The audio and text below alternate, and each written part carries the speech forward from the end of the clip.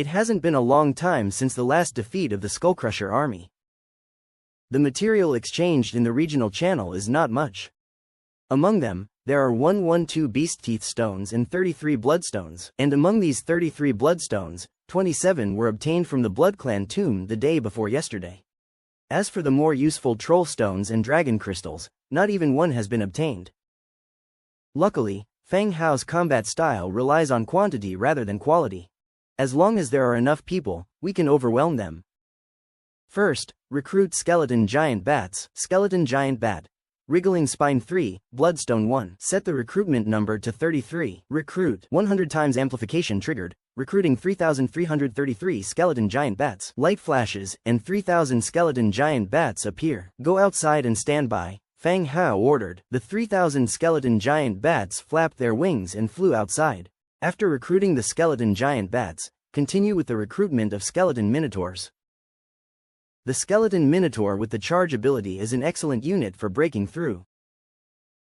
Useful for both offensive and ramming enemy formations.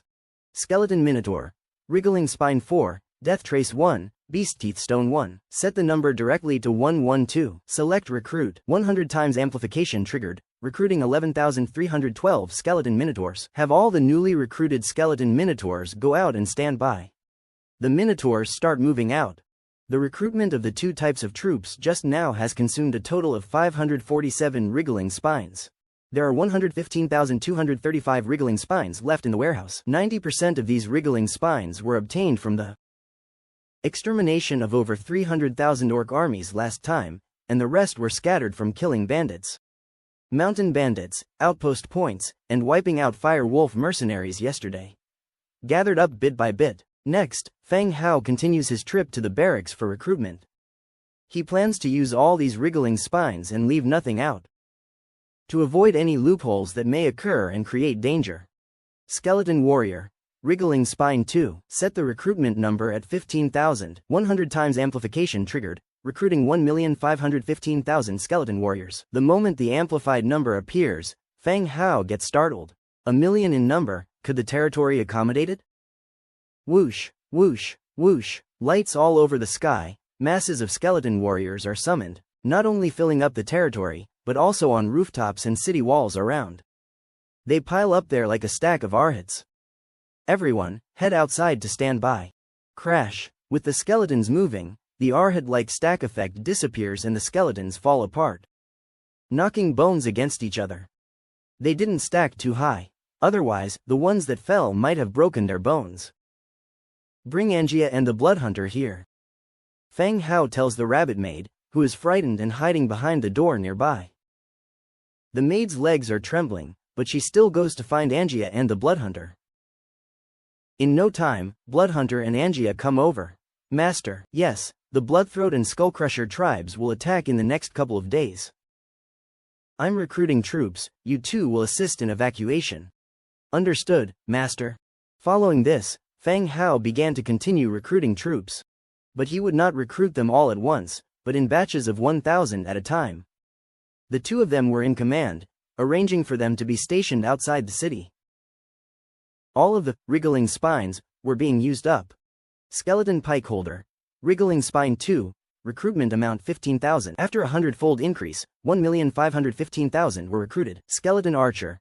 Wriggling Spine 2, recruitment amount 10,000. After a 100-fold increase, 1,010,000 were recruited. Undead Mage. Wriggling Spine 3, recruitment amount 10,000. After a 100-fold increase, 1,010,000 were recruited. Skeleton Rider. Wriggling Spine 3, recruitment number 1,745. After a 100-fold increase, 176,245 were recruited. Feng Hao's recruitment order was still the old routine, mainly infantry and ranged output, while the cavalry was recruited using the remaining wriggling spines. He still didn't have a hero who was a cavalryman. When the fighting started, he would hardly have the energy to command the cavalry with God's presence. He might even forget about the cavalry in his tension. So during recruitment, casual recruitment was carried out to ensure that there would be a cavalry unit available if it was really needed on the battlefield. Standing on the city wall, looking at the endless white bone army outside, he felt somewhat reassured. There were originally 700,000 troops in his territory. and 300,000 undead troops were stationed at Fireblade's place, with an additional 5 million newly recruited undead troops. Even if they were continuously killing day and night, they could exhaust those ignorant living creatures to death. After the recruitment was complete, Feng Hao began making equipment for his troops directly outside the territory. There were definitely not enough white steel weapons. The most common equipment was still made up of black iron and iron equipment. A large number of equipment was manufactured and distributed. Once the equipment was dispatched, Feng Hao began the deployment of personnel. The main city needed to be deployed as well as he would be there.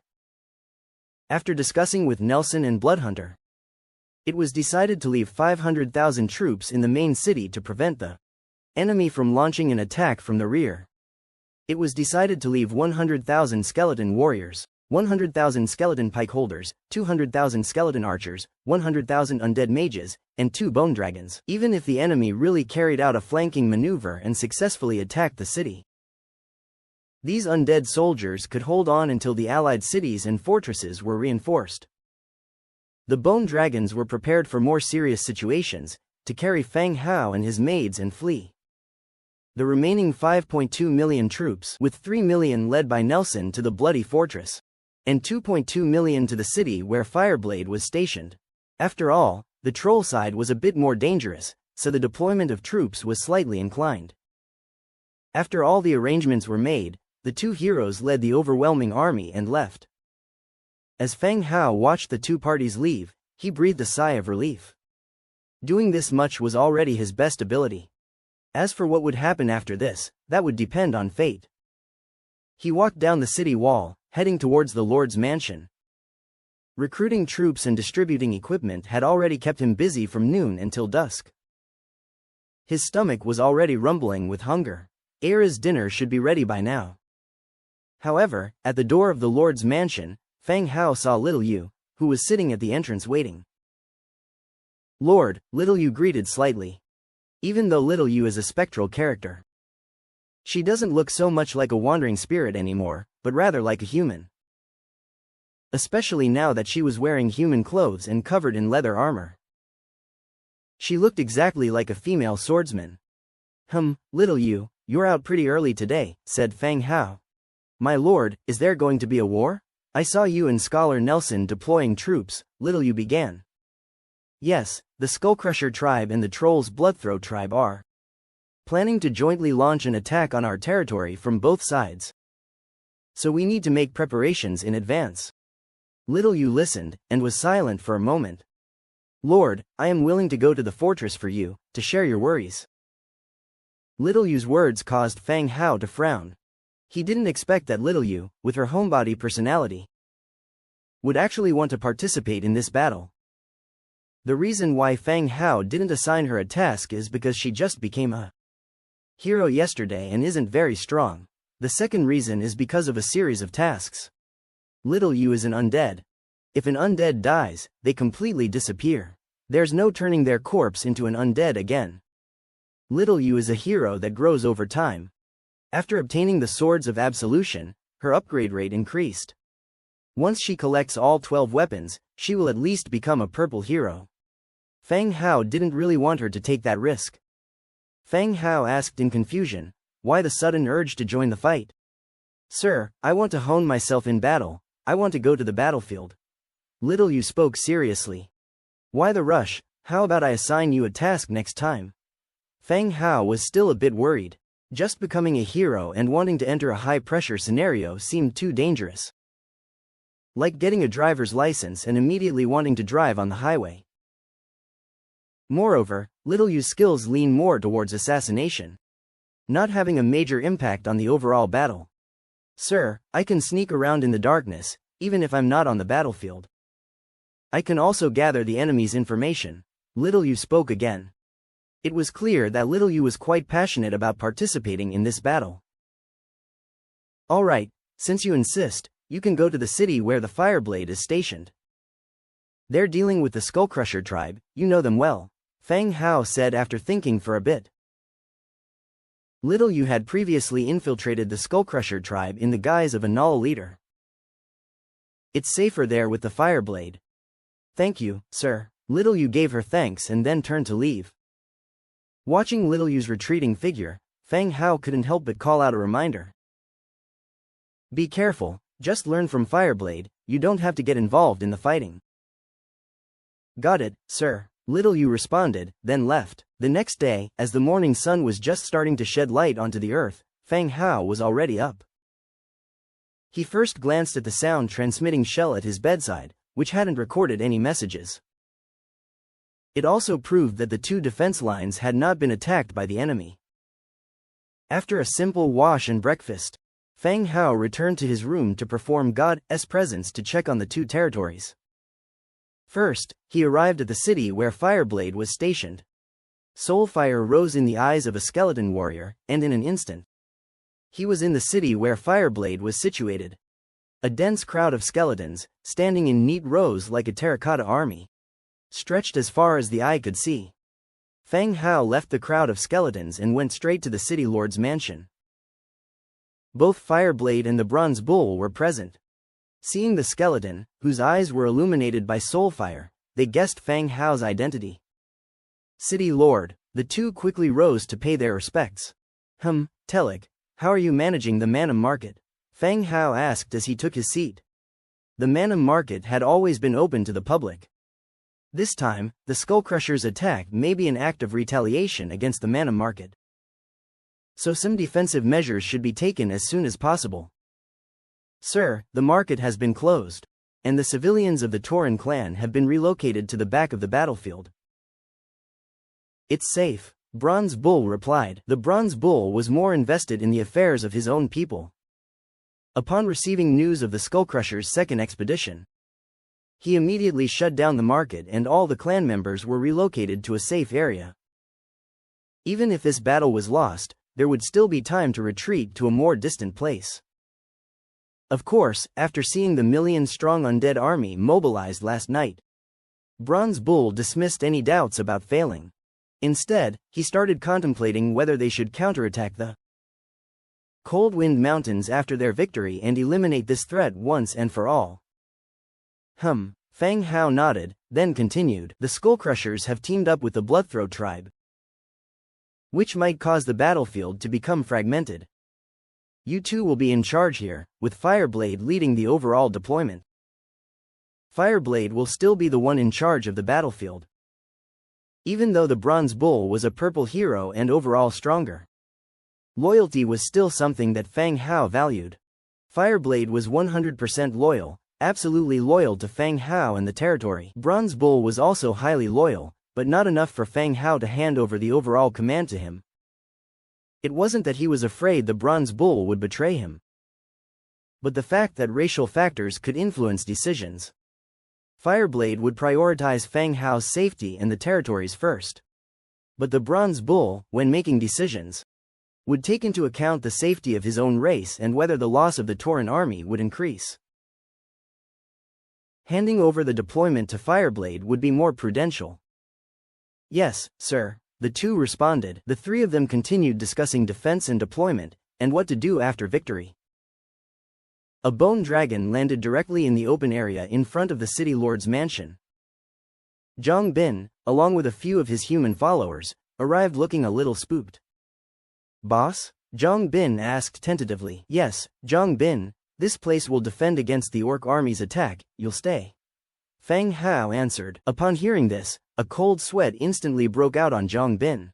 He had led the Iron Claw rats to dig traps yesterday, and had guessed that there was going to be a war. But today, he was sent directly to the front line, and his heart was immediately filled with anxiety. Boss, I can organize people to distribute flyers, but organizing an army, I'm not cut out for it. Zhang Bin spoke tremulously. Organizing battles and developing cities were fundamentally different. In city development, you could feel your way around, but in war, the slightest mistake could be fatal and there would be no opportunity for regret. Even if he didn't die on the battlefield, once Fang Hao returned, he would behead him. No need for you, just provide your attributes to the Legion, and learn a little bit yourself. The main command will be handled by Fireblade and Telik, said Fang Hao. All right then, okay. Zhang Bin swallowed hard, then greeted Fireblade and Bronze Bull and gave them compliments. The most important role Zhang Bin serves here, apart from providing attributes, is the transmission of information. Once the battle begins, the sound-transmitting shell won't be of much use. With Zhang Bin on site, he can convey detailed messages to Feng Hao through the channel. This allows for better adjustments. Alright then, I'll also give you the skill scroll I have for the warrior to use, Feng Hao said, glancing at a perspiring Zhang Bin. Thanks boss, said Zhang Bin. Having made sure the situation here is accurate, Feng Hao dismissed God's presence. After reinvoking the power again, he reached the bloody fortress. After Feng Hao built the Tower of the Fallen in Pigmen Village, he was now able to easily inhabit any soldier's body in the fortress through his God's presence. Unlike the place where Fireblade was stationed, this place was extraordinarily busy. The undead warriors were hauling a large amount of timber, while orcs from different tribes were sharpening logs as thick as their arms and placing them in prepared traps. Feng Hao walked into the central command post of the fortress. Nelson and Blackthorn were assigning tasks to several orc clan leaders. Among the clan leaders was Petty, the pink pigman, dressed in leather armor. Lord, Nelson, Blackthorn, and Petty immediately saluted. The other clan leaders were somewhat stunned. Wasn't the man called the city lord a human yesterday? Why was this skeleton now being called the lord? Which one was their territory, and which one was the lord? Confused, they were forced to sign the slave contract. They had no idea where their territory was and where the main city was located. Is everything going well? Feng Hao asked. So far so good. The fortress rear can continuously mobilize a large amount of resources. We definitely have an advantage compared to the humans in the mountains, Blackthorn replied. Good, this kind of terrain gives us an advantage, that's a good thing, Feng Hao said. Blackthorn then introduced Feng Hao to the fortress's comprehensive arrangements. Sharp wooden stakes had been placed in the traps while big rocks and logs lay prepared on top of the mountain cliff at both sides, all set up by the bone dragon. Should the enemy pass by taking the strong attack, they would be threatened by all sorts of traps. Of course, these are not enough to ensure victory in this battle. It will mostly depend on the combat power of our troops. Blackthorn took Feng Hao on a tour around the fortress. After reminding him to notify him immediately if anything happens, Feng Hao dismissed his presence again. Sitting up on the bed, Feng Hao took a deep breath. With the arrangements having gotten to this stage, there should be no major problems. If millions of troops can't stop the enemy's attack, then it's a disaster destined to his fate. When the time comes, he will escape with his heroes and Aira and the others. Just as he took a sip of fruit wine from the table, the Book of Lords sounded with a private conversation alert. When he opened it, it was Dong Jiayu's message. Brother Hao, I've run into some trouble and would like to buy some equipment from you, the message read. What's wrong? What equipment do you need? Feng Hao replied. He had seen Dong Jiayu's capabilities before. Among the three of them, she had the highest combat power. So purchasing equipment signaled that she must have encountered some danger. Some nutjobs have besieged my city for a day now, Dong Jiayue said through gritted teeth. In the first random event, the nearby territories of the lords were displayed. Although the majority maintained their cool and no conflicts occurred, every lord remembered the location of the nearby territories and was on guard and planning an assault. Dong Jiayu's territory was no exception. Many militia scouts had appeared around her territory recently. Soon, Dong Jiayue received messages from the nearby lords. There were 3 territories nearby, all of which had appeared during the last lords contest. The 3 of them communicated briefly, then met in the middle to discuss peaceful progression and combined exploration of nearby danger zones. Since it was their first meeting, they had a friendly conversation and reached a verbal agreement. Yesterday, a man named Zhou Chengming sent another invitation to meet and discuss resource exploitation. Dong Jiayue had doubts, but she didn't find anything suspicious. Halfway through the discussion, the 2 men revealed their true colors. They had set up an ambush intending to capture Dong Jiayue alive and take her back. Dong Jiayue was skillful, and with a strength potion, she managed to lead her soldiers out of their encirclement. The two men's army, on the other hand, has besieged her city. Now, Dong Jiayue's territory has completely entered a state of lockdown. Unable to mine resources, and with only enough food left for 2 or 3 days. If this continues, even if the enemy doesn't attack the city, Dong Jiayue and her soldiers will starve to death. Zhou Chengming continued to send obscene messages in the chat, spouting about the survival of the fittest. Waiting for Dong Jiayue to willingly climb into his bed for the greater good of the human race. That Zhou guy, he's crazy, isn't he? Fang Hao thought Zhou Chengming was out of his mind. If you like a young lady, just say it outright. No need to put on this pretentious tone with words of righteousness. And say things you don't even believe yourself. Yeah, brother Hao, I'm counting on you now, Dong Jiayue said. What do you need? Asked Fang Hao. Long-ranged weapons, bows and arrows would be best. Alright, I'll put them up, you just accept them. Fang Hao directly crafted 202 high-speed hardwood shortbows, along with 2,000 arrows and posted them for designated trade. Holy, brother Hao, you actually have blue arrows. Dong Jiayue exclaimed. Fang Hao also instructed, hold the city first. I have some trouble here, once it's resolved, I'll arrange someone to rescue you. Alright, brother Hao. As for Dong Jiayue, Fang Hao wasn't stingy. If his own city fell, he would choose to turn to Dong Jiayue's territory for refuge. He trusted her. Even without considering the fall of the city, as a friend, he didn't want her to be in danger. However, his own area was about to face a war. He wouldn't have the leisure to travel a long way to support her. Luckily, defending the city shouldn't be a problem. Even if it comes under siege for several days, Fang Hao could provide food to hold out. After chatting with Dong Jiayue, Fang Hao closed the Book of Lords, stepped out of the Lord's mansion, and began to adjust the strength of his troops. Nightfall, the Skullcrusher army's encampment. Beast skin tents were erected high, and the army began to have dinner. All along the way, Skullcrusher adhered to their style, forcibly incorporating all the orc tribes they encountered into their ranks. Those who resisted or disobeyed were slaughtered without mercy. This strategy swelled the original number of 32,000 troops to 34,000. In the center of the camp was a huge beast skin tent. The tent was brightly lit and all the higher-ups of Skullcrusher were gathered there, awaiting the great Chief Shah's battle plan for the following day. Any news from the Bloodthroat tribe? Asked Shah solemnly. Great Chief, the Bloodthroats sent us a message. They have discovered the Undead's fortress and will assault it tomorrow. They are also requesting us to launch our attack at the same time. One of the orcs hastily responded, keen to avoid incurring Shah's displeasure at such a crucial moment. Shah unfolded the map drawn by the scouts, and 2 orc guards spread it out for all the high-level officers to see. Though the map was simple, it detailed the positions of the fortress and various checkpoints. Shah turned his gaze to the crowd and said, "Share your thoughts, how should we tackle this? The enemy has approximately 400,000 troops.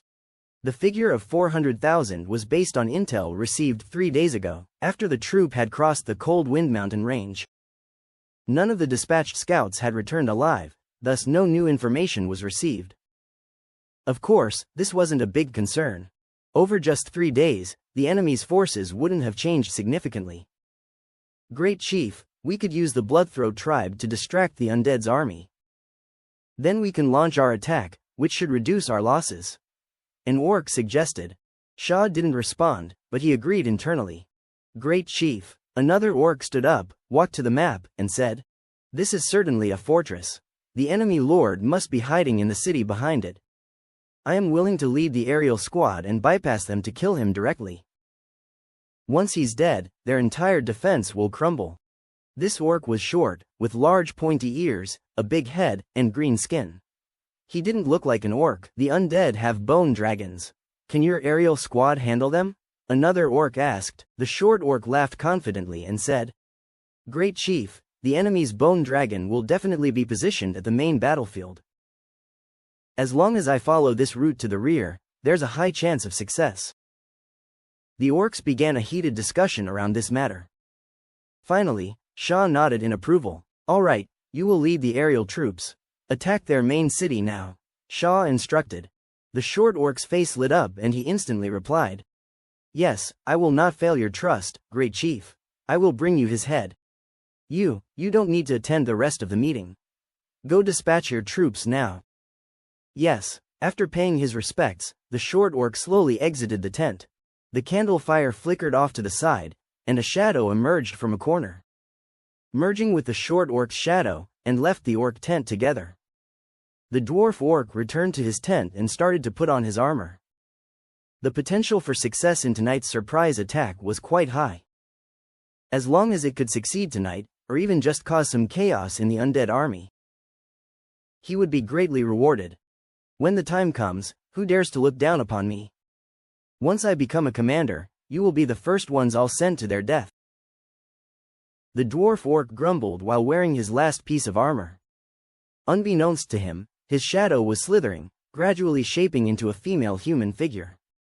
The next moment, the shadow behind him covered his mouth, followed by a sharp pain at his neck. The dwarf orc's eyes filled with terror as he felt his neck being sliced open. He fought hard, pulling out his weapon and swung it behind him in an instant. Clang! However, his weapon only hit the ground beneath him. There wasn't a shadow of any person. A torrent of blood gushed from his throat. He clung to it, crying for help loudly. But his body was getting colder and stiffer until he finally collapsed in a pool of his own blood. 20 minutes later, the orc camp was thrown into chaos. The orc hero, who had just been dispatched for a surprise attack, had his throat slit open in his own tent. This was a really big deal. Shaw raged, commanding all the orcs to conduct a nighttime search to find the enemy who was hiding in their camp. However, the culprit had already left the scene and brought the news back.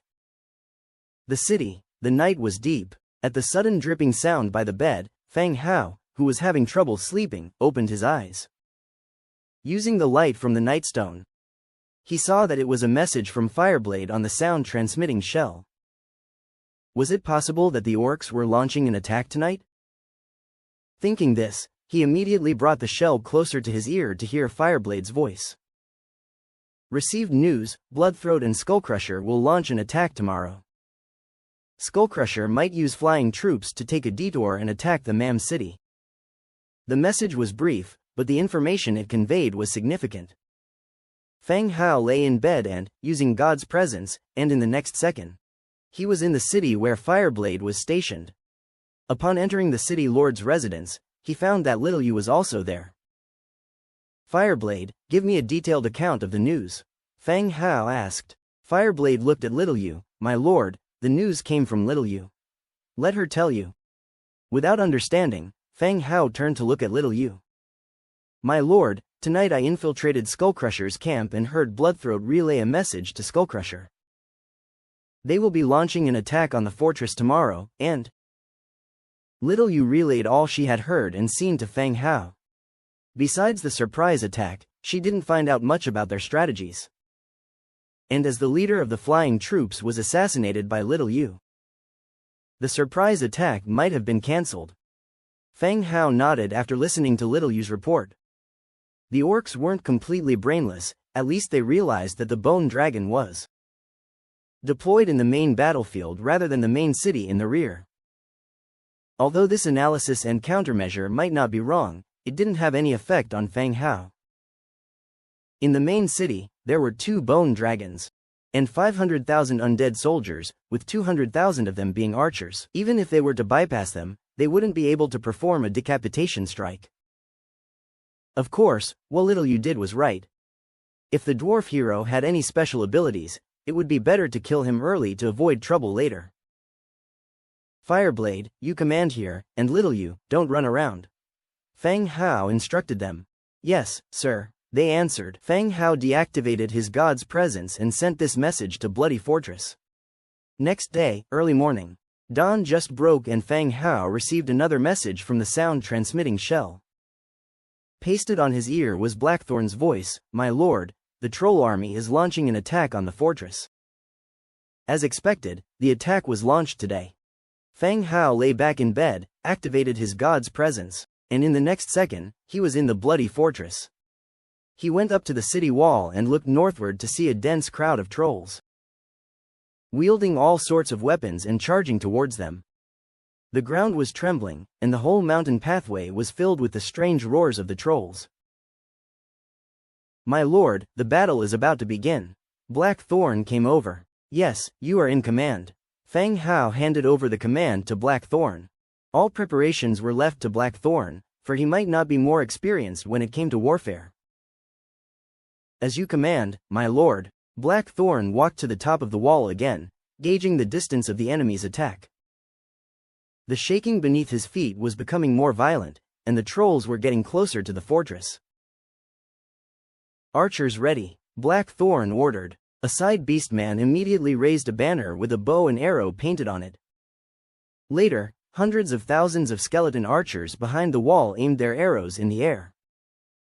This wasn't because the skeleton archers could understand the banner, but because there were several beastmen standing among them. The beastmen relayed the corresponding orders based on the commands from the flag. This was also due to the vast numbers, for even with tens of thousands of people, you can relay commands through shouting or chain reactions. But for these endless troops, individuals were less feasible for command, and instead, teams had to be utilized. Blackthorn watched as the enemy drew nearer. Fire arrows. The flags changed, a red flag now appearing beside the bow and arrow one. Fire arrows. Fire arrows. Fire arrows. The orc below, who was tasked with delivering orders, shouted in unison. Woo! A whistling sound reminiscent of the wind sounded. Concentrated arrows shot towards the sky, flying over the fortress walls and cascading down like a dark cloud onto the trolls that were advancing.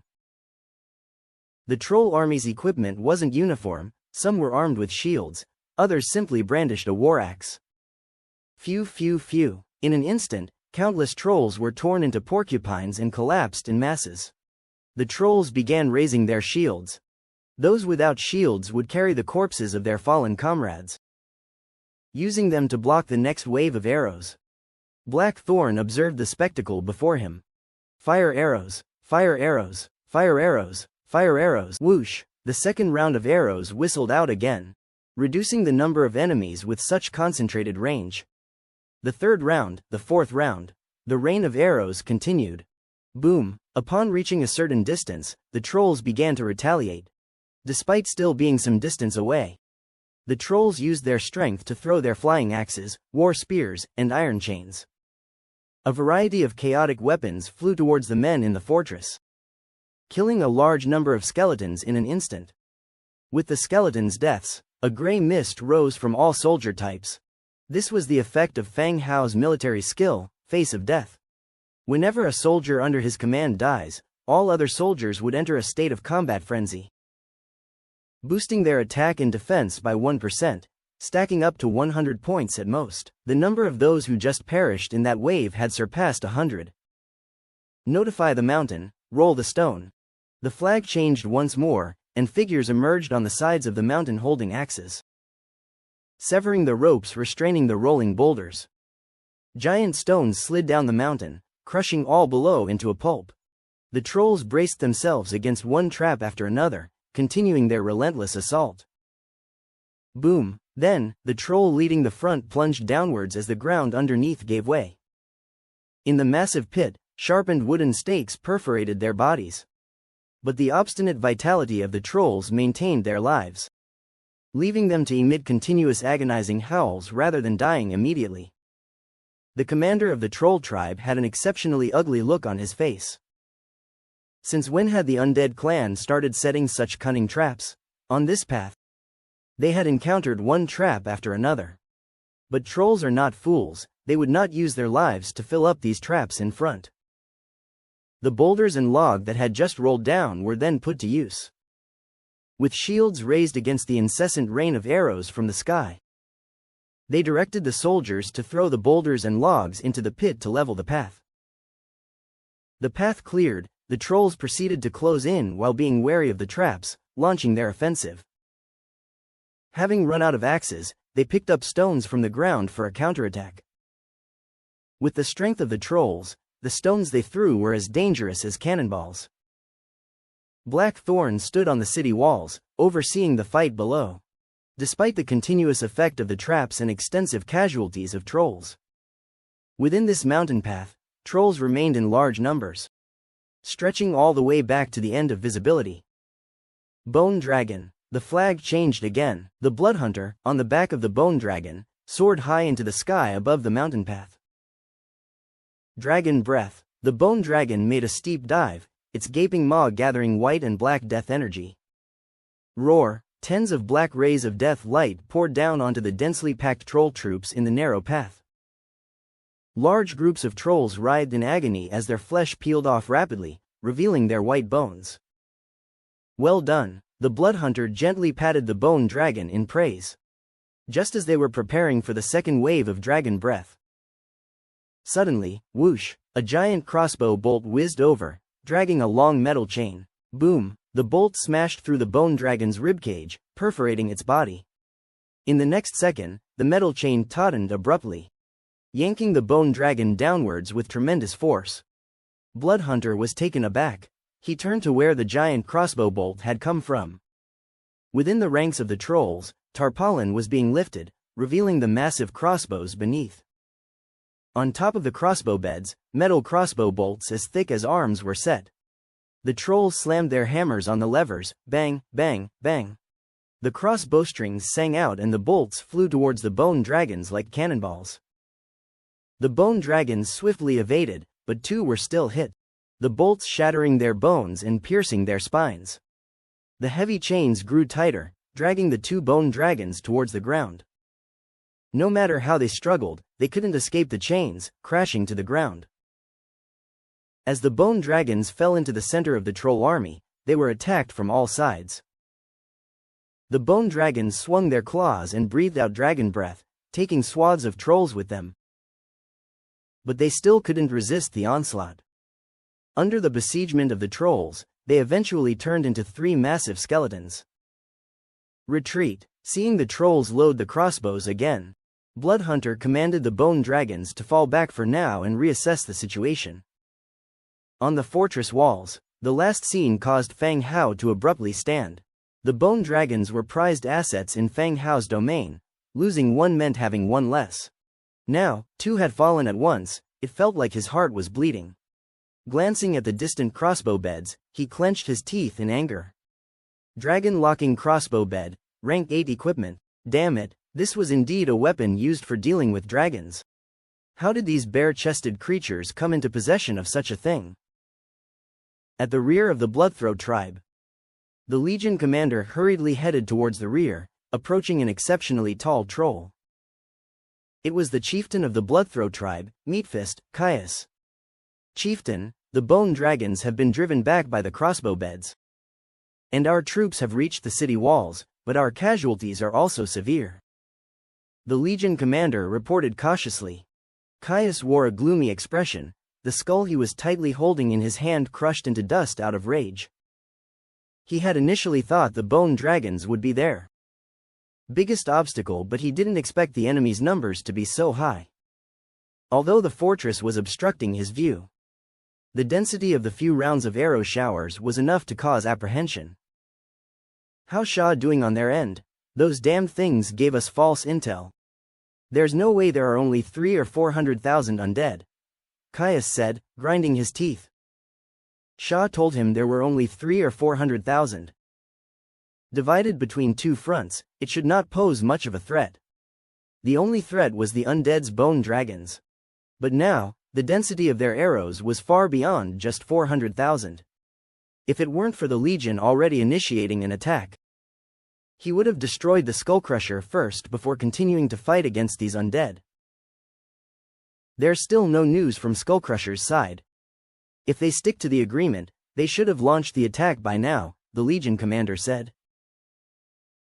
HMPH, them? Caius sneered, once this is over, I'll personally skin Shaw alive. Chieftain, what do we do next? The Legion commander asked tentatively. Caius stood up, stretched out his bones, and ordered coldly. Inform the Bloodthroat army, prepare to attack with me. As you command, Chieftain. The Legion commander receiving the order quickly relayed the message. The ragtag trolls, who only knew how to shout and yell, were just the ordinary tribes within the Bloodthirst mountain range. They were the vanguard, the cannon fodder or pioneers. Caius hadn't put much thought into the fortress ahead. The Undead's fortress wasn't much sturdier than the thin walls of the human clan. However, with more than half of the vanguard dead or injured without even getting to touch the walls, Caius was getting anxious. Even though the trolls were savage, they were still living beings. Failing on their very first step out of the Bloodthirst mountain range would greatly affect their morale. So, he planned to lead his own legion, the true warriors of the Bloodthroat tribe, to demolish the city walls, crushing the brittle skeletons beneath their feet. Soon, the warriors of the Bloodthroat army walked up. Bloodthroat army, prepare to attack with me.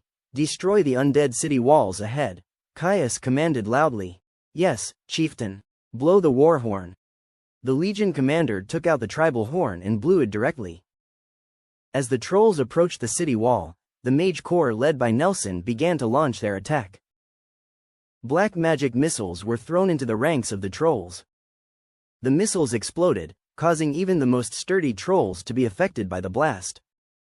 Their limbs were scattered everywhere, and the negative effects of magic quickly spread throughout the ranks. This made the morale of the raging charging trolls drop rapidly. By this time, the sun was directly overhead. The battle had been going on for about 5 or 6 hours.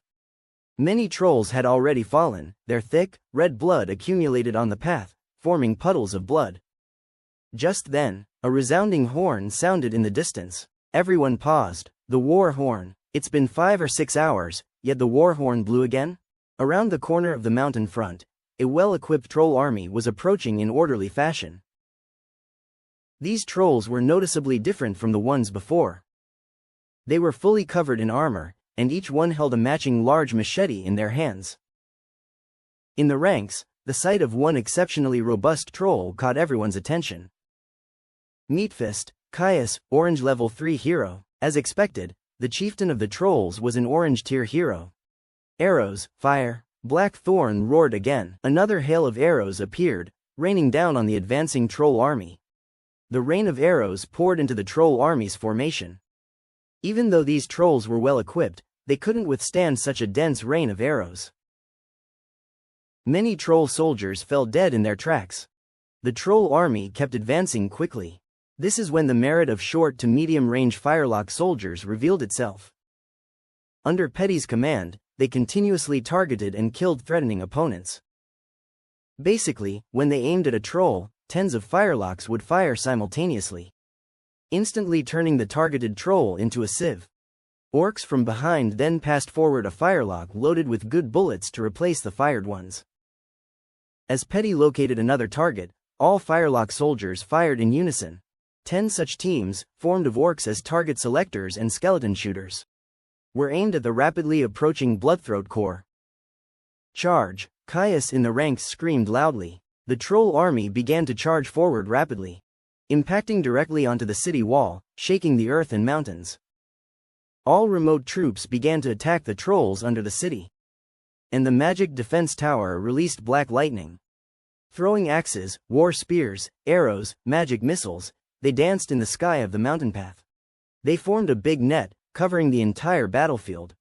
Make way! Caius roared. The trolls in front made way. Caius arrived under the city gate, stored energy, and punched out forcefully. Bang! With an explosive blast, the reinforced city gate splintered, creating a large hole. The entire connecting wall began to shake violently. Caius squinted and punched out a second time after gathering strength. Bang! With a loud rumble, the city gate shattered. A troll beside him rammed his body into it, knocking the entire city gate to the ground. The trolls roared with excitement and rushed towards the city gate. The moment all the trolls saw the endless white bone army behind the city gate, their cheers of joy ceased abruptly, replaced by silence and shock. What the hell? How could there be so many undead? Even killing all the people on this continent couldn't muster such a large white bone army. At this moment, bannermen on the city wall hoisted daggers and red banners. Attack! Roar! Instantly, the white bone army sprang into action, like a rising tsunami, sweeping towards the troll army. Elsewhere, inside the Skullcrusher camp, Skullcrusher Shaw did not adhere to the plan agreed upon with Bloodthroat last night. Even by midday, he had not initiated an attack. Orcs are generally impulsive and reluctant to think, but that doesn't mean they're brainless. The more intense the battle at the Troll's end, the easier it is for them. Once the Trolls suffer heavy casualties and their own troops are readily available, the previous division of interests will have to be renegotiated. Any news from the Trolls? Asked Shaw. 3 hours ago, Bloodthroat sent a message asking about the battle situation.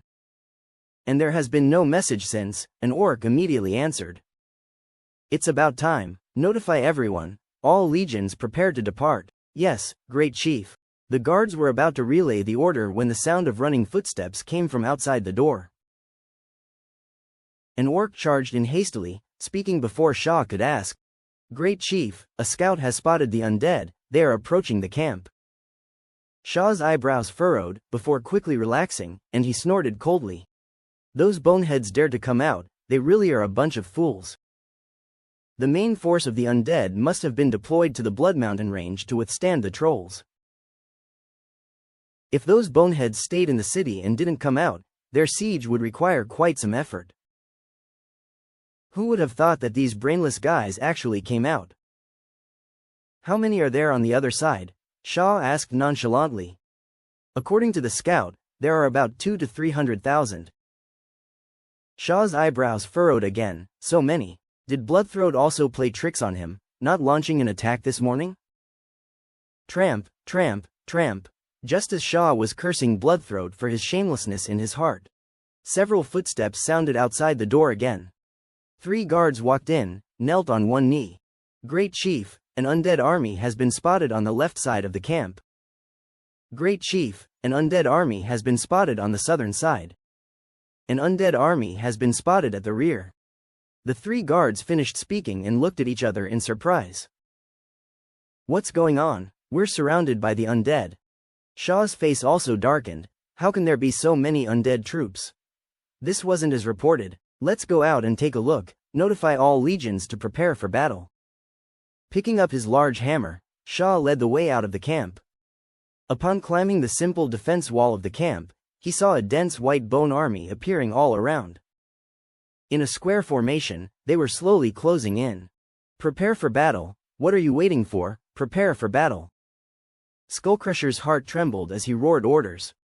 Who the hell am I fighting against that there are so many undeads? The orc camp was instantly in chaos, hastily retreating to their own camp. Fireblade and Bronze Bull were advancing swiftly. A Tauren warrior ran over, whispering, "The orc camp is gathering troops, the airborne cavalry has set out." Looking at their route, they seemed to be bypassing the army to the city in the rear. Fireblade looked up to see hundreds of orc airborne units flying past the main force towards the city in the rear. The skeleton giant bats are to intercept all orc airborne units. None are allowed to get through to the rear alive. Roar rah, tens of thousands of skeleton giant bats flew up from the team in groups, rushing towards the orc airborne units. These guys, clearly they're the attackers, but they want us to come to them. Zhang Bin commented from the side. This time as a messenger, he was stuffed in by Fang Hao. No need for him to join the fight, just get some exposure to large-scale battles. And report the situation on the battlefield to him in real time. Yeah, Fireblade answered, according to Little U's intelligence. Early this morning, Skullcrusher and Bloodthroat would launch simultaneous attacks. As soon as it was morning, Fireblade and Bronze Bull had deployed their troops waiting for Skullcrusher's attack. But they waited left and right. Several hours passed, and there was no sign of the enemy's troops. Fearing that Skullcrusher would make a detour to attack the main city, Fireblade assigned scouts to check the situation. Finally, they found out. These guys were still in the camp, yet to come out. Fireblade and Bronze Bull discussed it and changed their strategy directly. They encircled the place where the orcs were camping and started to shrink the encirclement. Once inside the encirclement, no Skullcrusher can escape. Lord Fireblade, we are now within bow and arrow range. Someone came to report again. Archers attack. Yes, skeleton archers assumed a steady shooting position, drawing their bows and knocking arrows, covering the entire orc camp with their attack. Whoosh! Arrows whistled out, showering down across them in a dense rain. Faced with the orcs returning fire from a distance, arrows rattled as they fell. Fireblade continued to issue orders, accelerating the advance. The undead army rapidly shrank its encirclement. 300,000 orcs against 1,000,000 undead.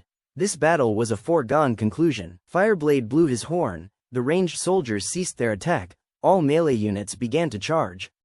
They charged into Skullcrusher's camp from all sides. At the Blood Mountain range, the undead army charged towards the troll army like a raging tsunami.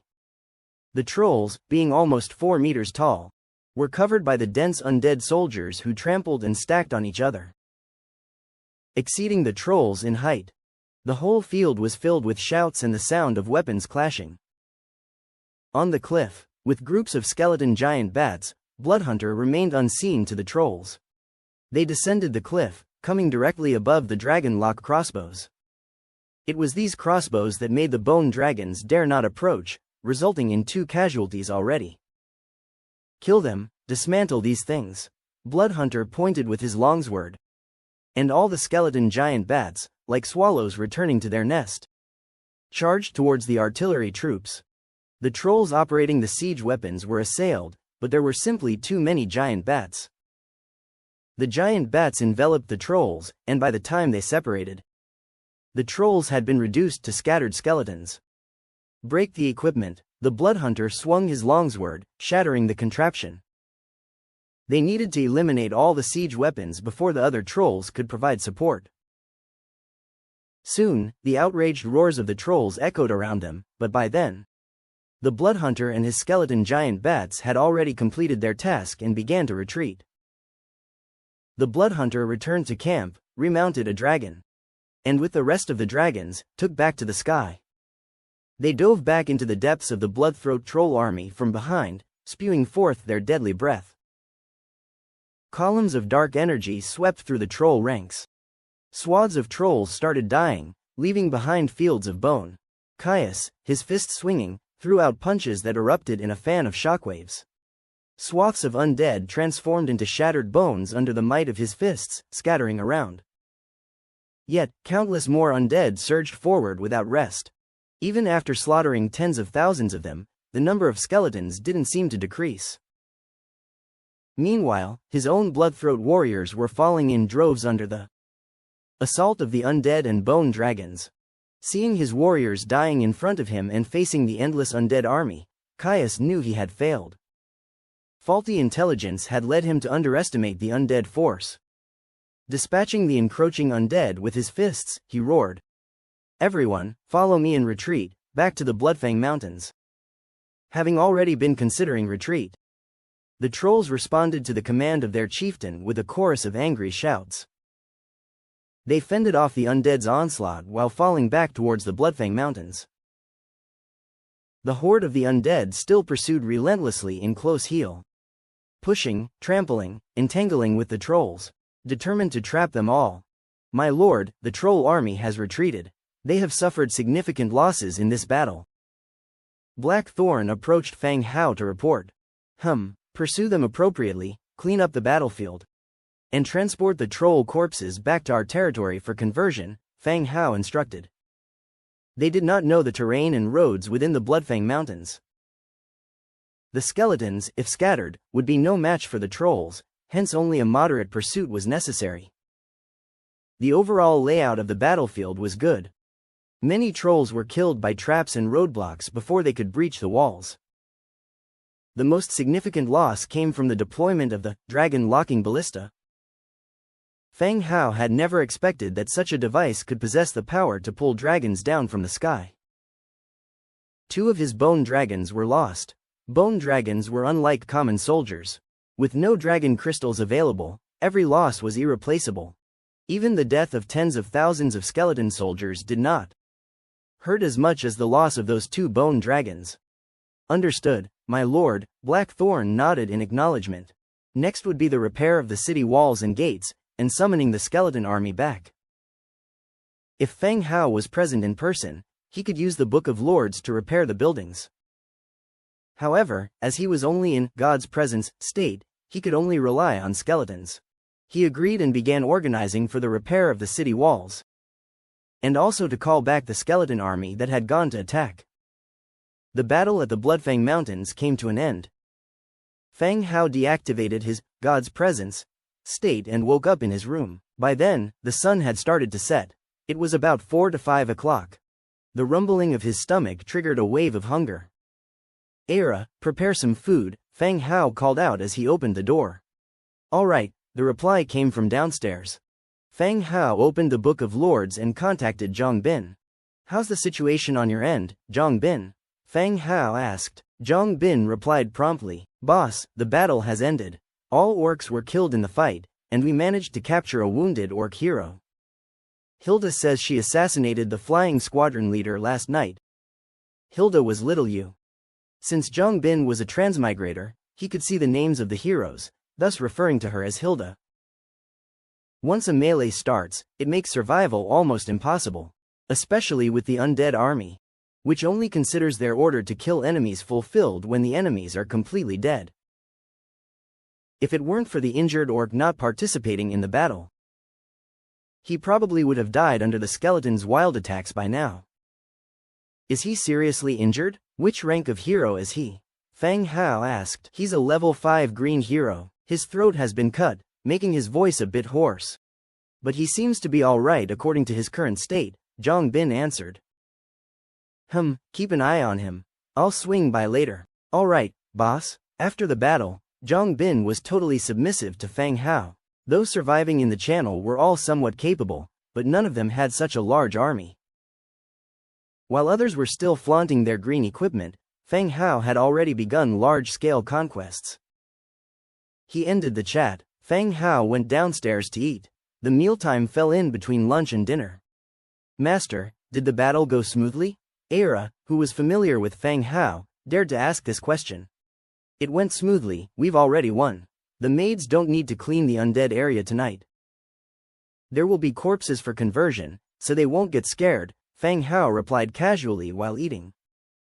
People in this era were actually more resilient than he had imagined. Otherwise, it would have been hard for them to survive here. "Alright, thank you, master." Era smiled and expressed her gratitude on behalf of the maids. Being able to meet Fang Hao was indeed their good fortune. They were well fed and lived in a better environment than their previous villages. "Where is Angia?" Fang Hao asked. "Probably practicing martial arts in the backyard. Shall I call her for you?" "Yes, have her get ready. She'll be going out with me shortly."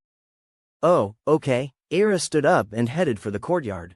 Before long, Angia appeared, wiping her sweat before sitting down and joining the meal. "How was the fight?" "No problem now, just come with me later," Fang Hao said. Sharing the news of victory with everyone would certainly put them at ease. It'd be better than them living on pins and needles. "Yes, I can." The two finished their meals, rode the bone dragon, and headed straight to the city where Fireblade was stationed. On the way, they could see caravans filled with spoils of war and corpses, stretching like a long dragon, moving towards the main city. They soon arrived at Fireblade City and landed in the city center. They walked straight into the city lord's grand hall. Fireblade, Bronze Bull, Little Yu, and Zhang Bin were all present. At the center knelt a short, green-skinned orc. Clipper, Kenji, green level 5 hero. "Lord." Everyone stood up. Fang Hao sat down, but his gaze remained on the orc at the center. He asked curiously, "You're an orc?" If he hopped, he could probably reach Bronze Bull's waist. This size difference is way too big. I am an orc." Clipper's voice was dry and hoarse, probably due to Little Yu cutting his throat yesterday. But the orc's recovery ability is truly terrifying. Little Yu thought her strike was deadly, but not only did the other party not die, but he was also able to talk with them today. "Why are you called Clipper?" Cough. "Lord, I used to have sticky fingers and took others' things, but I've since corrected this habit," Clipper replied. It seems Clipper's name should be related to thieves and robbers. "Are there still any heroes in the Skullcrusher tribe?" Fang Hao asked bluntly. There was no resistance or bargaining as imagined. Clipper replied directly, "Yes, Skullcrusher tribe's shaman. The rumor is that he is a hero, but I do not know what level he is on. Fang Hao frowned. There's actually another shaman. You told us so easily? Lord, there are a total of 212 large and small tribes in the Coldwind Mountain Range, all of which are oppressed by Shah with brute force. Calling us affiliated villages sounds more like we are Shah's slaves. Since Shah is dead, I naturally have nothing to hide, Clipper replied calmly. Clipper is a clever orc. He survived among the orcs and even became a hero. It certainly wasn't because of brute force. The undead in front of him wouldn't reason with him. If he was kept alive till now, then he must still have some use. You are quite clever. I want you to help me subjugate the Coldwind Mountain Range. Are you willing? Fang Hao asked softly. Clipper's heart thumped, but he quickly calmed down and hurriedly said, Lord, I am the flight commander, familiar with all the terrain and village locations in the Coldwind Mountain Range. I am willing to help you subjugate it. Good, indeed a smart person.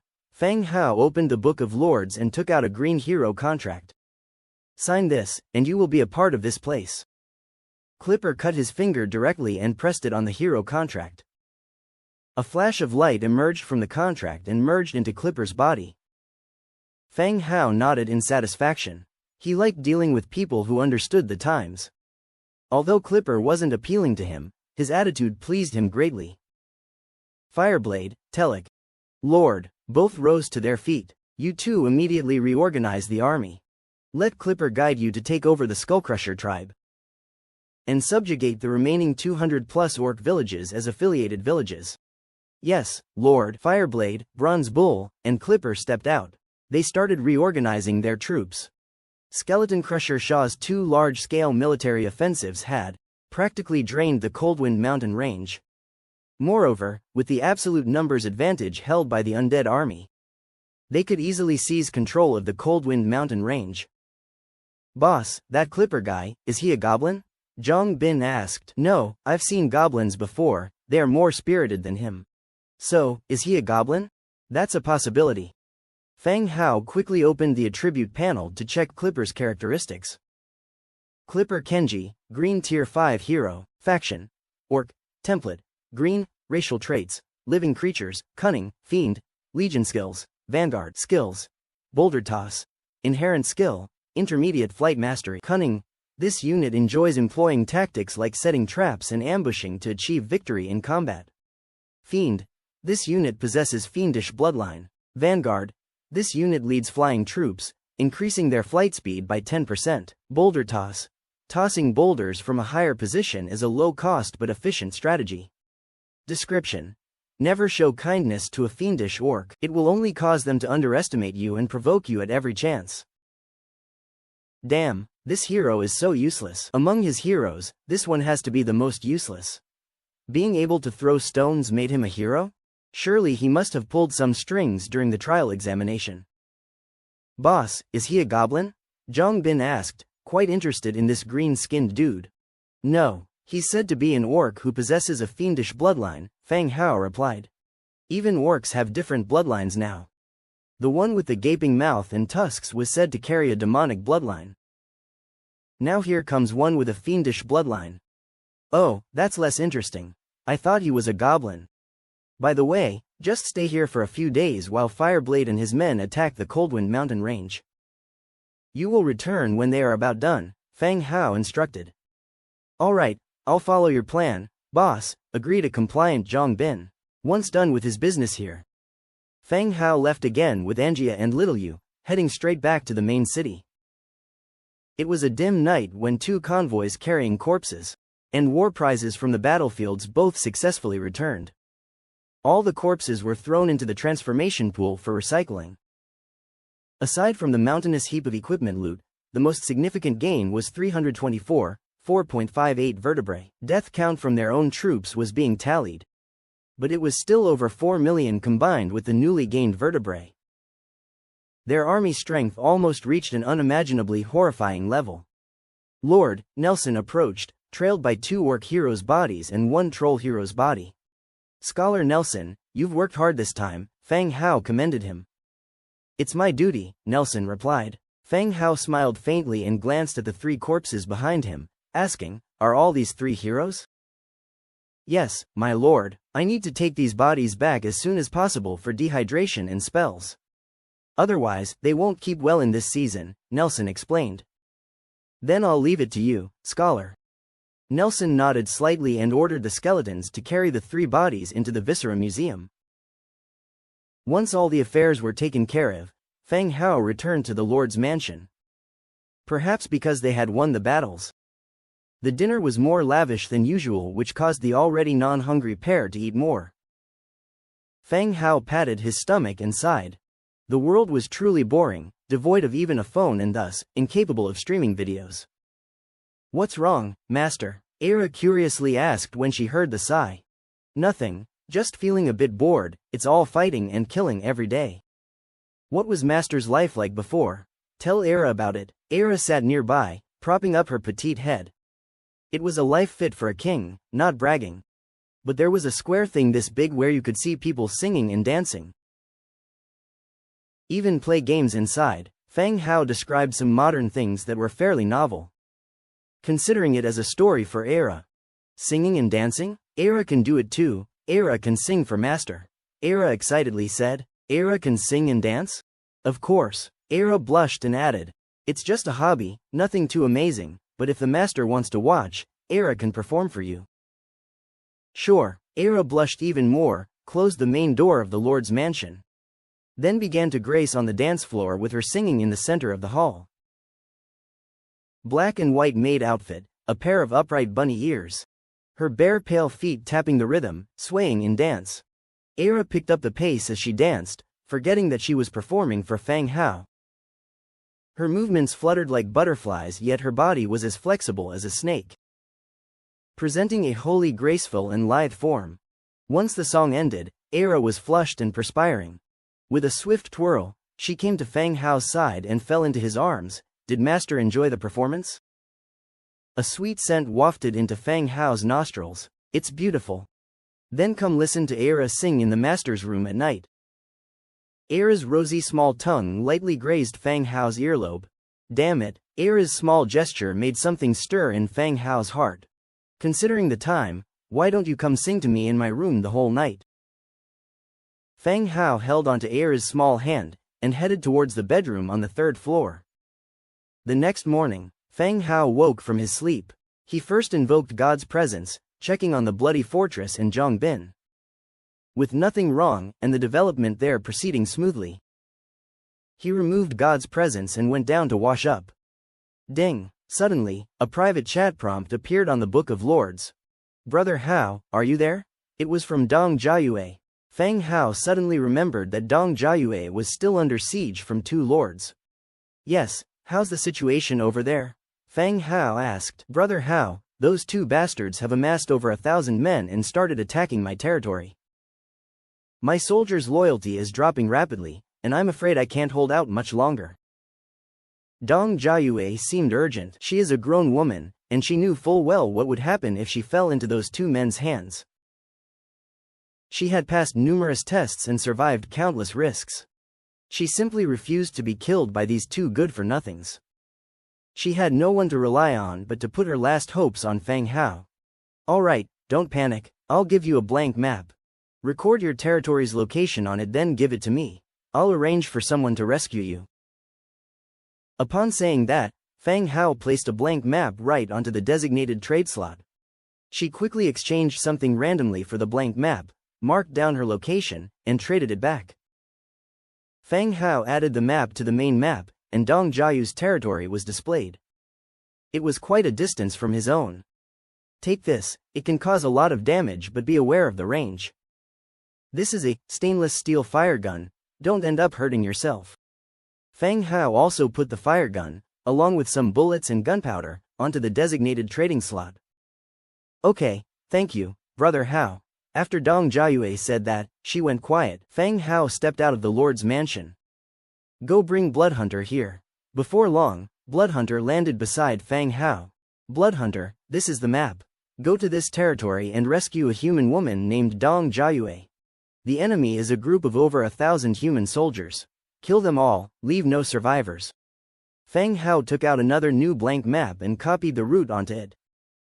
Bloodhunter took the map. Understood, my lord. Should I bring this Dong Jiayue back? No need, she's in danger now. Just gather your men and set off immediately. Yes, my lord. Bloodhunter took 3 bone dragons, each loaded with skeleton trolls, then soared towards Dong Jiayue's territory. As Bloodhunter left, Feng Hao immediately sent a message to Dong Jiayue. I have already sent someone out there. It's an undead hero. All you need to do now is stall time until my people arrive. Okay, brother Hao, how long will that be approximately? Around 2 hours. Okay, I'll try, Dong Jiayue said. The situation Dong Jiayue is facing is certainly not uncommon, in a world filled with dangers and free of legal constraints. A young and beautiful woman is likely to attract a lot of men's attention. By the same token, there are those who don't care about these things and seek a powerful ally based on their appearance. Obviously, Dong Jiayue is not that type. Faced with the siege of the 2 ventures outside, all she can do now is wait for the rescue from Feng Hao. After ending the chat with Dong Jiayue, the sound of a horse's hooves came from not too far away. A great sword infantry dismounts from his horse and quickly makes his way over. Sir, storekeeper Little White has informed me that the shop has opened for business. The great sword infantry quickly marches forward in salute. In fact, it had already opened yesterday. However, when he rode in, the whole city was closed and the city walls were filled with skeleton archers and undead mages. It seemed as if a war was imminent. Though the undead did not attack him, they didn't allow him to enter the city either. He shouted outside the door for a while, and seeing that no one responded and the situation seemed a bit dangerous, he returned to Prul City. It wasn't until the city gate opened today that he came to inform Feng Hao. Oh yes, yesterday was the opening day of the shop. Feng Hao only just remembered. He was still considering running some events or anything to attract customers when the shop opened. However, the matter slipped his mind due to the attack from orcs and trolls. Alright, how many customers do we have? Feng Hao asked again. Not many people showed up yesterday, but today, the store owner lowered the price of drinks considerably and has attracted some customers. The great sword infantry answered. Alright, I understand, you can go back now. I will go to Prul City later. Yes, sir. With that, the great sword infantry mounted his horse and left. After breakfast, Feng Hao and Angia set off for Prul City. There hasn't been much change in Prul City in the 2 days since they last visited. Storing the giant lizard outside the city gate, the 2 proceeded to enter the city directly. The tavern that had been closed by the undead had reopened as they were in the process of tidying up. Upon arriving at their own shop, the sign bearing the words, "Lifting Hot Pot," stood out particularly conspicuously. The number of customers in the shop is far more than what the great sword infantry described. Everyone's faces were dripping with sweat as they scooped food into their mouths while wiping the sweat from their brows. They were still not used to chopsticks, generally picking up slices of meat and vegetables from the hot pot with their chopsticks and then putting them in their mouths.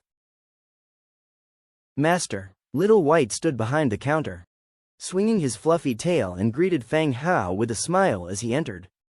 There are quite a few people, Feng Hao said. Yes, there weren't many guests yesterday, so we lowered the price of our drinks. But the aroma from Lyra's hot pot base has attracted most of our guests. You can smell the fragrance from our shop all the way down the street. Little White answered with a beaming smile. In this era, food is quite scarce and the delicacies are non-existent. Ordinary households' meals would consist of bread with a bit of salt. Now with the arrival of hot pot, it would certainly be welcomed. Moreover, since hot pot is a new thing, it would be challenging for other shops to imitate their recipe. Feng Hao can make money from hot pot for a long time. You've done well, Feng Hao complimented. Thank you, master. Little White's face lit up with joy, his tail wagging excitedly. Okay, carry on with your work. I'm going to the tavern opposite to set up a reward, said Feng Hao. Yes, master. After bidding farewell to Little White, Feng Hao walked out of the shop. He went straight to the tavern and pushed the door open. It was morning and the tavern hadn't opened for business yet. The proprietress's eyes landed on Feng Hao as she glared at him. Yet there was a hint of flirtation in her eyes. Young man, you're not playing fair. Selling your wine so cheaply, have I done something to upset you? She complained with an undertone of fire. She did like Feng Hao, always sharing news with him. But she didn't expect this guy to become an ingrate and take advantage of her. By setting the prices of the drinks in his shop so low, her own place lost all its customers. She wondered if her shop, which she had been running for so long, would end up closing down. Feng Hao, standing nearby, said, "It's your own fault for not helping me. You're just being unreasonable." The landlady gnashed her teeth in anger. Seeing the landlady was about to chase him out, Feng Hao quickly said, "Just a few days of promotion, and the only drinks I'm offering are light fruit wines. Your regulars wouldn't be interested." "Really? We're so well acquainted, would I rob you of your business? However, for the next couple of days, your crowd might dwindle a bit. After all, people are tempted by cheap drinks," Feng Hao explained. His actions would definitely affect the pub, but the influence would not be significant. The automatically brewed alcohol from the brewing barrels tasted more like fruit wine. It appealed to everyone, but not to the type of people who sought to get completely drunk. "Humph, at least you have a bit of conscience." Feng Hao sat down at the bar and the landlady brought over a pint of beer. "By the way, what are you cooking over there? It smells so good," the landlady asked curiously. You could smell the delicious aroma from inside the pub. The bartenders themselves were swallowing their saliva as they worked. "Hot pot, you should try it sometime. It's delicious." "Humph, we're close, but you're not seriously going to charge me, are you?" the landlady said, flicking her long hair. "I'll give you a friendly discount." TCH. After chatting for a short while, Feng Hao turned his attention back to the notice board. There was nothing on it. No new single-page maps, no bounties. "Why is there nothing on here?" Feng Hao pointed at the notice board. What could there be? The pub had been closed up to this day. And just reopened because the Fire Wolf mercenary group was caught. If they hadn't been, who knows when the pub would have been able to reopen. The landlady gave Feng Hao a serious look. "Did you catch the Fire Wolves?" "Huh? I'm not capable of that. Didn't they say the city lord caught them?" Feng Hao said. The landlady leaned forward, whispering, "Bullshit. If he could have caught them, he would have avenged his son by now. You mentioned the Fire Wolves to me before, it must have been you." Feng Hao shrugged. "It wasn't me, no point speculating." "Humph, I'm good at reading people. Your excuses won't work." Not wanting to continue this discussion, Feng Hao took out 5 gold coins. "Could you post the bounty from last time for me again? Here's the money for 25 days. "Sure." The landlady took the money and rewrote the bounty for the Swords of Absolution. Each valid piece of information would receive a reward of 100 gold coins. After the information was posted, Feng Hao, still hopeful, asked again, "Is there really no map or story that I could use for an adventure? I've been waiting to go on one." "No, can't you, as a rich young master, just enjoy your life? Instead, you're constantly looking for trouble. You've been reading too many knights' novels." Dong Jiayu's territory. Thanks to the exploration of the ancient tomb, Dong Jiayu's territory was flourishing. The city walls were at level 4 and she was accumulating materials for level 5. But while her development was good, the wideness of the city was her weakness. The siege set up by Zhou Chengming last time killed many of her soldiers, leaving less than 100 in her hands now. This small number of soldiers was simply unable to defend such a wide city wall perimeter. The enemies scattered, easily invading the city and engaging in a war within it. Facing an enemy force 10 times her own, Dong Jiayue, despite her skills, could only lead her troops in a gradual retreat, finally making a last stand in the Lord's mansion.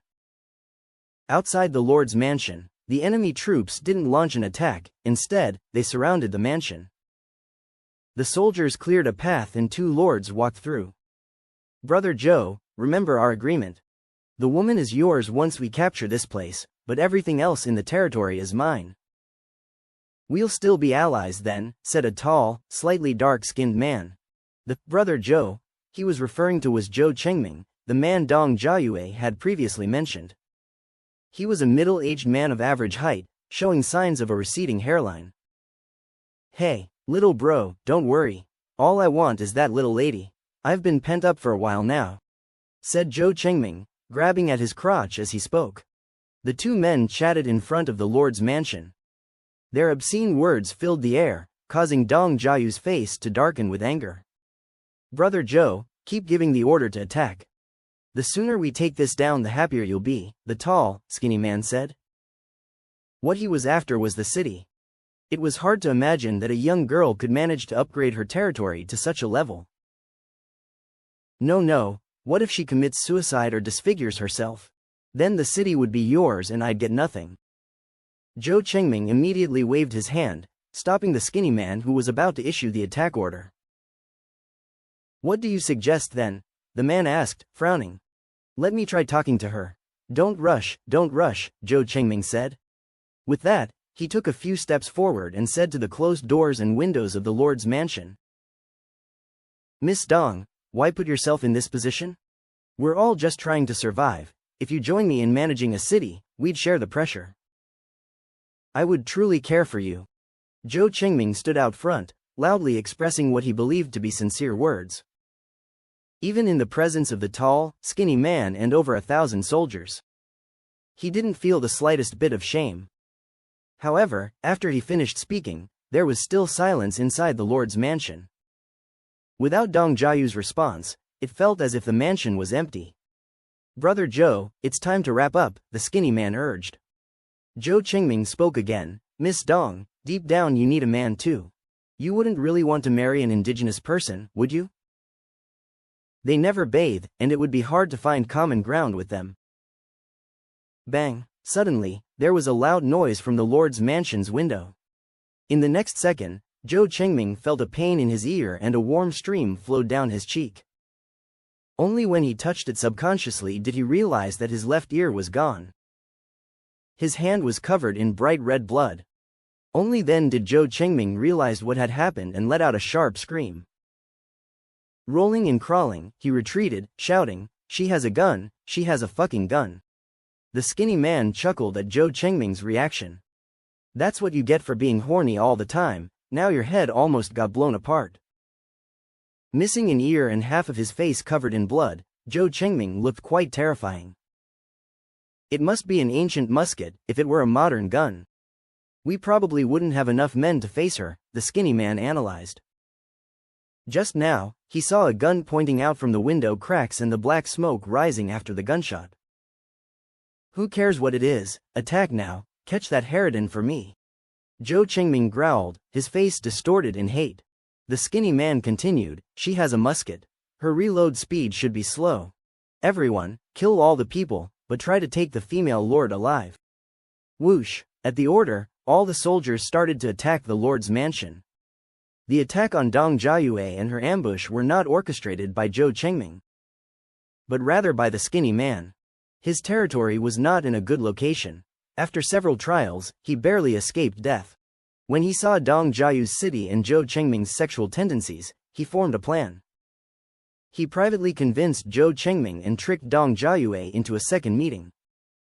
However, he hadn't expected that Dong Jiayue could really fight. She managed to break out of the trap they set. They saw that vengeance was inevitable.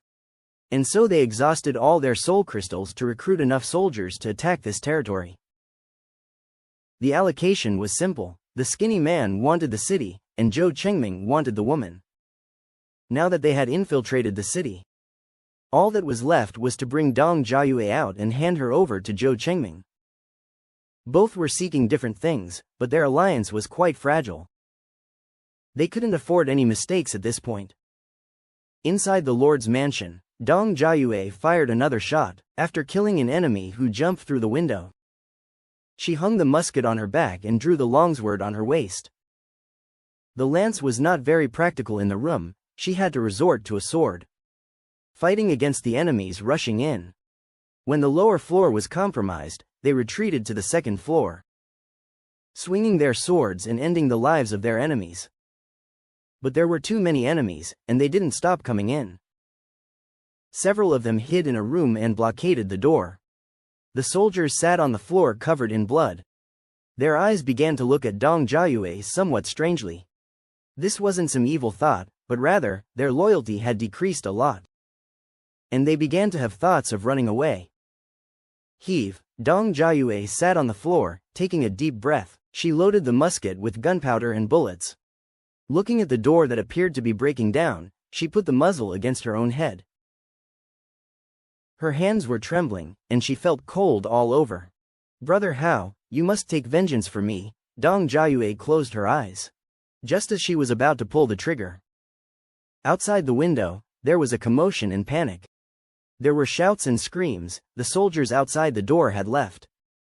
Dong Jiayue paused, hurriedly moving the muzzle away from her head. In a trembling hand, bang!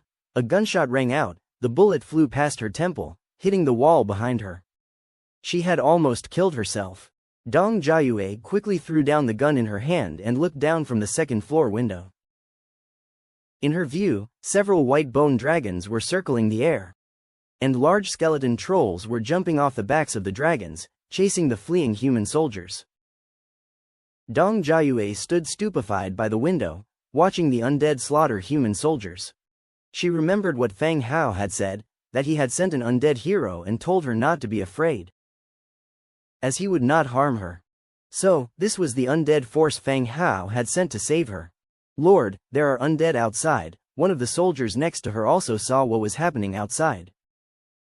His voice was trembling. Humans have an innate fear of the undead, just as everyone is afraid of death. Don't worry, these are reinforcements that I called for. They won't harm us and we have won this battle. Dong Jiayue wiped the blood off her face, forcing a smile. She raised her arm, hailed her victory. The soldiers did not join her in the chant, but their loyalty and morale improved a bit. Soon, a knock came from outside the door on the second floor. Is that Miss Dong Jiayue? The Lord asked me to save you. There's no danger outside now, you can come out. The voice outside was courteous, but the hoarse tone made it sound less safe. Dong Jiayue reloaded her musket and moved the furniture blocking the door. She opened the door and walked out. Standing outside was a large skeleton hero with a pair of large bat wings behind him. You must be Mr. Bloodhunter, Dong Jiayue asked, suppressing her fear. Yes, please come with me, he said before leading the way down. In the open space outside the Lord's mansion, knelt the skinny man, Zhou Chengming, and hundreds of human soldiers. When the two saw the undead hero helping Dong Jiayue out, they guessed that these were Dong Jiayue's reinforcements. They immediately began pleading for their lives. Miss Dong, we were wrong, we were blinded, please forgive us this time. It was all his idea, he was covetous of your territory, so he asked me to attack with him. Miss Dong, don't listen to his crap. The one who just acted like he was in heat wasn't me. I was seduced by you and offended Miss Dong. I'm not human, I'm at fault, I'm not human. The tall and thin man was more decisive, apologizing while slapping himself repeatedly in the face. Seeing that behavior, Zhou Chengming felt like doing the same. But with an injury on his left ear, he could only slap one side of his face, making loud noises just the same. Miss Dong, the Bloodhunter called out. Oh, Lord Bloodhunter. Dong Jiayue didn't know how to address him, but since he addressed Fang Hao as Lord just now, it didn't seem wrong for her to do the same. You could find the books in these guys' possessions useful. A skeleton troll removed the books of lords from their waists and handed them to Dong Jiayue. Dong Jiayue appeared a bit bewildered. She understood the functions of construction and manufacturing offered by the Book of Lords, but she didn't know why she was given others' books. Wasn't having one the same as having three? But the moment she accepted the Book of Lords, a system notification appeared before her eyes. The Book of Lords can be devoured. Then, the Book of Lords turned into little sparks and integrated into Dong Jiayue's own Book of Lords. Successful devouring. Your Book of Lords is currently level 2. Upgrade progress. 1/2. You have gained control over Zhou Chengming's territory. Occupy, abandon, occupy. It will become your subsidiary territory and can continue to develop. Abandon. You will receive 50% to 80% of the territory's resources and the territory will be abandoned. Occupy. You've occupied the subsidiary territory and now own it. In the Book of Lords, you can appoint a proxy governor. Following the prompts, Dong Jiayue not only occupied their territory but also upgraded her Book of Lords in the process. Only then did she understand the additional utility of the Book of Lords. Later, she devoured the tall man's Book of Lords too and took over his territory as well. Moments later, the two men received the news of losing their territories. Miss Dong, you're our lord now. From now on we will respect and listen to you. We will correct our mistakes and become better people. That's right, Lord, we're your subordinates now. Please give us another chance. Zhou Chengming also pleaded loudly. Dong Jiayue was a bit hesitant for a moment. She was indeed very harsh just now, but it seemed hard for her to kill them herself. Are you truly willing to change? Dong Jiayue asked with a cold voice. We are. The two showed a glimpse of hope and quickly nodded, once again promising loudly. Just as Dong Jiayue was about to speak, she saw the bloodhunter nod at the soldiers below. Whoosh, whoosh, whoosh, swords' icy glints flashed past, and hundreds of heads tumbled to the ground, including Zhou Chengming and the thin man's. Their heads rolled quite a distance with their mouths wide open, surprise and unwillingness in their eyes. This, Lord Bloodhunter? Dong Jiayue was somewhat startled as she looked at the bloodhunter. He continued speaking. Miss Dong, the Lord has ordered me to leave 12 skeleton trolls under your charge. They will follow your orders and can also protect your safety. Huh? Oh, Dong Jiayue reflexively responded. Now that the danger is resolved, I'll take my leave and will not interrupt Miss Dong anymore. Oh, Bloodhunter got on the bone dragon and flew into the sky in an instant. 12 skeleton trolls in iron armor stood in place dumbstruck. Dong Jiayue swallowed heavily and tried to issue an order. Throw all the bodies out. Rustle, rustle, rustle. The skeleton trolls started moving and threw all the bodies outside the city walls. Seeing the skeletons following orders obediently, Dong Jiayue felt a surge of joy in her heart. Even if the loyalty of her troops were low in the future, these skeleton trolls could protect her safety. She quickly gained control over her territories. Dong Jiayue gave another command. Prepare a fire and some food. In half an hour, follow me to claim those 2 subsidiary cities. Yes, my lord. The remaining soldiers started preparing the meal. Regarding the other 2 newly occupied subsidiary cities, since there's no certainty if there are any remaining enemies, extra caution is still necessary. In the afternoon, Fang Hao returned to his territory. He was lucky, as he had just completed 2 large orders in the Trade Alliance's building, each one earning him several hundreds of thousands of Warfire coins. Just as he was marveling at how quickly he was earning money, a message from Dong Jiayue came through the Book of Lords. Brother Hao, thank you for the rescue. I'm safe now. Good to hear you're safe. No matter how strong you are, you still need to build your forces. Fang Hao replied. This was Fang Hao's philosophy for development, and he wasn't sure if it'd suit Dong Jiayue. During large-scale battles, Fang Hao would hardly engage directly, instead using God's presence to command the battle from the rear, relying on brute numerical advantage. Of course, Dong Jiayue doesn't have the 100-fold increase, but her inferior position this time can still be attributed to her insufficient forces. Once a battle starts, nobody would care whether your situation is fair. They wouldn't mind seeing you without troops. Yes, Brother Hao, I got it. Brother Hao, let me become one of your subsidiary cities and you can cover for me in the future. Dong Jiayue suddenly proposed. She had just acquired 2 other cities, earning a large amount of resources and upgraded her Book of Lords. She also realized the benefits of occupying territories. Don't rush, the distance is too far. Concentrate on your development, we'll talk about team trials or other events next time. Fang Hao responded. Fang Hao knew that for Dong Jiayue, being under his protection was just an excuse. She probably wanted to repay him.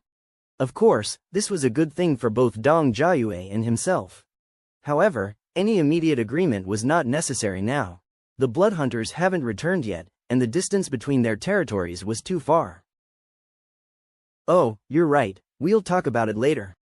Although Dong Jiayue agreed, she felt somewhat disappointed deep down. Her offered affiliation was not eagerly accepted by him.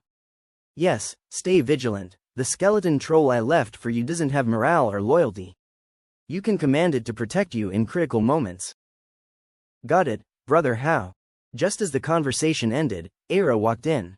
Master, the total amount after my tally is 1,880,000 Warfire coins. Dujin and his group had been accepting orders during this period, completing the ones that they already had in stock without needing Fang Hao to manufacture the orders. The small treasury of the Lord's mansion under Fang Hao was getting more and more Warfire coins. Fang Hao looked at Dujin and asked, Dujin, if I want to buy something at the Trade Alliance station, I don't have to carry all this money, do I? Fang Hao planned to visit the Trade Alliance station, but carrying these 1.88 million Warfire coins would be impractical. Lord, the Trade Alliance offers Warfire cards, ranging from 100,000 to 1 million. They can be exchanged for easy carrying and making purchases, Dujin explained. Upon his explanation, Fang Hao immediately understood. Calling it a debit card may not be very accurate. It was more like a 100 DIAR voucher or 50 DULAR voucher. Basically, you don't need to carry 1 million to go shopping.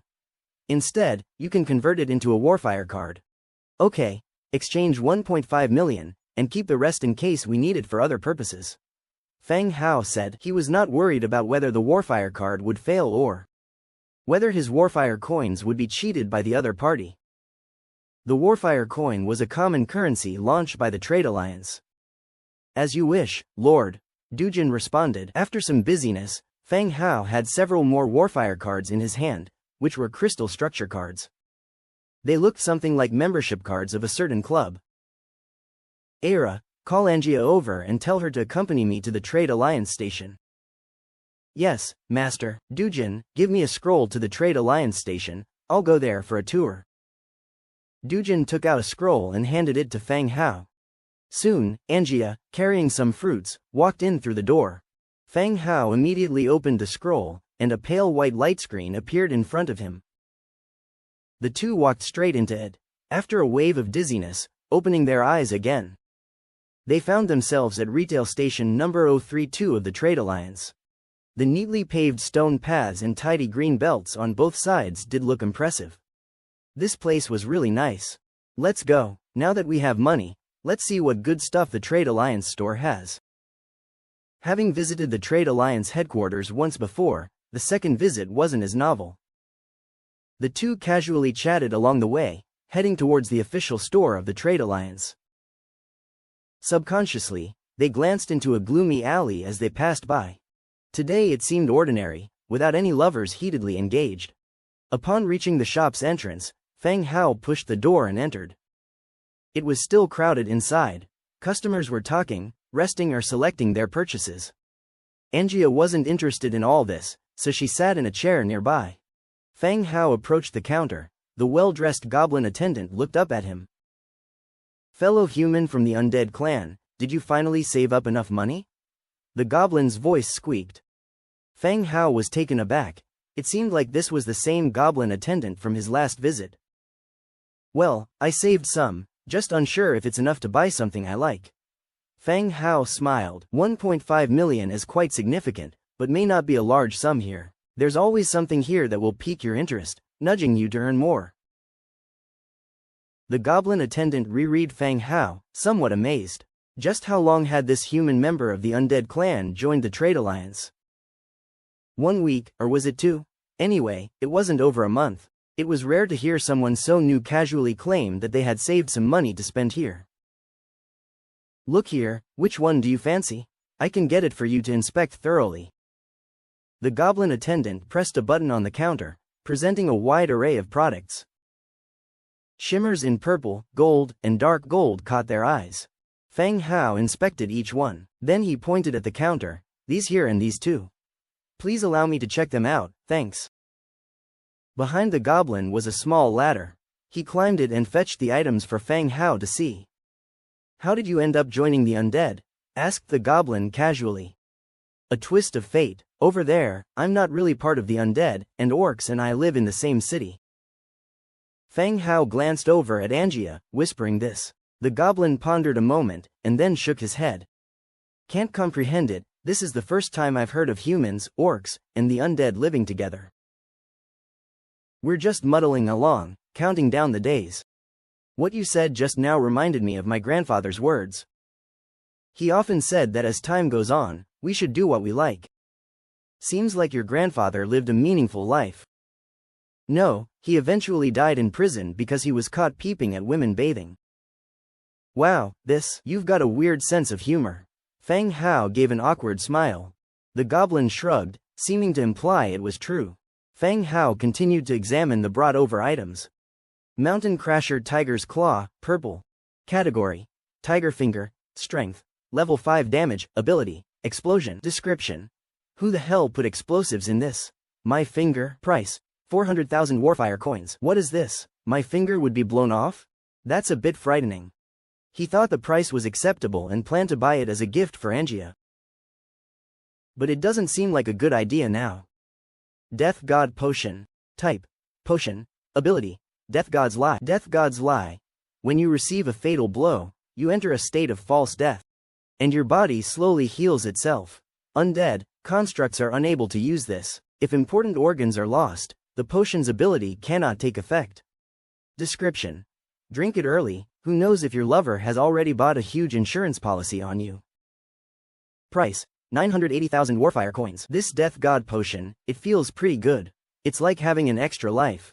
If you suffer a fatal injury, you enter a state of fake death and then gradually recover. This potion truly feels like it defies the heavens.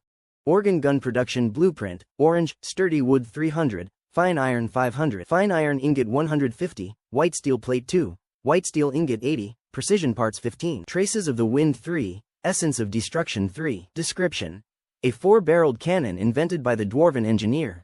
Its powerful attack power can break down an entire enemy army in a single round of fire. Price: 3,500,000 Warfire coins. The dwarves have never disappointed Feng Hao. Even doubt that the dwarves have entered the industrial stage. With cars running everywhere on the ground and planes flying in the sky. After seeing the Dragon Lock crossbow last time, he recognized the power of machines. So he chose to look at a machine blueprint. The price is truly high, the introduction is nice, but he can't afford it. The last item: Viscera Jar, purple. Category: Magic Container. Ability: Lightning Speed. Lightning Speed. Increases basic bullet changing speed by 50%, basic agility by 30%. Description: These odd and dangerous creatures live under the waves.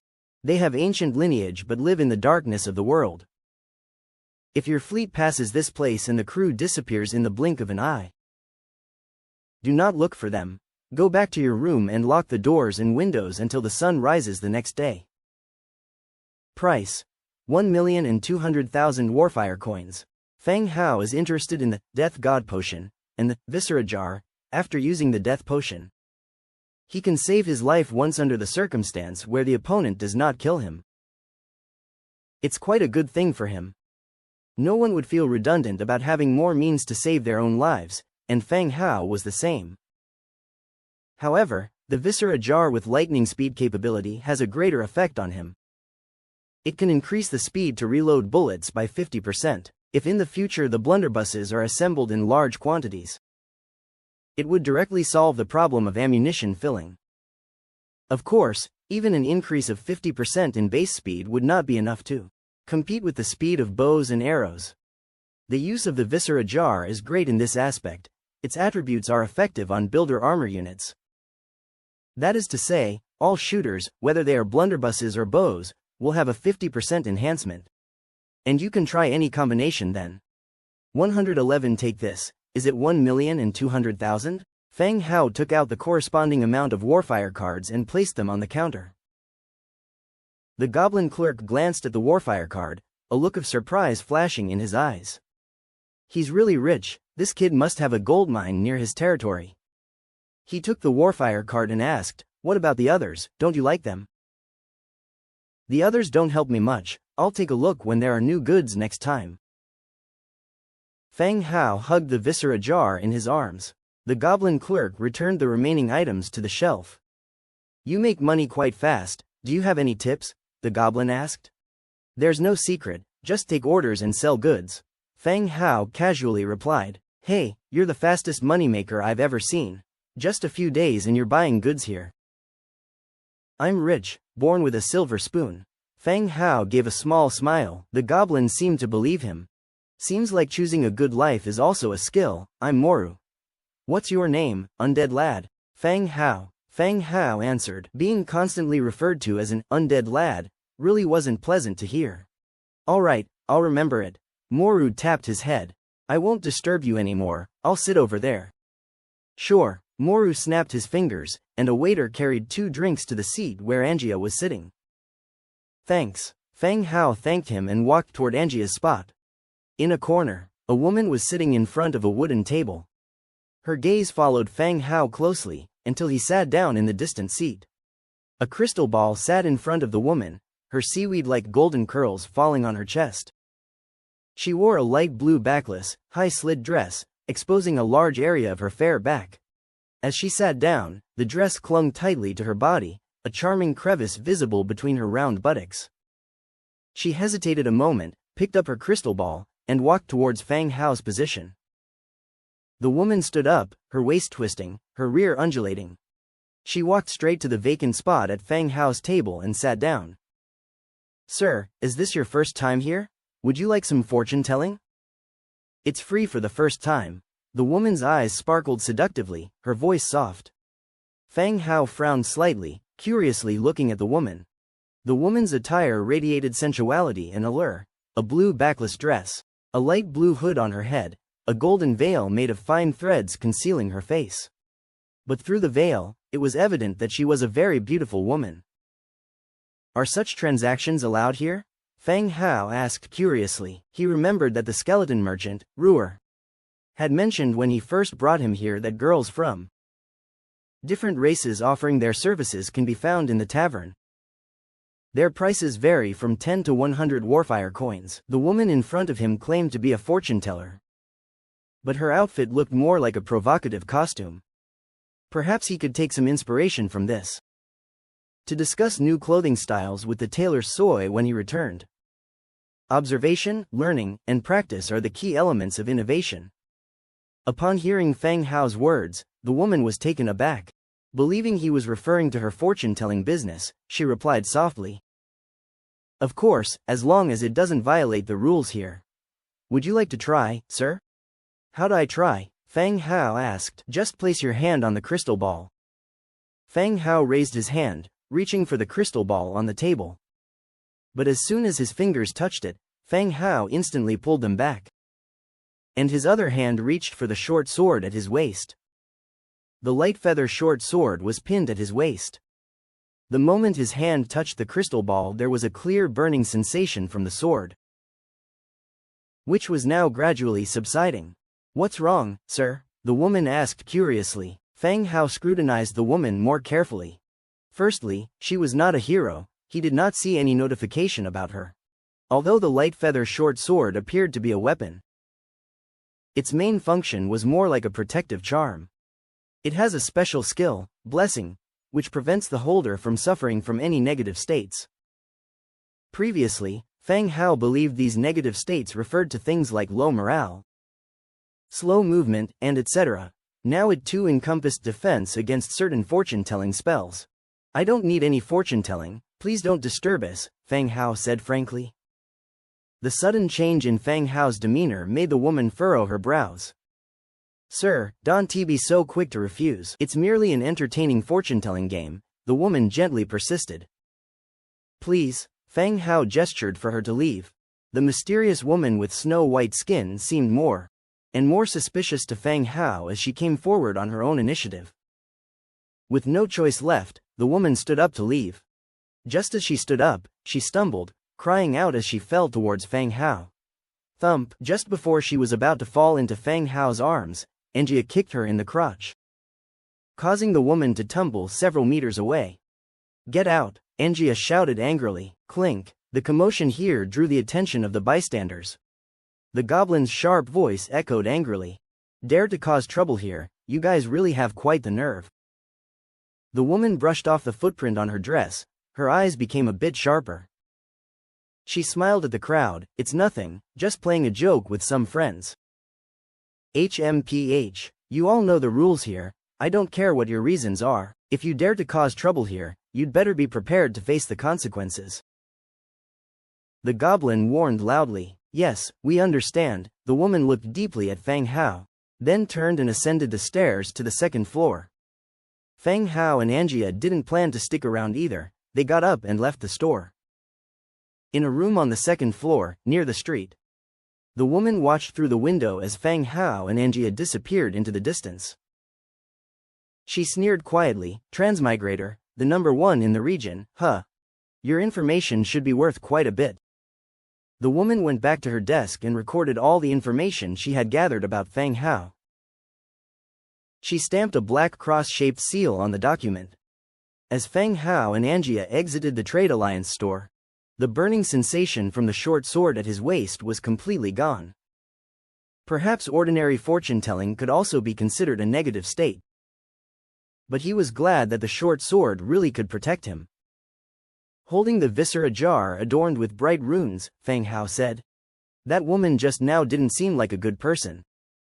Yet, you were staring at her butt the whole time." "I was gathering design inspiration for Soy. Besides, isn't what she's showing off meant to be seen by everyone?" Fang Hao said, righteous. HMPH, Angia turned up her nose, as if to say, "I'll believe you when pigs can fly."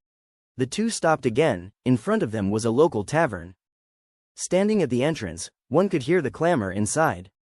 "Let's go, sit for a bit," Fang Hao suggested. "The tavern is a great place. Whether it's the orcs or the humans, one can always obtain some adventure maps. Perhaps they could get some here as well."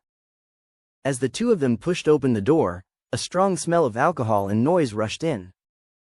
Not many people were out on the street, yet this place was filled with drinking clientele of various races. As soon as they entered with the viscera jar, the tavern fell into a brief silence. Everyone's eyes fell on Fang Hao and the viscera jar in his arms. Fang Hao took a seat near the counter. "What'll you have?" The tavern owner was a human in his 40s with a burly figure. "2 beers and some snacks," Fang Hao stated. "All right, our smoked meat is famously delicious. It's your first time here. Would you like to try some?" the owner suggested. "Sure, 1 serving. He was already here. What's a little more?" The owner nodded and began preparing the drinks and snacks for Fang Hao. Fang Hao turned his attention to the notice board by his side. Instead of single-page maps, there were a few wanted posters. Some were looking for the Queen's necklace, a physician that could cure unusual diseases. But the last one made Fang Hao squint. Person search notice.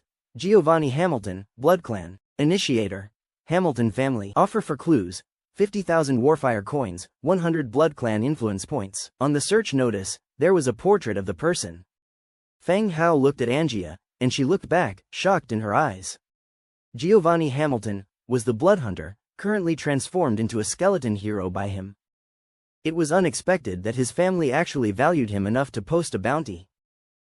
A vampire sleeping for several years should be a normal thing, yet after just over a month, they have started looking for him. Seen this person? Providing a clue could earn you a huge bounty. And with the guarantee of the Trade Alliance, you don't have to worry about them backing down on the payment, the owner said as he brought 2 beers over. "I've never seen him. I was just curious that missing persons notices could be posted here." Fang Hao posted the search notice back on the notice board. "Yes, searches for people, items, sometimes even troop hiring notices can be found here," the owner explained. "Aren't vampires sleeping for several years normal? Is there a need to post a missing person notice here?" "Who knows, perhaps they received some news, maybe something happened to him." The Hamilton family is notoriously protective. Anyone involved with them is in for some bad luck, the owner spoke.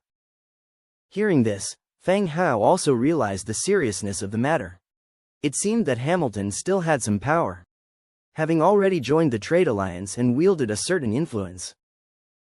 Although the Blood Hunter had been transformed into a skeleton hero by him, its skeletal shape and the fangs and large wings of the Blood Clan had been retained. More than once, it had appeared in front of others. If the truth were exposed, it would likely provoke retaliation from the Hamilton family. It's a good thing if this Giovanni is really dead. Many people would be happy about his death. The shopkeeper spoke again. What happened? Did he do a lot of bad things? Absolutely, not just bad things. He murdered people for their treasure, drained the blood of children, always committing atrocious deeds. The humans and dwarfs nearly waged war against the Hamilton family because of him. Somehow, they reached a settlement. At that time, there were countless bounties for Giovanni's head posted in the tavern. You can imagine how many evil things he has done, said the shopkeeper with great contempt. The bounties posted here were all offered by official forces.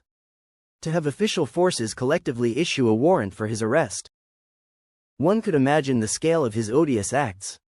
So, he really did nothing but evil deeds. That's right, said the shopkeeper. At this moment, someone called out from the distance. And the shopkeeper wiped his hands and turned to greet the customer. Feng Hao and Angia continued eating quietly, but they were still thinking about the bloodhunter.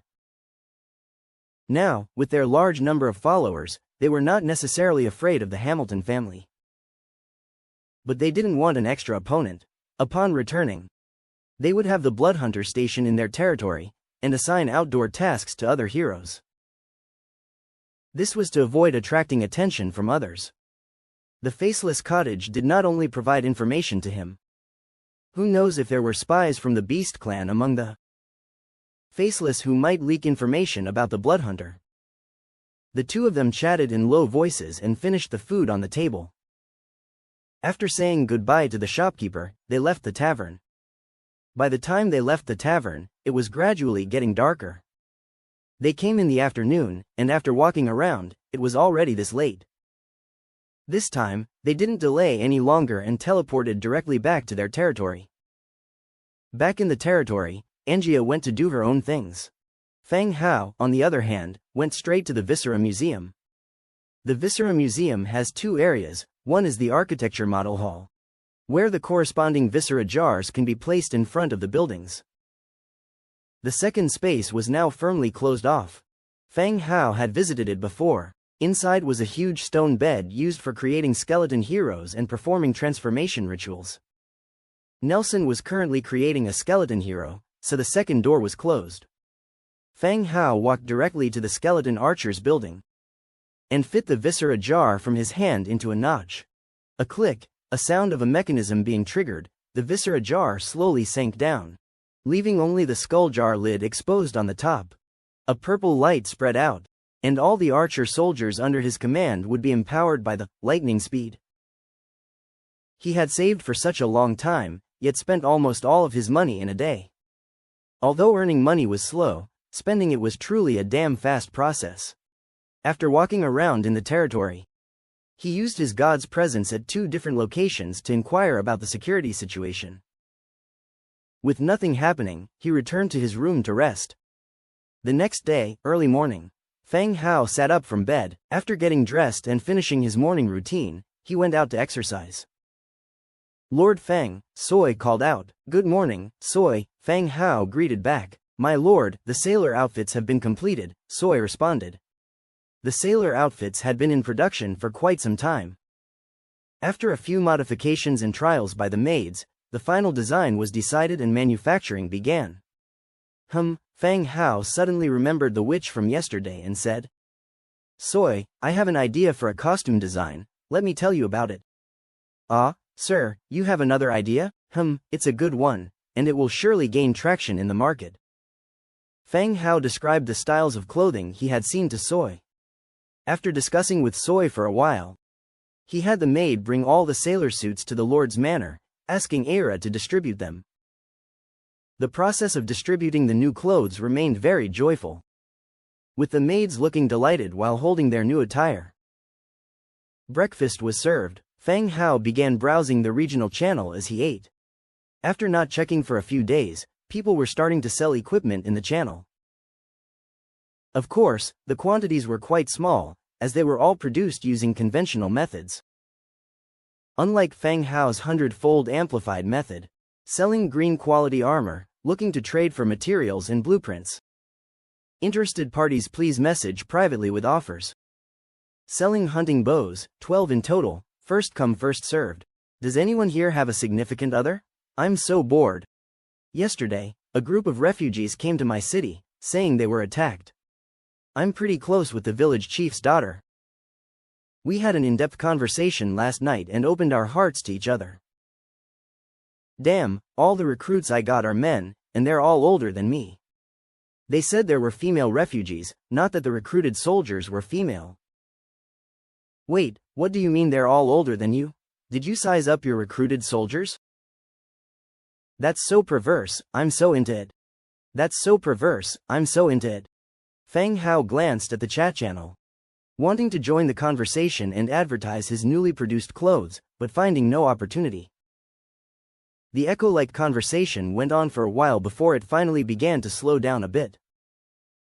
Occasionally, some other comments popped up, reigniting the echo effect. Picture, the sailor suits have been produced. Ladies who wanted to place orders last time can do so now.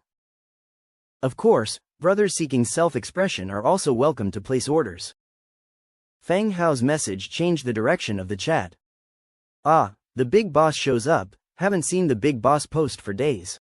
Oh, time to buy new clothes. Cough cough, I should clarify, I have a girlfriend, I'm buying for my girlfriend, not finding myself. Your clarification just made you more suspicious. Damn, you got me. Men's clothing here isn't very popular. Most male lords wear clothes they brought from the real world. Or they can wear the uniforms of fallen soldiers. But women's clothing sells very well, especially various themed dresses.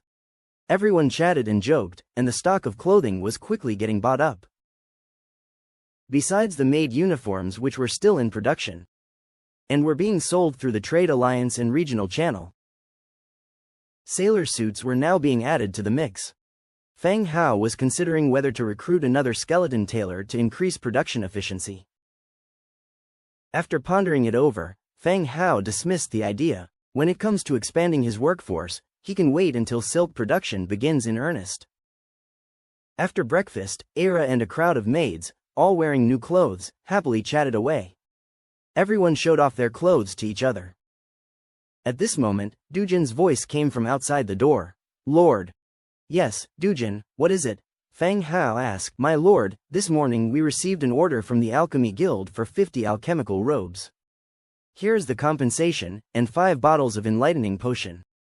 Oh, how much in Warfire coins? Sir, after deducting the 2% tax, there are 49,000 Warfire coins, all here. And these are the 5 bottles of enlightening potion, Dujin replied.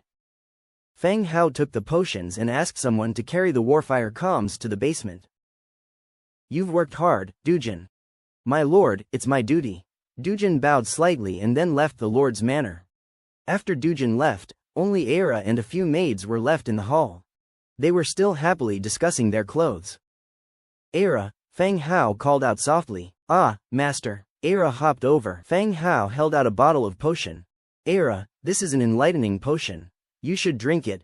Feng Hao had once discussed the use of the enlightening potion to boost physical strength with Era. Although it was rare among the orc clan, some orcs attempted to acquire it through various channels. In other words, the potion also worked for the orcs. Now, he had 5 potions in his hand, ready to give to Era and some maids who needed to go out of the city. Not only would it help in self-defense, but it would also improve their physical constitution. Master, this is very valuable. Era whispered. Orcs buying potions from the Alchemist Guild must be expensive. And it wasn't guaranteed they could purchase it even if they had money.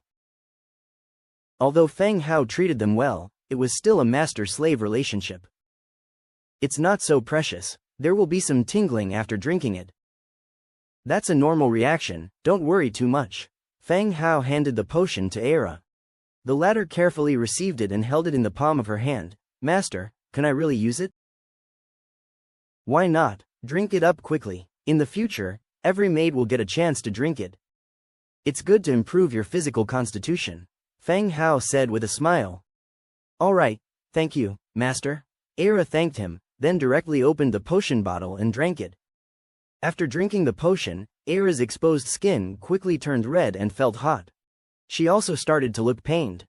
Sit down immediately, Feng Hao said. Era sat down beside him, breathing heavily. After a while, the unnatural redness on Era's skin slowly faded, returning to its original whiteness. Her figure also improved, and the clear lines of her waist were visible. Fang Hao checked Era's attributes. Era, Rabbitman Clan, Tier 2. She had jumped directly from Tier 1 to Tier 2, and more importantly, the enlightening potion seemed to have opened a door. It allowed her to understand occupational knowledge more quickly and efficiently. Just like when Fang Hao drank the magic potion, he could sense elements. Era, how do you feel? Fang Hao asked again. Era moved her body a bit and smiled. Master, I feel stronger than before. Fang Hao nodded, then looked at the other maids nearby, their faces filled with envy. He said, the rest of you wait. When I gather more potions you will get some too. The ones I have now are to prioritize those maids that need to go out. The maids who had to go out were ones like Little White, who ran the stores. Even though he had arranged for soldiers to protect them, it was still better if they had some capabilities of their own. Yes, master. The maids nodded obediently. As the Lord, Fang Hao naturally had the right to distribute these things. If he said he would give them later, he would. After all, there was no need to commit to anything when dealing with slaves. Yeah, you guys shouldn't idle around and gossip all day. Go and learn something from Angia. Fang Hao continued. Natives and recruited soldiers were different. Natives could improve their rankings and strength and even learn skills through study and practice. However, soldiers recruited by the Lord through buildings couldn't. They were more like fixed templates that needed structures to reach different stages to improve the soldier's ranking. Yes, master. Ding. Just then, a private chat notification came from the Book of Lords. Since Feng Hao had put a large amount of his items on sale, people could search for what they wanted to buy. And few people contacted him through private chat anymore, other than Dong Jiayue and Zhang Bin. Sometimes when people wanted to ask him something, they had Feng Hao first and then told him what was happening. Feng Hao thought it was Dong Jiayue again, but it turned out to be a stranger named Fu Lei. Feng Hao, I'm Fu Lei. My territory is south of Pruel City. Could you help me? I'm at my wit's end. Feng Hao frowned at Fu Lei's introduction, reminiscent of a job interview. How did he know that Feng Hao was near Pruel City? Fu Lei, what trouble have you encountered, and how do you know I'm nearby? Feng Hao asked. Feng Hao, I bought your hot pot base last time. I saw your hot pot restaurant in Pruel City. Your territory must be nearby. Fu Lei explained. Feng Hao slapped his head, having forgotten about that. Tell me what trouble you've encountered. If I can, I'll help. Feng Hao responded. Here's what happened. Fu Lei is a freshman. In the sudden Lord's War event, he discovered that the lord of the neighboring territory was his classmate. They helped each other, and their relationship progressed quickly, soon becoming a couple. Young love was fervent. They wanted to spend time together every day. After some discussion, the female classmate moved to Fu Lei's territory to co-manage it. Buying Feng Hao's hot pot base, no matter the cost, was all to give her a good meal. Fu Lei's territory had a lake, and he also obtained blueprints of a fish pond. On usual days, he would sell fish in the channel to exchange for the resources he needed. Later he discovered Pruel City while exploring around his territory. He had taken the fish he had caught to Pruel City to exchange for daily necessities. Because of his sales, he met a minor noble named Bernard, and occasionally helped him with some things, earning some money. This time, he brought his girlfriend with him for her to experience the outside world. However, he didn't expect Bernard to be attracted to his girlfriend. He directly took her away. No matter what he did, he couldn't change anything. With no other options, smelling a familiar scent, he found the refreshing catch hot pot restaurant. He contacted Feng Hao as his last hope. The noble in Pruel City? The city lord? Feng Hao recalled. There was no noble in Pruel City. It seemed that he wasn't as wealthy as Feng Hao was. Not really, I heard his father is an important official in town. Anyway, everyone in the city is quite afraid of him, Fu Lei said. Feng Hao thought about it for a while. Is this the man who always has a full face acne and always says, ZZ? Yes. Do you know him? That's great. Say something for me to save my girlfriend. Fu Lei clung onto his words like a lifeline. I don't know him, it's just that I've beaten him up before, so I have some impressions. Seeing this message, Fu Lei was dumbfounded. It was not about the beating, but his girlfriend might indeed be difficult to save. Since Feng Hao had a grudge against Bernard, he might not be willing to speak for him. He couldn't attack Proul City anyway, so what could he do? He regretted being so stupid to bring her out for a stroll. Is there really nothing you can do? I beg you, I can work like a cow or a horse for you. Please save my girlfriend. I have a fish pond in my territory that can produce fish. I am willing to make my territory your subsidiary territory. Please save my girlfriend. Fu Lei sent a very long message. From the text, Feng Hao could clearly see his desperation. Fu Lei, even if I hurry over now, it will take time. Do you understand? Feng Hao said. By the time Feng Hao got there, Bernard might have already finished his business. I know, boss, as long as you can rescue my girlfriend, nothing else matters. Fu Lei replied. Feng Hao didn't expect this kid to take his relationships seriously. Well then, go to the City Lord's mansion and find City Lord Cyril, tell him you're one of my people. And ask him to protect your girlfriend. Feng Hao thought for a while and repeated his instructions. Stay calm and resolute, don't mention anything else, understand? Understood, boss, I'm going right now. Fu Lei closed the Book of Lords and staggered off toward the City Lord's mansion. 2 hours later, Feng Hao, bringing Angia, arrived at Proul City. He walked straight into the City Lord's mansion. City Lord Cyril sat in the main seat, with the Home Minister and the young man with acne sitting on his left. And a pair of black-haired and black-eyed young man and woman standing on his right. The male had a buzz cut and was rather thin, while the female was slightly chubby and wore glasses, looking quite reserved. Everyone here had Western features, so without question, the two were Fu Lei and his girlfriend. The two stood there with their heads lowered, like students being punished. The chubby girl, her face stained with tears, sobbed from time to time. Feng Hao sat down grimly in the empty space in front of the two, and before Cyril could speak, he said, Your Excellency, is there something that I've done to offend you that such problems keep arising? City Lord Cyril had originally planned to smooth over things with his smiling face. But upon seeing Feng Hao's expression, his smile immediately faded, and he said solemnly, What do you mean by that, Mr. Feng Hao?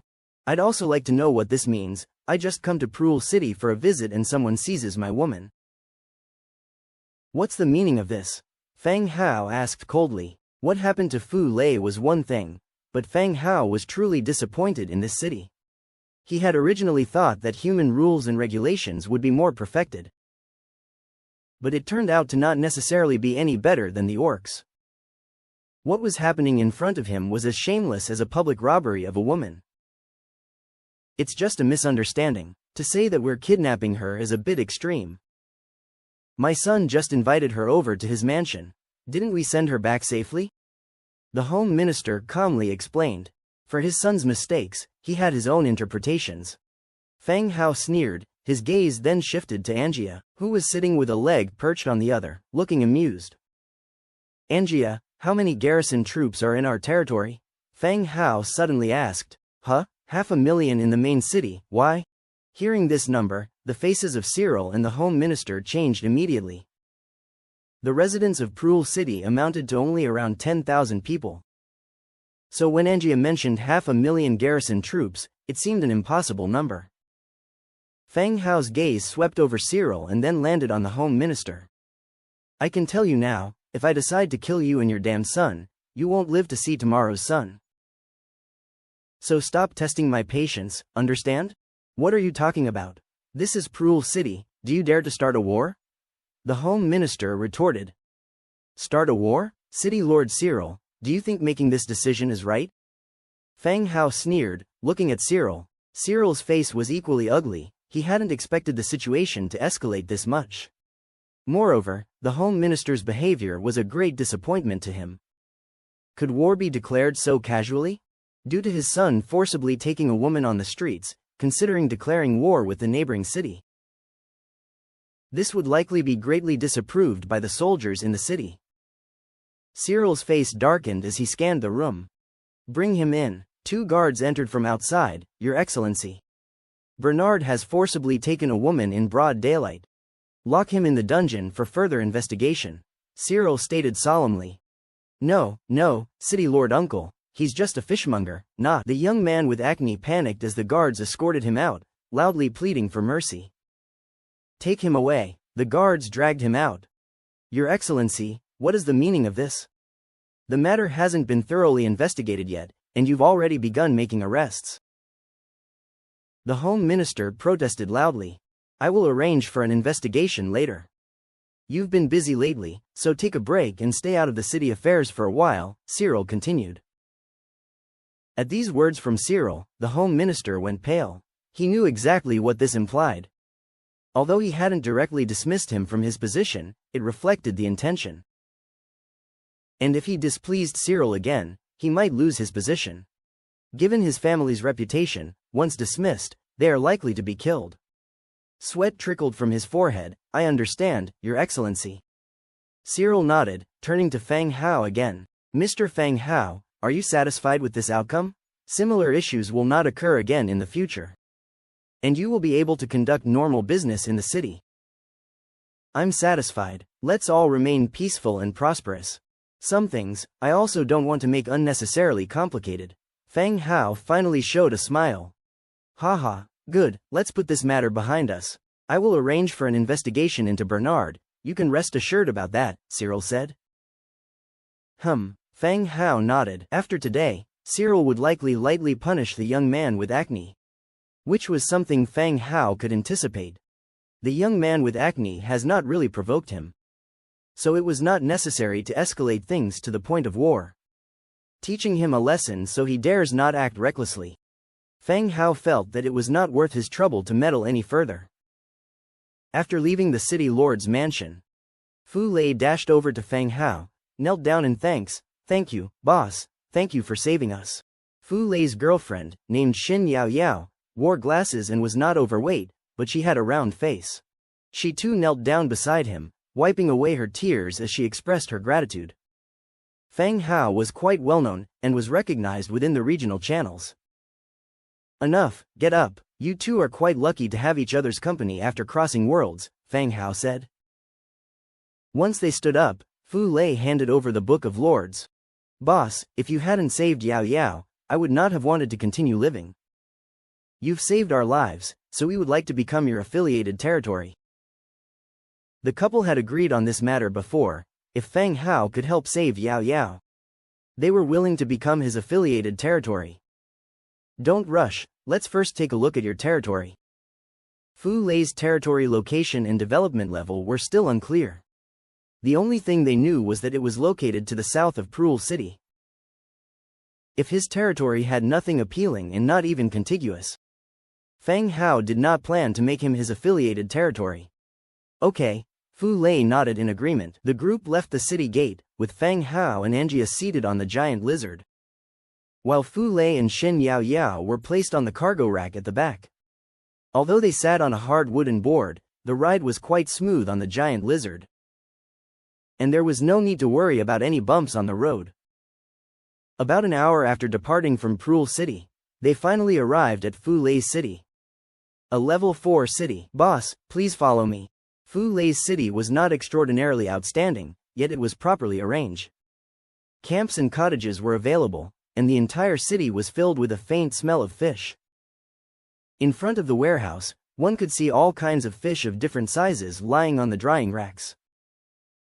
You have a rich yield of fish here, Fang Hao remarked as he toured around. There is a freshwater lake near the territory, and I happen to obtain the blueprint for a fishing field. Hence, I feed my subordinates by running this fishing field, Fu Lei said with an embarrassed smile. He had thought his development plan was indeed a good one. But compared to Fang Hao, he felt ashamed with the way he had run his things. Show me that lake, said Fang Hao. Oh, okay. They just entered the city and then walked out again within a short time. After walking for about 20 minutes, they saw a large lake. Fu Lei had arranged for many militiamen and farmers here to operate the fishing field. Boss, this is the freshwater lake. This part is the fishing field that I fenced off.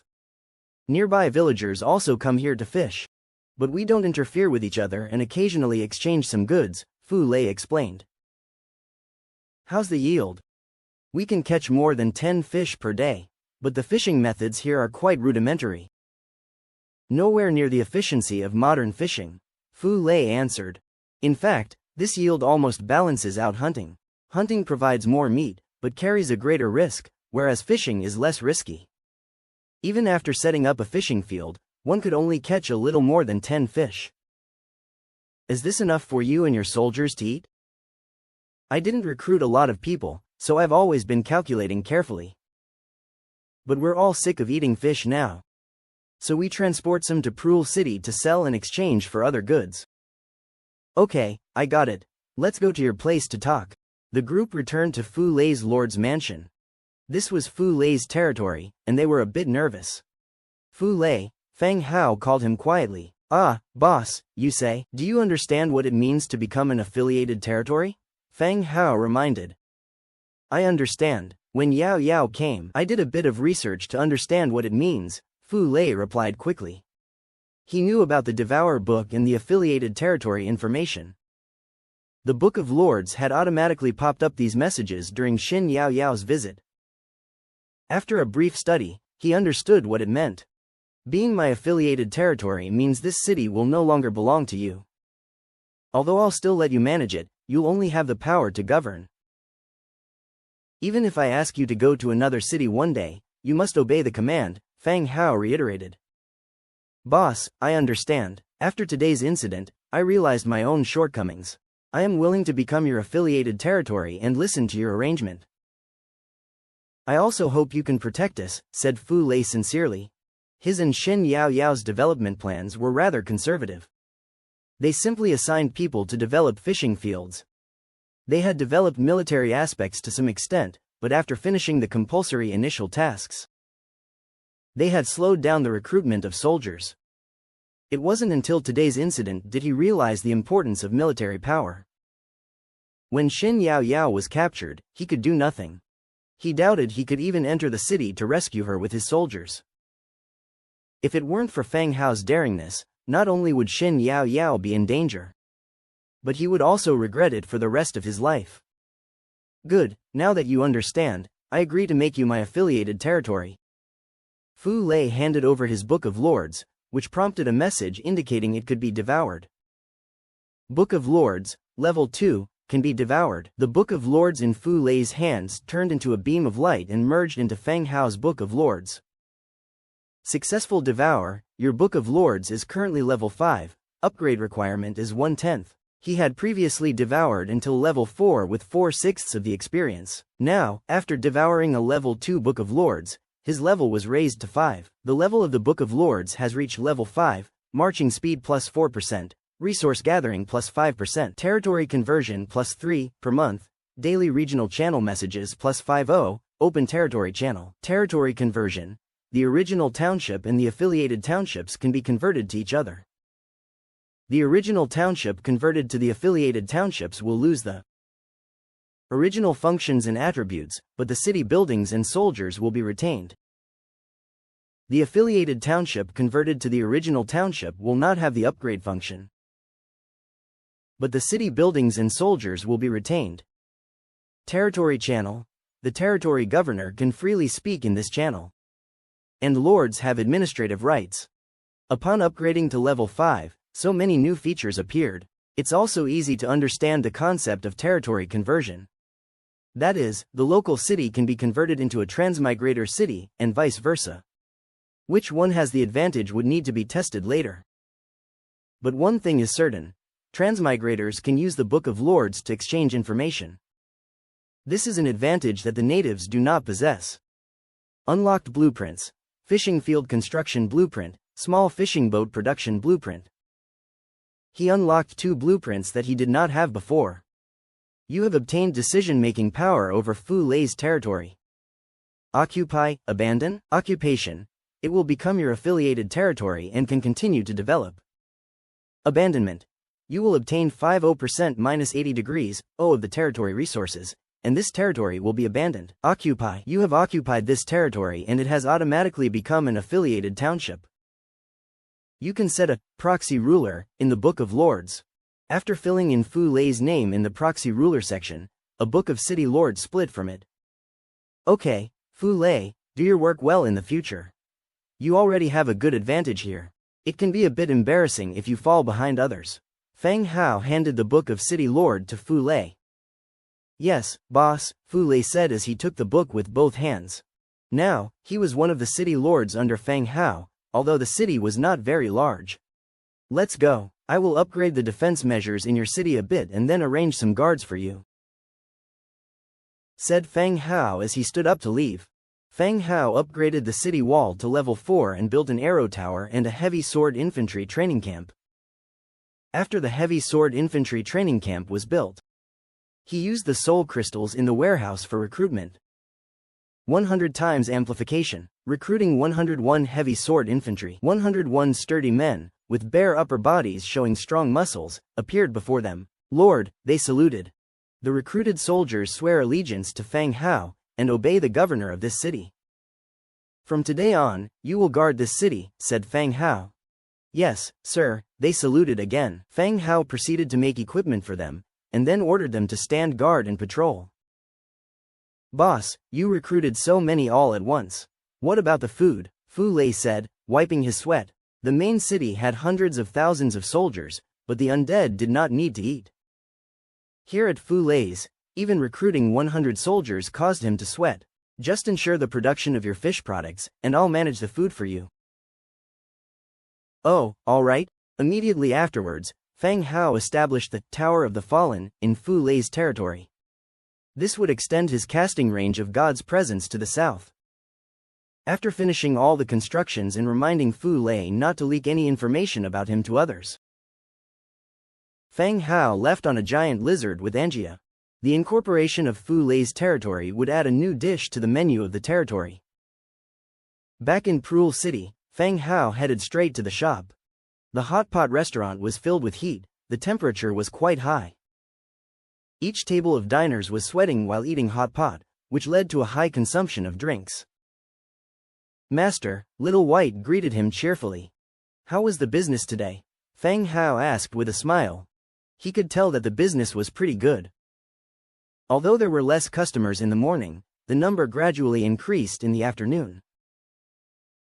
There's more and more customers. The rich people in the city treat hot pot as their staple food and come here every day. Little White said excitedly. You're doing great, here are some rewards for you. Fang Hao took out 3 bottles of the enlightening potion and handed them to Little White. I only have 3 here. You guys divide it, whoever doesn't get one, I'll give it to you next time. The shop had 6 bunny maids and Little White.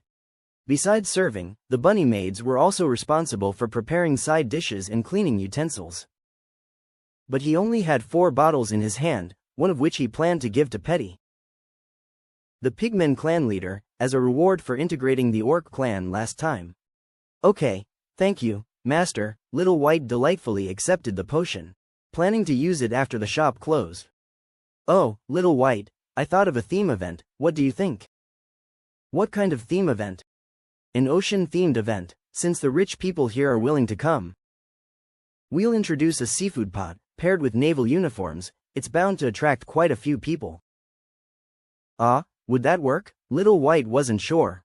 No one, not even Little White or anybody in Prul City, had ever seen the ocean. A seafood pot can be provided, but she had never heard or seen what a naval uniform looked like. Arrange a time for the event, we'll roll out some combo meals, said Fang Hao, recalling the marketing strategy he'd used for his restaurant before, and sharing it with Little White. Little White listened for a while before nodding. Okay, Master, I'll arrange it and we'll launch the event within the next 2 days. Good, you guys have worked hard. I'll have someone bring the new clothes to you tomorrow. It's not hard at all, Little White said, her face full of smiles. Leaving the shop, Fang Hao went to the pub again. Seeing no maps or blueprints, he didn't stay long. As dusk approached, the two returned to the territory. Fang Hao established a territory channel using the Book of Lords. Fang Hao, Zhang Bin, Fu Lei, they all appeared on the channel. Zhang Bin, this is a new member. Fu Lei, hey, boss, is this a new channel? There's no limit. Fu Lei, I'm Zhang Bin, nice to meet you. Zhang Bin was in sales before, his EQ and eloquence were quite high. Hello, brother Bin, I just became a city lord under the boss, I look forward to your guidance. No problem, no problem, Fang Hao continued. Fu Lei, trade me 3 fishes. Send one to Zhang Bin as well. Okay, boss. Seeing Zhang Bin calling Fang Hao boss, he followed suit. Soon, Fu Lei's fishes were traded over. One was cooked by Aira and the remaining 2 were given to the other maids to taste. He had plenty of meat and staple food here, the only thing missing was fish. There was a river not too far from the territory, but the fish in the river were small. And he had not arranged for anyone to catch them. Now that they had a fishing area, they could finally taste its bounty. Dusk descended. In the southeast of the territory sat the Crescent Heights. This was the domain of the Hamilton clan, perpetually shrouded in fog, devoid of sunlight. In the grand hall of the Blood Clan's castle, a middle-aged man with brown hair sat on the throne. His face was a ghastly pale, and his thin body clad in black embroidered formal wear. A stench of blood permeated around him. He was the clan leader of the Hamiltons, the Red Duke, Clement Hamilton, a formidable 9th-level Orange hero. Of course, in private, people preferred to call him the Deceiver, or more simply, a fraud. The Blood Clan residing in Crescent Heights held a negative opinion towards him. But that did not diminish his power. As long as he could keep living, the advancement to a Dark Gold hero was merely a matter of time. The Red Duke cast his gaze over all the BloodClansmen present and revealed his sharp fangs as he asked, "Has that disappointing descendant of mine been found? I have been missing him so much." The Red Duke's voice was magnetic and gentle, like a noble longing for his descendants. But the room remained silent, only the occasional sound of swallowing echoed. Everyone in the room knew the Red Duke too well, his longing was far from simple. A BloodClansman stiffly forced a smile and replied, "Your Grace, we are actively searching for young Master Giovanni through all possible means. We should hear something soon." Giovanni was not the Red Duke's offspring but his nephew.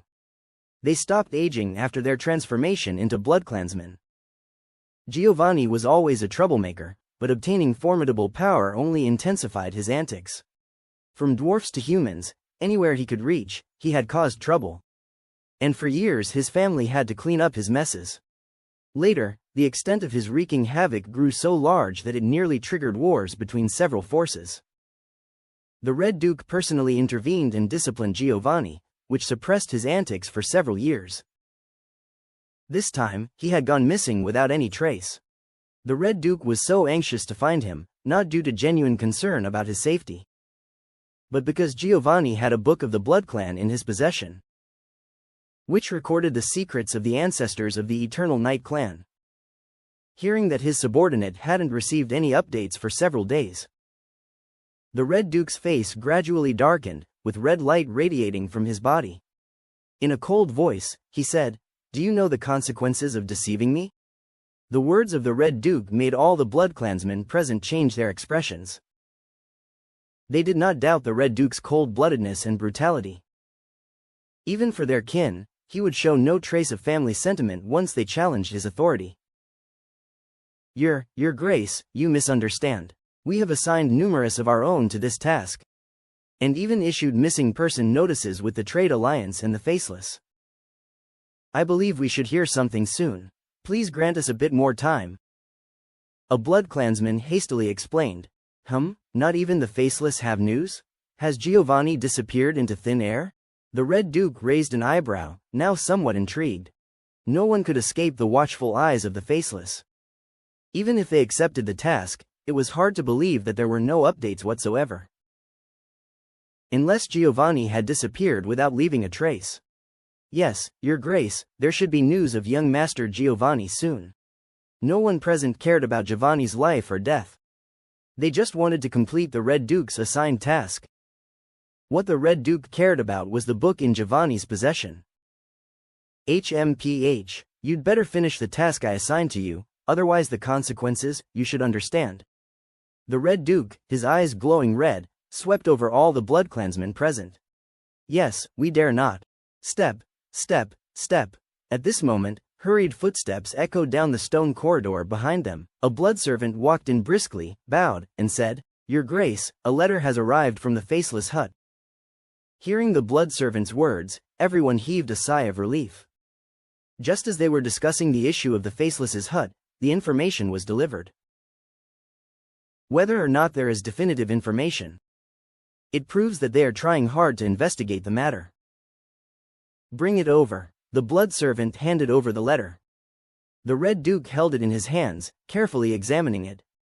Gradually, the Red Duke's expression became increasingly gloomy, his eyebrows furrowed.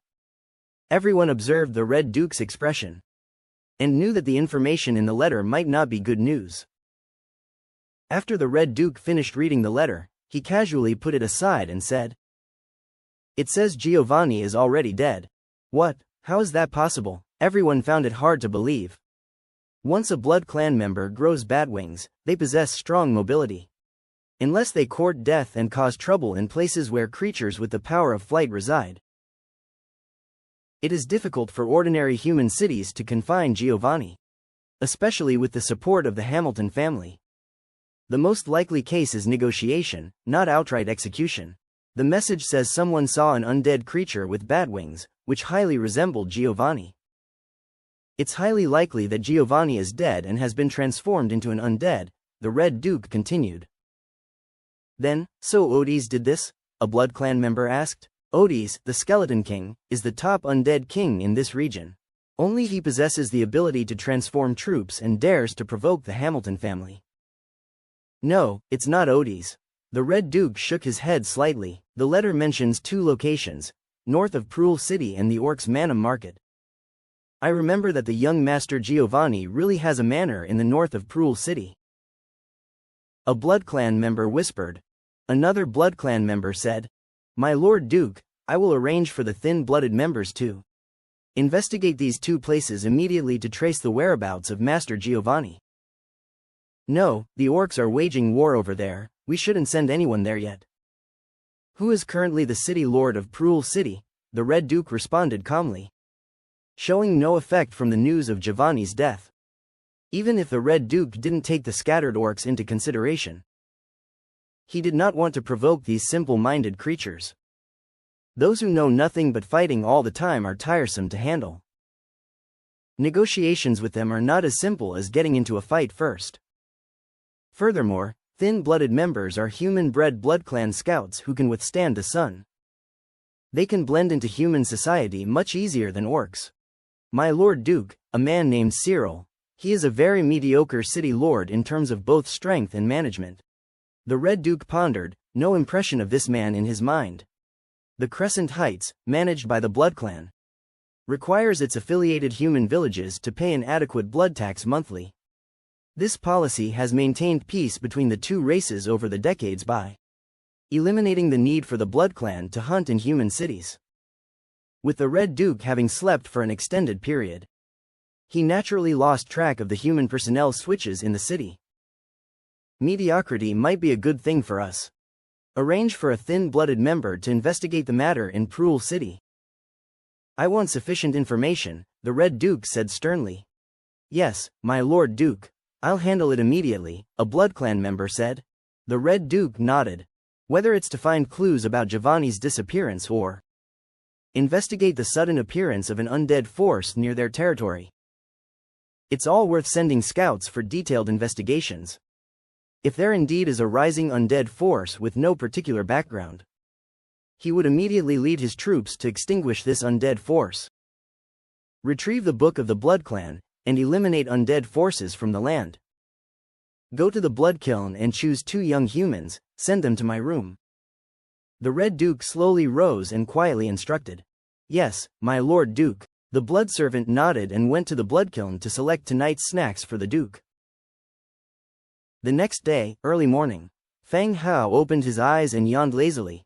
At his side, Aira, like a kitten, was nestled in Fang Hao's arms, looking at herself with a face full of smiles. Good morning. Aira turned over, sitting up straight on Fang Hao, and spoke in a charming voice.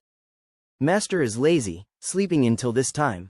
Her smooth skin and charming voice stimulated Fang Hao's senses. To be stimulated like this first thing in the morning was honestly too much. Just then, the sound transmitting shell on the bedside table suddenly emitted a prompt, indicating that a message had been received. Fang Hao's brows furrowed. It was the sound transmitting shell he had left for Fireblade and Bronze Bull. He gently patted Aira to stop her fussing, turned over and placed the shell near his ear to listen. Soon after, Bronze Bull's deep voice could be heard from within the shell. Master, we have occupied the Skullcrusher tribe. The Coldwind Mountains, under the persuasion of the ritualist, have all agreed to surrender. Kenji has been arranged to wait for you at the city where Master Zhang Bin is stationed. This soon? According to normal marching speeds, it would take at least 3 days. How could they occupy the Skullcrusher tribe in just 2 days? Upon further thought, it soon made sense. Undead and orcs are not the same. Even with their good stamina, orcs still need to set up camp. Even when vigorously marching during the daytime, it would still require more than 3 days. But the undead do not need it, they march and fight day and night. Moreover, with Clipper Kenji leading the way, their march would surely be faster than usual. The only one who would require rest would be Bronze Bull. But it seemed like Bronze Bull didn't rest much either, following the army all the way to the Skullcrusher tribe. Does the master have any tasks? Having already dressed, Aira curiously asked. Yes, I need to go out soon. Prepare breakfast, something simple will do. Fang Hao also got up. Alright, Aira went downstairs to prepare breakfast, while Fang Hao started washing and doing a quick morning workout. After a round of running, Aira's breakfast was ready. After having breakfast, Fang Hao, dragging a still sleepy Angia, boarded the bone dragon. With the other 2 bone dragons loaded with skeleton trolls, they took off into the sky, picking up Clipper Kenji in the city where Zhang Bin was stationed. They headed towards the Coldwind Mountains, the location of the Skullcrusher tribe, under his guidance. Upon entering the Coldwind Mountains, the temperature dropped dramatically. Mist wrapped around them in the sky, mountains crumbled, and paths twisted and turned. Occasionally, a dense forest would appear, surrounded by scattered villages. Compared to the outside, resources here were definitely scarce. Under Kenji's command, the Bone Dragon arrived over the Skullcrusher tribe. A dense undead army had surrounded the tribe. The Bone Dragon descended, and Fireblade and Bronze Bull came forward to greet them. Master. Yes, how is the situation here? As Fang Hao dismounted the Bone Dragon, he asked. After the army arrived here, their ritualist didn't put up much resistance, and even convinced the rest of the scattered tribes in the Coldwind Mountains to surrender. Fireblade explained as they walked. Where are they now? All the clan leaders and chieftains are in the main hall, waiting for your arrival. Good, let's go see. Upon pushing open the door and entering the chieftain hall, Fang Hao was taken aback by the scene before him. The entire hall was filled with tribe and clan leaders from various tribes, over 500 of them. Far more than the 212 tribes that Kenji had mentioned. Even if each tribe had 2 clan leaders, that still wouldn't account for this many people.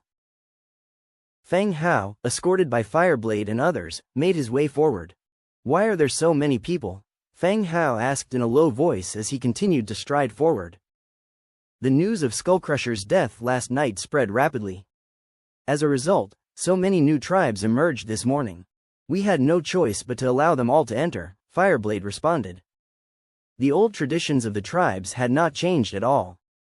Skullcrusher had gathered warriors from all the villages, leaving each tribe relatively weak in terms of combat power. And just like this, in a single night, this many new villages were formed. If Fang Hao truly ordered a complete massacre, leaving no one in Frostwind mountain range, these dissidents would struggle to hold him back. I see, I understand, he responded. Fang Hao ascended the steps and took his seat in the great chieftain's position. An elderly man draped in a cloak and leaning on a cane in the crowd below shouted first. Greetings to the great chieftain. The remaining disorganized orc clan leaders, momentarily taken aback by the sight of the young human seated on stage, successively bowed and echoed. Greetings to the great chieftain. Fang Hao glanced at the elder orc at the front. Shaman Clyde, purple tier, third-order hero. It seemed like he was the officiant mentioned by Kenji, who was surprisingly a third-order hero. His title prefix was Shaman, which reminded Fang Hao of Nelson's prefix, the Corpse Witch. These prefixes, different from those of others, were more aligned with their own work. More like inherited titles, or job titles. "Stand up, all of you," commanded Fang Hao. As Shaman Clyde rose, all the other orcs followed suit. Shamans often hold high positions within their areas, somewhat akin to spiritual leaders in modern terms. Despite not being leaders or chieftains, they still hold considerable influence. I presume you have all heard about Skullcrusher. For the Frostwind mountain range, this is as much a calamity as it is a boon, Fang Hao began. The orcs below remained silent, with heads bowed. Some, unable to contain their restlessness, cast glances at their counterparts. Continuing, Fang Hao commented, "The calamity lies in the breaking of the mountain range's rules, necessitating the establishment of a new order. The boon, however, is that the tyrant Skullcrusher is dead. You will no longer be exploited, nor will you be forced to send women from your tribe every month." There was a stir among the crowd at his words. Much of the strife between the tribes of Frostwind mountain range originated from the tributes demanded by Shah. Unable to fulfill these demands but also unable to refuse, the tribes were left with no choice but to raid neighboring tribes. So far, the only tribe that had been spared from such raids was Skullcrusher tribe, the rest being left to their own devices by Shah. The other source of discord was the demand for women, making others envious. Green-eyed as all the beautiful Beast Clan women were offered to Shah. "Be respectful. Listen to the great chieftain," hollered Shaman with a striking tap of his cane.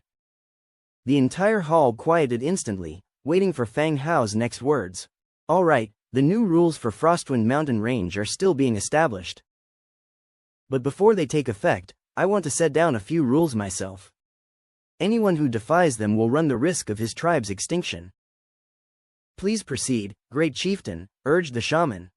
1. Any form of internal conflict, via looting or provocation, is strictly prohibited. Anyone caught doing so will be sentenced to death. 2. Your tribes are too dispersed. All tribes will be consolidated by Shaman Clyde, keeping the total number of tribes at around 2. 3. At the appointed time, I will provide you with tasks that need to be completed. Those attempting to slack off or cheat are asking for trouble. "Great chieftain, is this a law of the human clan?" asked Shaman at this point. After all, Fang Hao was a human, so in their eyes, these rules seemed more akin to those of the human clan. "No, this is the rule of the undead. Remember, the days of plundering the wealth of others are over. From now on, all livelihoods depend on hard work," Fang Hao sternly replied. "Yes, we obey the orders of the great chieftain." "All right, Clyde, help them consolidate the tribes. Reduce the number of tribes to under 2. Once you are done, come see me," Fang Hao addressed the shaman. Shaman nodded, leading the clan leaders to a corner of the hall to commence the consolidation. The beastmen moved aside. This gave Fang Hao some time to inspect his Book of Lords. From the moment he sat in the position of the great chieftain, he had been receiving system prompts. Skullcrusher tribe has become your subsidiary city. You may rename this city and govern all its resources along with that of the subordinated tribes. Fang Hao mulled it over, finding the name Skullcrusher tribe rather unsightly. He recalled a city named Frostwind City in a game he once played, which seemed fitting for this city. Hence, he decided to inscribe Frostwind City in the renaming section. Successful renaming: Frostwind City, city level. Level 7 native city property. Mining plus 30%, coin tax plus 10%, orc population growth plus 10%. Description: a city with specific attributes that can bring various enhancement effects to expedite city building and developing progress. This indeed had additional properties. It made sense, then. Also, the level of this city wasn't low at all, reaching level 7. Unlocked blueprints. Blueprint for erecting the hero shrine. Blueprint for the construction of smelting furnace. Blueprint for producing forge bellows. Blueprint for crafting beast head heavy shield. Quite a few blueprints were acquired. Hero shrine, orange, category. Special building, ability. Resurrect. Traces of living creatures 1, Mithril 20, faction material 20, Warfire coin 2000. Conversion, crafting, summoning, and other hero units can't be resurrected. Resurrect. This ability can resurrect hero units of this faction. Heroes cannot be resurrected if their souls are confined or destroyed. Description. Here, you can resurrect your brave subordinates. However, even in this world, there are some ways to confine and shatter your soul. Yes, be wary of those people who meddle with the dead. Building requirement. Hardwood 5500, stone brick 5000, iron 2200. Traces of prayer 20, traces of divinity 10, perfect essence 30. With this building, heroes can be resurrected. But Feng Hao knew well that this shrine could only resurrect heroes who had died in normal circumstances. For instance, none of these Beast Clan heroes that had been killed and were under the control of Nelson had been successfully resurrected. Nelson possessed this ability to prevent resurrection. And other top-ranked faction forces surely must possess similar abilities. So, strength is the fundamental way to reduce casualties, not resurrection. He continued to check the second building blueprint. Smelting furnace, category, building, product, cast iron block, white steel ingot. Description. Via heating, metallic processing products can be obtained, serving as materials used in crafting and alchemy. Upon seeing the information about the smelting furnace, joy sprang into Feng Hao's heart. Now he could produce white steel ingots, which meant his blueprints for the white steel equipment could be mass-produced and inventoried. The overall attributes of his army could also be significantly enhanced. Forge blower, green, hard resilient wood 5, thick leather 5, metal parts 4. Description. A simple wind generation device, pumps air into the smelting furnace for iron forging. He had seen the blower on TV. It was used to stoke the fire, making it burn brighter. It was part of the equipment for the smelting furnace. Only the last blueprint was left. Beast head heavy shield, blue, hard resilient wood 1, cast iron 5, white steel plate 2, white steel ingot 2. Description. A heavy shield designed for orc heavy infantry. Its outstanding defense power also increases the burden of the soldier. Feng Hao had seen this beast head heavy shield in its final form. He had seen it in the pile of items left after a battle. A round shield, carved with a large image of a beast head. It was rather intimidating. With the material he had at present, he could make it and arm the infantry with it. Upon finishing looking at the blueprints, Feng Hao continued to check the inventory of the Skullcrusher tribe. This look startled him. There were a lot of ores inside the warehouse. Among them, the reserve of stone was 2 million and iron ore also reached a reserve of more than 200,000. There was also copper, silver, even saltpeter and sulfur, all had a large reserve.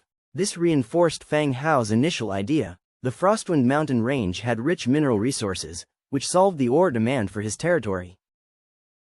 At this moment, Shaman Clyde came over. Lord, I have arranged it. I've reduced the number of tribes to 100. But the merger and relocation of the tribes will take a few days. Feng Hao nodded and said, you just need to handle this. Just call me Lord like the others, you don't have to call me Great Chief. The title of Great Chief should be a term of respect in the tribe. Although it sounds powerful, the heroes in his territory were getting more and more numerous. And it would be confusing if they all had different ways to address him. It's better to uniformly call him the Lord, which also conforms to the identity given by the Book of Lords.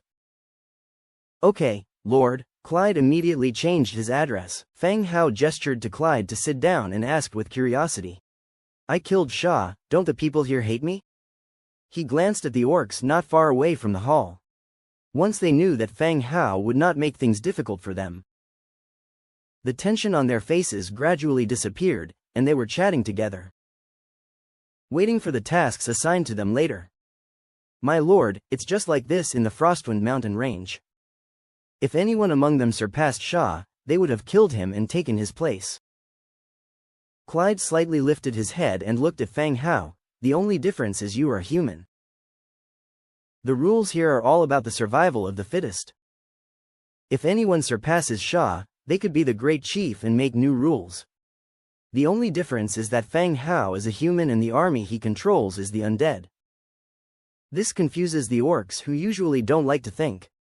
I plan to let you manage here, what do you think? Feng Hao said. Lord, with my current energy, it is hard to manage such a large group. Clyde sighed in response. Even if Clyde was a hero, his body had entered the decline stage. Even if he had the idea, he was a little powerless. I will arrange for someone to come and preside, you will continue to be a shaman here. Assisting in management, Feng Hao said after a thought. Clyde was a purple hero after all. As a spiritual leader of the orcs, the shaman could solve many problems. I am ready to serve you, my lord. Clyde got up and slightly saluted. Feng Hao opened the Book of Lords, took out a purple hero contract, and handed it to Clyde. The hero contract was purchased at a trade alliance shop. Sign it, even though Claire had shown enough sincerity and had helped him persuade the clan leaders in the Frostwind mountain range. But Feng Hao still wanted him to sign this contract. People's hearts can change little by little with time, place, and events. Only a contract can always bind them, preventing them from harming oneself. As the contract was presented, Claire also did not hesitate, directly stamping his handprint on it. Before Feng Hao arrived, the Bronze Bull had already spoken to him about the contract. He was already psychologically prepared and thus showed no significant hesitation. Light emerged from the contract and immersed itself into Claire's body. The contract was fulfilled. Shaman Claire, current loyalty to you is 60. Indeed, Claire's loyalty was only 60, even lower than the Bronze Bull forced into allegiance by him. Shaman Claire, purple rank 3 hero. Faction. Orc, template, purple. Race traits. Living creatures, altar believer, blood rage. Legion talent.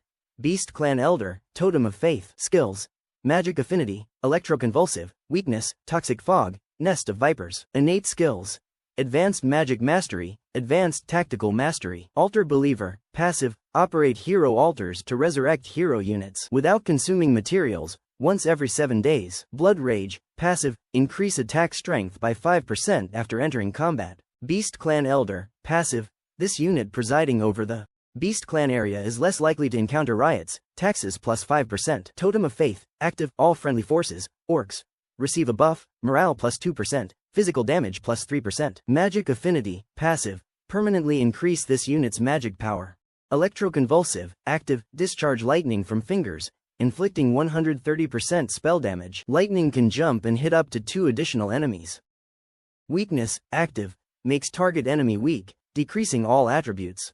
Toxic fog, active, summons poison fog in a designated area to continuously harm targets. Nest of vipers, active, summons 10 magic venomous snakes to attack enemy units. Description: Shaman is better at thinking than orcs, he thinks in the dark, guiding the clan through difficulties. Although Claire has several seemingly good skills, their effects in Legion's battles are not significant. The only 2 Feng Hao finds useful are Altar Believer and Beast Clan Elder. One allows free usage of the hero altar every 7 days to resurrect fallen heroes, and another one increases the stability of the orc tribe. This prevents riots and increases tax revenue. He is a domestic affair-oriented hero of the orc clan. As long as Claire is in Frostwind City, he won't need to worry about the orcs rioting. Claire, there should be a connecting road between here and the Bloody Ridge, right? Feng Hao looked at Claire again. The Frostwind and Bloody Ridges are part of the same mountain range. But since the range is so long and spans several territories, they are named separately. Since it's the same range, there must be a connection. He must pay attention to this, whether for defending against the trolls, or for future counterattacks. Yes, sir. Claire stood up and shouted, "Bring the sand table over." Several orc guards immediately acted, pushing a sand table, over 7 meters long and 5 meters wide, into the middle of the hall. Sir, it would be clearer to look at it here. Claire invited Feng Hao. Several people ascended the steps to the giant sand table. Detailed sand table, Frostwind Ridge. Frostwind Ridge sand table recorded, it can be viewed in the Book of Lords map page. As soon as he approached the sand table, a system prompt suddenly appeared. Feng Hao immediately opened the Book of Lords and flipped to the map page. Sure enough, on the map page, the entire Frostwind mountain range area was fully illuminated, showing the terrain, winding paths, which fully matched the information on the sand table. This brought an instant joy to Fang Hao's heart. You see, maps require manpower to explore. Initially, when Fang Hao just traversed here, he made use of the god's presence skill every day, exploring the territory nearby with his men, and then cross-referenced the map to re-explore the unlit areas when he returned. Now that he has incorporated the sand table, this task was saved, and the entire Frostwind Mountain Range map was automatically unlocked, and it's very clear. What's the matter, Lord? Claire, seeing Fang Hao lost in thought, asked quietly. Nothing, just go ahead. Fang Hao closed the Book of Lords, refocusing his gaze on the sand table. All right, Lord, the sand table is huge. Claire picked up his crutch and pointed from east to west along a road inside the mountain. Lord, this road cuts through the entire mountain range. He pointed out at a point in the middle. Frostwind Mountain Range and Bloodthirsty Mountain Range use this as the boundary and do not interfere with each other. It appears that the Bloodthirsty Mountain Range occupies more locations and has a better living environment. One of the major reasons is that the Bloodthroat tribe is stronger and has an orange hero stationed there. So you mean, if those trolls want to attack Frostwind Mountain Range, this is the only route they'd take? Fang Hao said. Yes, Lord, all the other paths are rugged mountain trails, at most a few hundred people can pass. If a war breaks out, this is the only road, Claire answered. Fang Hao nodded, thinking that he should also establish a fortress here later for defense against the trolls. Once internal stability is achieved in the Frostwind tribe, based on the locations of the two forts, attack can be launched on the Bloodthirsty Mountain Range, and this threat can be completely removed. Talk about the mines. I see here contains a large amount of mineral reserves. There must be many mines, right? Fang Hao continued to ask. Yes, there are a total of 72 mining sites, but the tribes have had constant disputes in the past, plundering each other, and not many mines can continue production, replied Claire. We'll compile them all later, arrange specific villages for mining, and stabilize efficiency. Fang Hao nodded. There are actually 72 locations. The ores here are really rich. As long as mining is stable, there will be no worries for the ores needed in the territory. All right, Lord, the Frostwind Mountain Range used to supply mineral resources in exchange for other resources. If we stop fighting for mines and destroying facilities, the output can at least double, said Claire, standing next to Fang Hao. I'll take care of the supply part. They don't have to worry about it. As long as they do their jobs, they can eat well and wear warm. Fang Hao understood what Claire wanted to convey. Previously, the resources here were used for exchange. They used ores to exchange for other necessary resources such as food and daily necessities. Fang Hao would arrange these, and they only needed to finish their work. Thank you, Lord. As long as these needs are met, they won't cause any trouble, said Claire. Fang Hao nodded, and looked at Fireblade. Fireblade, Claire. Lord, the two came over. You two will lead the army to this place. I will establish a fortress here, and you two will be responsible for defense. Fang Hao pointed to the junction of the Frostwind Mountain Range and the Bloodthirsty Mountain Range on the sand table. Yes, Lord, the two nodded in agreement. Fang Hao looked at Shaman Claire. Let's go, you come with me first. I'll send you back after the fortress is built. Oh, all right, Lord. Fang Hao, with Claire and Angia, left the chieftain's hall. The three of them rode the bone dragon towards the boundary. In half an hour, they had already reached the boundary. There were not only jagged rocks here, but also a sizable wind vent. The strong wind made people lean, and they had to strive against the wind step by step. Lord, this is the boundary. Shah has considered establishing a fortress here, but it is very difficult to walk normally here, let alone constructing a fortress that can block the path, said Claire loudly. But the woo sound of the wind next to his ear made it a bit unclear to hear. Fang Hao cast frost armor, with stones occasionally blown up by the strong wind hitting the armor, emitting blue ripples. He opened the Book of Lords, went straight to the construction area, and found the fortress. Fortress. Wood 3000, stone 2000, cement 1500, iron 500, metal fittings 120. He directly chose to build. The light fluctuated, and a fortress was erected to block the wind vent. As the three moved forward with force, their bodies suddenly lightened, almost falling to the ground. Claire had never seen such a situation where a fortress can be constructed in the blink of an eye. His face looked excited, mumbling words like, gift, and miracle, and he knelt down to Feng Hao again. Loyalty also directly rose by 10 points. Feng Hao asked him to get up and started to upgrade the fortress and build defense arrow towers and magic defense towers. Claire, arrange some orcs to come here later to listen to Fireblade's commands for joint defense. Feng Hao instructed after the fortress was built. All right, Lord, I will arrange it properly, replied Claire. About half an hour later, Fireblade led a large group over. Of the over 1 million undead soldiers who have been assigned to the Frostwind City, over 200,000 have been left behind, and the rest have all been brought here. Fireblade, you stay and guard this place, as do you, Pliers. Listen to Fireblade's orders, said Feng Hao. Yes, my lord, I will definitely listen to Fireblade's commands. Lord, does this make me a commander now? Pliers, recovering quickly from his injuries, asked with a voice less raspy than before. A commander? Feng Hao asked curiously. Yes, someone who can command a few people, Pliers explained eagerly.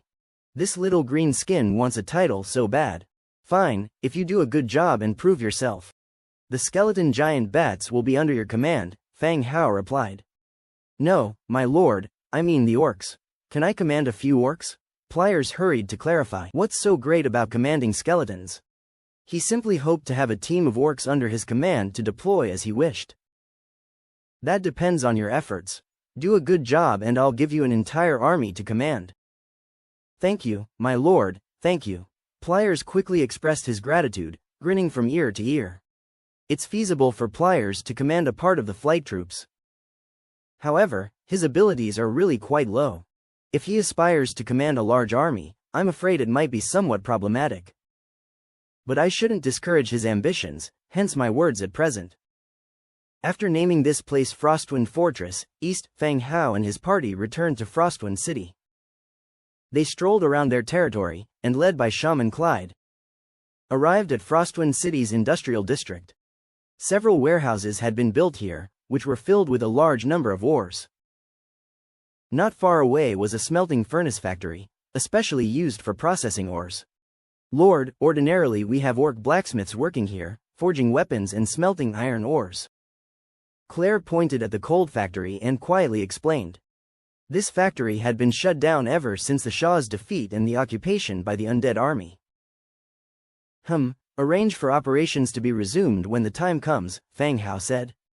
He massively increased the production of all kinds of tools in the warehouse and increased the number of smelting furnaces to 200. Regardless of whether it's too much or not, it definitely can't be too few. Later, he would recruit some skeleton blacksmiths to be assigned here, turning this place directly into a blacksmithing factory. After touring the city, they returned to the chieftain's great hall. Just then, Angia was directing a skeleton to bring out boxes and boxes filled with gold coins.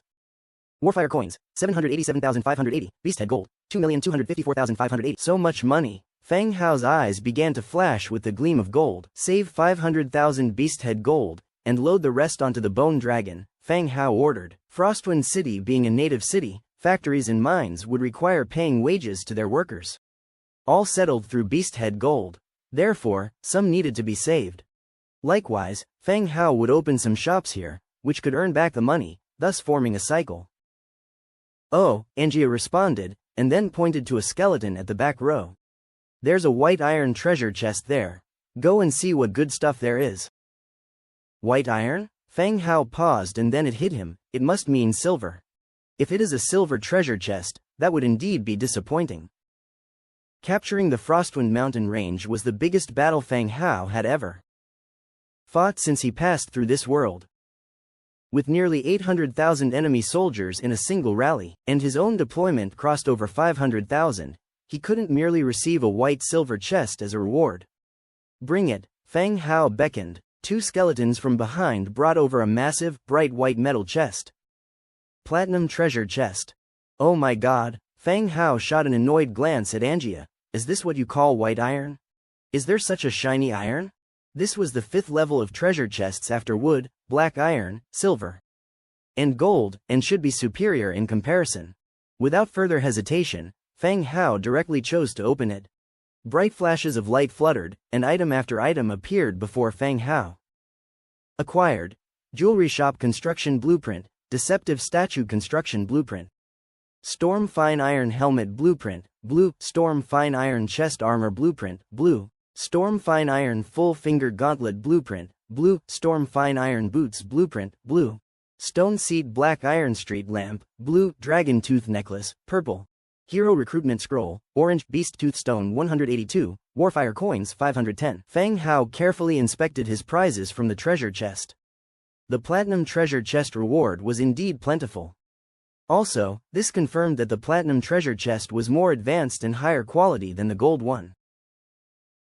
With more and better rewards coming out, Feng Hao's eyes landed first on the Orange Scroll. Hero Recruitment Scroll, orange. It's actually an orange scroll. The last Hero Recruitment Scroll I received was for Nelson. He was my first hero, summoned purely by fate, a Nelson of the Orange template, with no tier requirement. This time, the Recruitment Scroll guarantees an orange template, a reassuring safety net. Hero Recruitment Scroll, orange. Category: Recruitment Scroll. Description: upon use, a random orange template hero can be recruited. There's no faction requirement this time. I'm not sure what kind of hero it will summon. I hope it doesn't yield any bizarre species or factions. Anyway, I am about to have my second orange hero, which is good news. I suppress my excitement and decide to put away the recruitment scroll for now. It's too crowded here, I'll use it when I return to the main territory. While Angia is directing the skeletons to load the gold coins onto the dragon's back, Feng Hao continues to examine the remaining blueprints. Level 1 Jewelry Shop, 550 wood, 800 stone, 300 leather, 220 hemp rope, 120 iron, 50 metal parts. Now that I have already acquired a tailor shop and a blacksmith shop, I no longer simply think that this kind of shop only sells jewelry. It should work similarly to a tailor's shop, allowing you to recruit craftsmen-like professions focused on crafting jewelry. As for its exact function, I will find out after building it when I return. God of Deception Statue, 550 wood, 1500 stone, 5 natural gem, 2 essence of magic, 2 enchanting essence. Description: the God of Deception will bless the ruler of the land, granting the deception and trickery to those with ulterior motives. With the construction of the first 2 statues, building another statue isn't so extraordinary anymore. But this time, it's different. The Harvest statue and the Slaughter God statue bless the land, whereas the Deception statue blesses the ruler of the land himself. Based on the content, it sounds more like the leader of a fraudulent organization. Doesn't look like a good guy. There's one more thing that leads Feng Hao to speculate. The rewards from a place often have something to do with the region, leading to the God of Deception statue here in the Orc territories. Could it be that some people here worship the God of Deception? It's a little confusing, but Claire should pay special attention to this later. I don't want any trouble to arise because of this. Continue to check the next item. Storm Fine Iron Open Face Helmet, blue. Category: Helmet. Defense, Tier 3 Defense. Effect: Attack Power plus 30%, Maximum Health plus 5%, Skill Success Rate plus 150%. Description: the favorite armor of rough warriors, rumored to guarantee victory in battles when worn. A blue set armor, it's a pretty good piece of equipment, especially with the set attributes: attack power, health, skill success rate. These are all very important attributes, especially since the equipment of the infantry is currently very random, consisting of different sets of blue and green. This will help unify their equipment and improve overall combat power. Stone Throne Lamppost, 100 wood, 50 stone, 20 iron, 10 cast iron blocks, 1 glass lampshade. Description: the sun can't be this low, it's a lantern with a glass cover. We have glass now? If it's possible to make glass, the first thing Feng Hao would do is to make windows, which would help in rainy and wintry weather. Dragon Tooth Necklace, purple. Category: Necklace. Effect: Close range attack power plus 5%, stamina recovery plus 10%. Description: a necklace as powerful as the Dragon Clan, it will bring you a strong physique and power. The Dragon Tooth Necklace is not a real dragon tooth. It's about the size of a pinky finger, in the shape of a canine tooth, and made of material similar to jade. The name, Dragon Tooth, is probably given by the maker himself. Angia, Feng Hao called out. Ah! In the distance, Angia was standing on the dragon's back, tying the cash boxes with hemp rope. Although Angia doesn't have many places to spend money, she also loves wealth. She always scrupulously scavenges a place, more thorough than anyone else. This is for you. Feng Hao threw the necklace in his hand over to her. Angia took it with both hands and took a look at the dragon tooth necklace. For me? Yeah, Feng Hao nodded, holding the tooth-shaped pendant that was as smooth as jade. Angia looked at it for a while before beaming joyfully as she put it on her neck. Thank you, Fighter Tooth. Angia's loyalty to you has increased by 10, the current loyalty is 97. Angia's loyalty abruptly increased by 10 points, just 3 short of reaching 100%. Feng Hao has been giving her food and clothes, unexpectedly. It was the necklace that increased her loyalty by 10 points. All the money was secured onto the dragon's back. After giving a few words to Claire, Feng Hao, alongside Angia and Bronze Bull, left Frostwind City. Here, Claire would initially manage everything and wait until Nelson made a new hero. And then the new hero would be sent here. The bone dragon soared into the sky, flying towards Feng Hao's territory. On the way, they dropped Bronze Bull into the city where Zhang Bin was located. And then sent Zhang Bin back to his original city. The addition of Frostwind City added a new problem, food. Zhang Bin had to be sent back to expand the farm and increase output. By the time they returned to their territory, it was already dark. Thus, the day ended. Aira had prepared a lavish dinner for them. As Angia began describing Frostwind City to Aira, Feng Hao had no chance to interrupt. He could only eat his meal while passing time watching the regional channel. Damn, a group of folks came by during the day. They looked like soldiers from a nearby city. Came to levy some tax. They blabbered about a lot of things. Didn't you just bash him up then and there, and yelled, "Are you blind? See who you're messing with." They're just trying to extort protection fees, better to just pay it and keep the peace. I don't dare refuse. They came with hundreds of people, all equipped with those badass kind of equipment. Thankfully, they gave me a certificate after I paid. No need to pay again for half a year. Yours isn't too bad then, your territory is near human cities, you can get some protection. Yeah, I do envy you. I also want to pay some money, and develop slowly. Hey, let me interject here. Go ahead, but gently. Seriously, I recruited a blue-level hero in the field today. He came with a training skill that can train archers into rangers. Damn, are you about to take off? Boss, you're awesome. Is the archer a male or female hero? Can you bang them? Male, not sure if you can bang until loyalty reaches 100. Boss, you must be the first one to have a hero in this region, haven't heard of anyone else. Who says? You guys forget? There was a point ranking at the end of the first 7-day trial. Feng Hao was ranked first and was awarded a hero recruitment scroll, from the name. It should be used to recruit a hero. Right, remember Feng Hao once took a photo. There were a pair of white legs in the corner. Must be the hero he recruited. Case cracked, Feng Hao has recruited a female hero. Spread the word, Feng Hao married a female hero. Spread the word, Feng Hao is a female. Hold on, weren't we talking about me recruiting a hero? Why did you bring up Feng Hao? Can I just show off a bit? No need to show off, you're quite alike. Feng Hao looked at the regional channel and almost spit out his food. Why does every conversation have to involve him? From everyone's chat, it seems most people are still unfamiliar with heroes. Maybe there are some like Feng Hao, who recruit heroes discreetly, but they are certainly in the minority. Closing the Book of Lords, he finished all the food in his bowl. Leaving the two ladies to continue eating, he took the hero recruitment scroll and went outside. Standing in the open space in front of the Lord's mansion.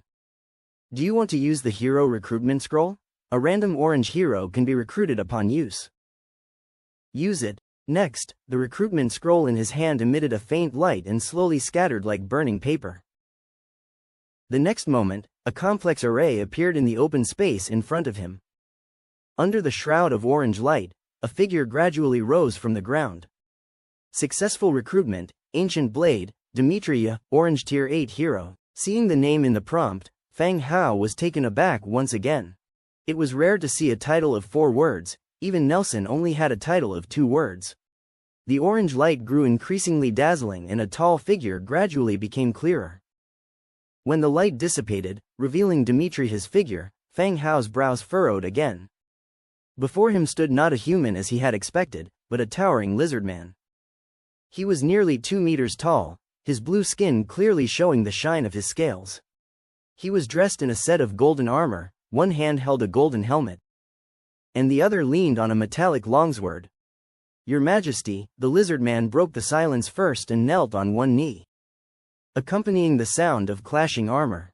"Welcome aboard, Demetria." Fang Hao quickly smiled and helped him up. "Ancient Blade, Demetria's loyalty towards you has increased by 5 points, current loyalty is 95. That high?" His loyalty was so high right after joining. It seemed that neither the heroes nor the slaves he had bought had such high initial loyalty. "Thank you, Your Majesty." The lizard man rose again. "Just call me sir, the territory is still under construction, and we need everyone's joint effort."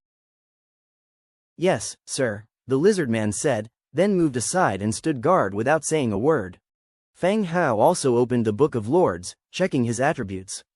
Ancient Blade, Demetria, Orange Tier 8 hero. Faction: Lizardmen, Template, Orange. Racial traits: Living creatures, cold-blooded, underwater breathing, scale armor. Legion talent: Tactical camouflage, Rune Guardian, Two-handed sword commander. Skills: Misty Sky, Heretical mark, Fanatic belief, Ancient Saint's blessing, Fierce/Sweeping. Innate abilities: Domain command mastery, Advanced two-handed sword mastery, Advanced tactical mastery, Advanced religious belief. Cold-blooded creatures, stamina and spirit increase by 15%. Underwater breathing: this unit can breathe normally underwater. Scale armor, natural armor, defense is increased by 25%. Tactical camouflage: this unit leads troops.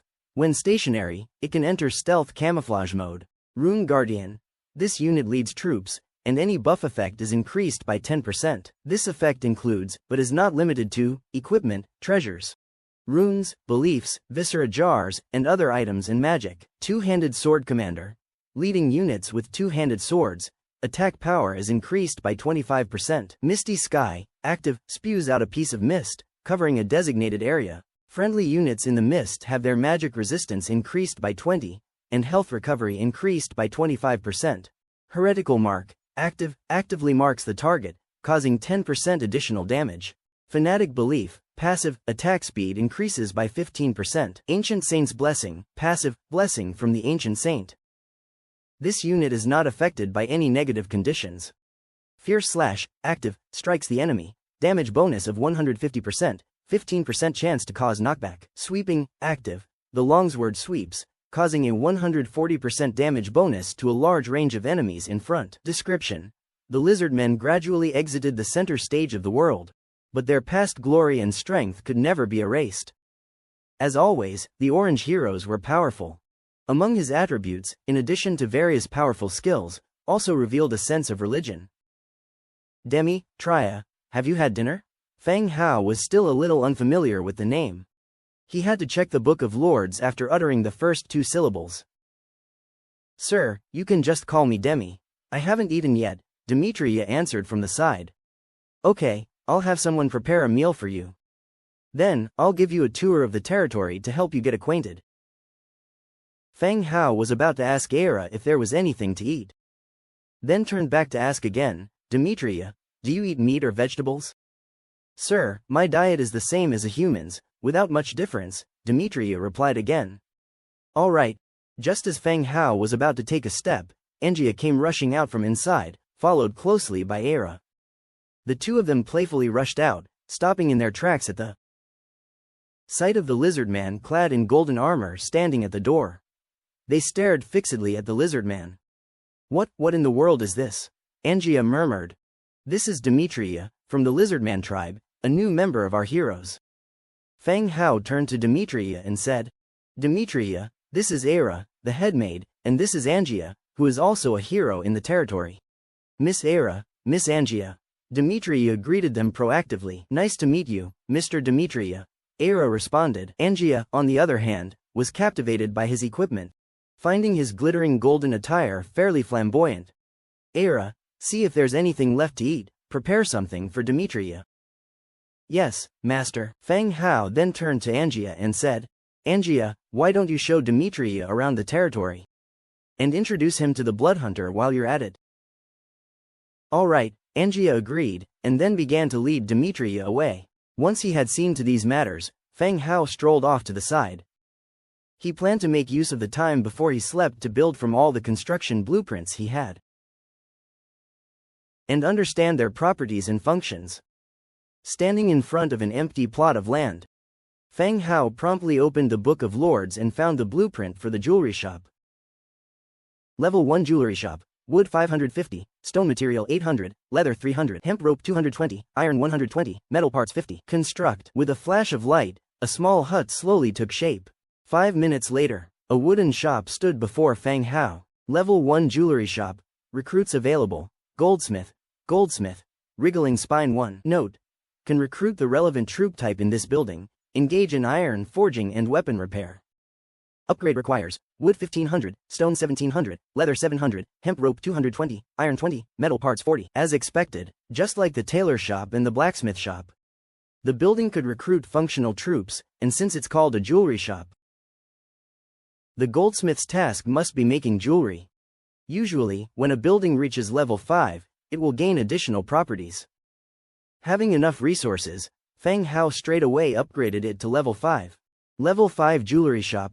Recruits available. Goldsmith. Goldsmith. Wriggling Spine 1. Ability: Craftsmanship Expertise. Craftsmanship Expertise.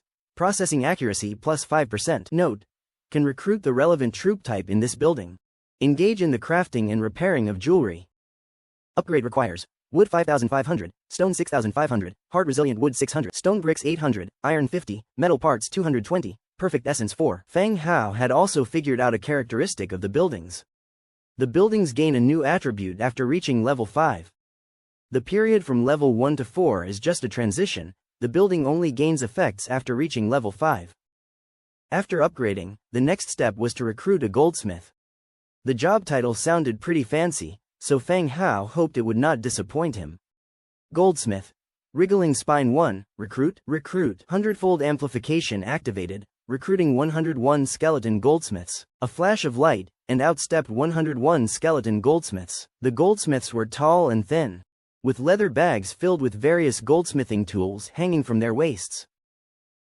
Greetings, Master. The group of goldsmiths saluted as one, the eyes of the goldsmith burning with the azure soul flame.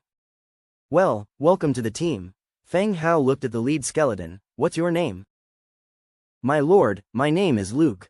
The leading skeleton goldsmith replied. Great, Luke, you are now the team leader of the goldsmiths. Any tasks will be given to you and then you will allocate them. Feng Hao, as usual, selected a team leader. This also made it convenient for him to supervise, without having to remember so many names. Yes, Master, we are at your service. Skeleton goldsmith Luke's loyalty to you has increased by 5 points, current loyalty is 85. Feng Hao nodded, and started to check the goldsmith's attributes. Skeleton goldsmith, Tier 1, Faction, Undead. Racial features: Undead, Hollow skeleton, vulnerable to light. Skills: Fine repair, precision manufacturing. Fine repair. Repairs jewelry, restoring durability. Precision manufacturing. Specializes in the creation of small precision crafts. Innate skills: Level 1 Goldsmith Mastery. Note: from clothes accessories to weapon ornaments, everything involves the works of goldsmiths. Integrating art into life and filling life with art is what every craftsman pursues. The role of a goldsmith is to produce various crafts. Be it rings, necklaces, insignias that nobles adore, or a king's crown, all come within the scope of a goldsmith's work. Repair these 2 pieces. Feng Hao removed the mindful necklace and flame ring. He had been wearing these 2 items for a month, so today is a good time to get them fixed. Okay, my lord, they will be repaired by tomorrow morning. Luke responded. All right, you take a look around the territory and see what needs to be done. Then report back to me, Feng Hao continued. There were over 100 of them, they can't just sit around doing nothing. They had to see what needed to be done so the tasks could be assigned properly. Understood, my lord. After delegating tasks, Fang Hao built houses for the skeleton goldsmiths, told them they could rest, and scheduled their working hours. After receiving an increase in loyalty from a group of goldsmiths, Fang Hao left them. He was now left with 3 construction blueprints. They were for the hero altar, smelting furnace, and god of deception statue. He first arrived at the statue area. He chose to build the statue of god of deception 2 meters away from the slaughter god statue. A blue glow emerged which gradually formed an outline that was somewhat robust. When the glow dissipated, there stood a tall thin man holding a mask. God of Deception statue, blue. Types. Special building effects. Success rate of speech plus 30%, advantage, extra plus 10% for the opposite sex. This effect only works for the leader of the power. Description. The God of Deception has blessed the territory's leader and gives deception and cunning to those with ulterior motives. The God of Deception actually only provides one effect, the ability to express oneself eloquently. In the future, regardless of what you say, the credibility given by the listener towards you will increase by 30%.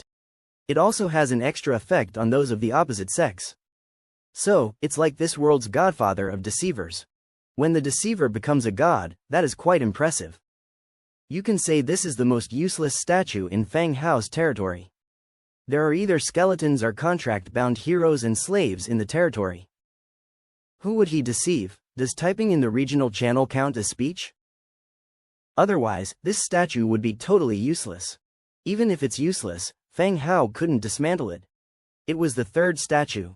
As long as he builds one more statue, he will meet the prerequisites of the Wish Fountain blueprint. Then, he could make a wish in the Wish Fountain and get the materials he needs.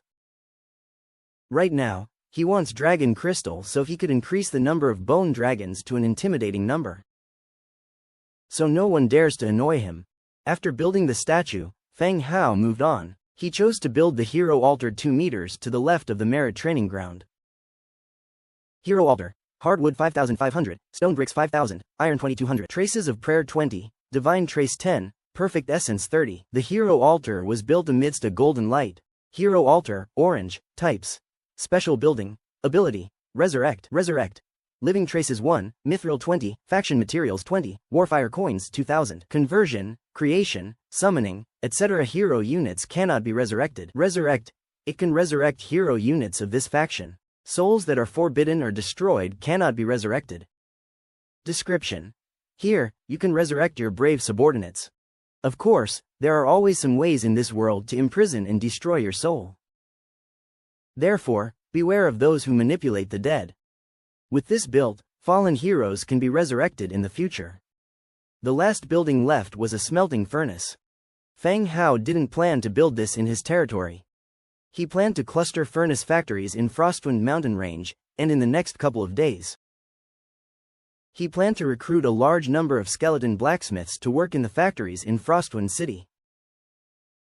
Within his territory, only the blacksmith who repairs and forges equipment was needed. After all the hustle and bustle concluded, it was late. Angia and Lizardmen Hero had strolled around the territory a large circle, covered each area within the territory. My lord, seeing Fang Hao, Demetria saluted again. Okay, there's nothing special in the territory. Just keep in mind not to disturb Scholar Nelson when he's working in the Viscera Museum after closing hours, Fang Hao said softly. Understood, I will respect the rules of the territory, Demetria replied. Demetria's reply was very bland.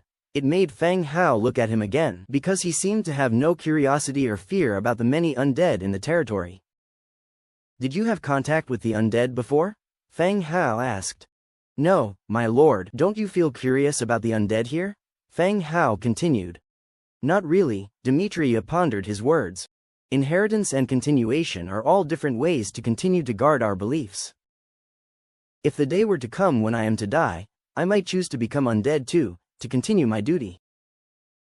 I see. Is the faith of the lizard man so unwavering? Well, perhaps you're right, said Fang Hao as the two of them reached a spot not far from the Lord's mansion. I will build a mansion for you here. There are nightstone chandeliers and furniture in the warehouses. Fang Hao flipped the Book of Lords, built a house and upgraded it to level 6. When reaching level 5, the wooden house was already upgraded to a 2-story stone building. How is it? Is that the architectural style over at your place? Fang Hao asked. Thank you, my lord. I only remember that the place I lived was quite damp. And most of the buildings were made of stone bricks, Demetria replied softly. Okay, go in and take a look. If you need anything, you can move it in. You should also get some rest early. Demetria nodded, took his weapon, and walked directly into the house. The next day, in Prul City. The streets of Prul City are unusually bustling today. The Hot Pot restaurant has launched a seafood-themed event. On a simple wooden stage, rabbit maids sing and dance, showcasing their talents. Even if it isn't particularly professional, few commoners in this era have seen professional performances. The main attraction is the lively and active atmosphere. From early morning, the entrance of the Hot Pot restaurant was crowded with people. Layer upon layer, watching the performance. Even when the city lord announced new policies, fewer people gathered than now. Even if they weren't eating hot pot, they came to watch the show. Inside the restaurant, all the seats are filled, and the customers are tasting the newly launched seafood pot. How do you feel? Is the effect all right? Mr. Fang Hao stood in front of the counter. Behind the counter, Xin Yao Yao was wiping sweat and said while keeping accounts. Yes, Fu Lei has gone to fetch goods again, there are too many customers. And we can't sustain this kind of demand every day. Xin Yao Yao is Fu Lei's girlfriend. This time, she also came to the restaurant to help with accounting tasks. In the past, Fu Lei would bring fish to sell in the city, and by the time the sun set, he might not have sold all of them. He would need to take it back and dry it into dried fish. Now, Fu Lei has returned for the third time to restock goods. If this continues, even if the restaurant makes more money, it won't be able to keep up with the demand for fish. Today is the peak day, the number of people will slightly increase. It will gradually decrease in the next few days, said Fang Hao. He was very clear about this. The population of Prul City is limited, and most of its inhabitants are just after novelty. In the next few days, the number of people eating fish hot pot will slowly decrease. After all, most people are commoners and occasionally look to enhance their lives. By the way, boss, several nearby villages have recently been attacked by wild animals. Fu Lei wants to seize this opportunity to help the villages eradicate the beasts, and then incorporate them as subsidiary villages. Xin Yao Yao said. The nearby villages she mentioned were small villages near the freshwater lake. All rely on fishing for a living. If they could be incorporated as subsidiary villages, it would also increase the production of freshwater fish. That's fine, be careful, if the villages don't want to join, don't force them. Fang Hao thought for a moment and said, all right, when Fu Lei comes back, I'll tell him. Okay, you get busy, I'll go sit in the tavern across the road. All right, boss. The temperature in the restaurant was too high, so when they came out, both his and Angia's foreheads were covered with sweat. After wiping sweat off, he headed directly towards the bar across the street. Upon entering the bar, the landlady was leaning on her chin in a daydream-like state. Seeing them enter, she only had a quick glance. What's wrong? Not in a good mood today. Fang Hao sat down in front of the bar. The landlady gave him a wide-eyed glance, and said, Did you come here specifically to mock me? What do you mean by that? HMPH, as your restaurant is getting more and more popular, look at my bar. There is not a single person. The landlady complained discontentedly. She also brought a few bartenders from her bar to try the hot pot. It indeed was delicious and unlike any food they had ever eaten before. It seemed addictive. As soon as they smelled the fragrance wafting from the restaurant across the street, they couldn't help but salivate, wanting to eat it again. And today, Fang Hao's restaurant has launched a seafood-themed hot pot event.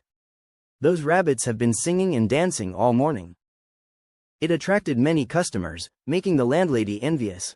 Add to that, her bar business was getting worse. She felt angry whenever she saw Fang Hao. It is still morning, and this is not the peak time for your bar. Fang Hao comforted softly. Sigh, even at night, there aren't many customers. My bar is nearing its end. The landlady sighed. She looked somewhat depressed, but still used a rag to wipe her hands and poured 2 cups of beer for them. What could she say? The restaurant that Feng Hao ran was truly delicious and attracted most of the city's people. Besides, Feng Hao's restaurant has restored the original price of its drinks. And she has appropriately reduced her prices, but she still can't compete. What could she say? She couldn't expect Feng Hao to close his restaurant to take care of her, could she? If things don't take a turn for the better, you could consider helping me, Feng Hao said with a smile. This time, the innkeeper didn't argue but sat down to ponder. It seemed that the tavern was indeed having a hard time. Feng Hao didn't say anything else and turned his eyes to the announcement board on the side. There were no new maps today, but there was a new bounty. Beneath his Swords of Absolution bounty, there was a new listing. Bounty: Escort Caravan. Task: Escort the city's cloth merchant to List City. Requirements: a team of 10 mercenaries. Reward: 200 gold coins. Is this bounty offered by Tavik? Feng Hao asked the innkeeper. Yes, I heard that he's planning to transport goods out of the city tomorrow. But he hasn't found a suitable escort team yet, the innkeeper replied, softly. I remember Tavik being quite wealthy and having his own trade caravan. Why is he hiring mercenaries now? Tavik was indeed the city's cloth merchant. Feng Hao had rescued his daughter from kidnappers and thus knew Tavik. In Feng Hao's recollection, he had his own trading caravan and did business between the various nearby cities. He wondered why Tavik was now posting bounties in the tavern. That, I'm not sure. Perhaps he has more goods this time, or perhaps there are other dangers on the road, the innkeeper replied listlessly. All right, Feng Hao finished the beer in his hand, got up and left the tavern with Angia. The pair headed straight to Tavik's residence. After giving notice of their visit, they quickly met with Tavik. Mr. Feng Hao, Miss Angia. Tavik greeted them with a smile. Mr. Tavik. The 3 of them sat down in the drawing room, and a servant brought over refreshments and pastries. I saw the bounty you posted at the tavern, Mr. Tavik. It mentions the need to hire a small team of 10 mercenaries. Feng Hao directly cut to the chase. Tavik was slightly taken aback, having not expected Feng Hao to approach him about this matter. He nodded and said, it's not just one team. Any group that can field 10 men can join. If there are more people, the bounty will increase accordingly. I remember Mr. Tavik has his own trade caravan. Why do you suddenly need so many people? Feng Hao asked, taking a sip from his wine cup. Ah, Tavik sighed heavily, looking distressed. I ran into some troubles and lost a lot of men and goods. This time, I must transport the goods to List City, so I had no choice but to hire mercenaries. I'm hoping that having more people will prevent any chaos. Tavik didn't spell it out, but one could more or less guess what happened. His caravan must have encountered danger, suffering heavy losses, and was unable to complete this delivery. But Tavik had to deliver the goods, which is why he posted the bounty at the tavern. However, due to the recent incident with the Fire Wolf mercenary group, the city lord had started to investigate and control the mercenaries. Many mercenary groups had left Prul City to seek opportunities in other cities. This left Tavik unable to find a suitable team in the short term. Where is List City located? Do you have a map? Feng Hao asked quietly. Tavik was startled, but then a joyful look appeared on his face. He was well aware of Feng Hao's strength.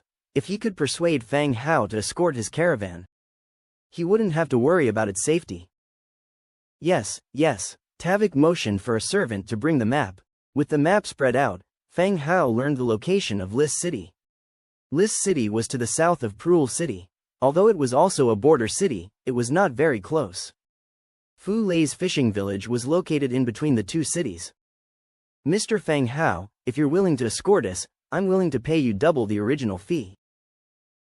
Tavik's voice was filled with hope. Feng Hao considered this. It would be a chance to accompany Tavik to another human city. This would help him in understanding the surrounding forces, as well as aiding his development hereafter. He looked up at Tavik again.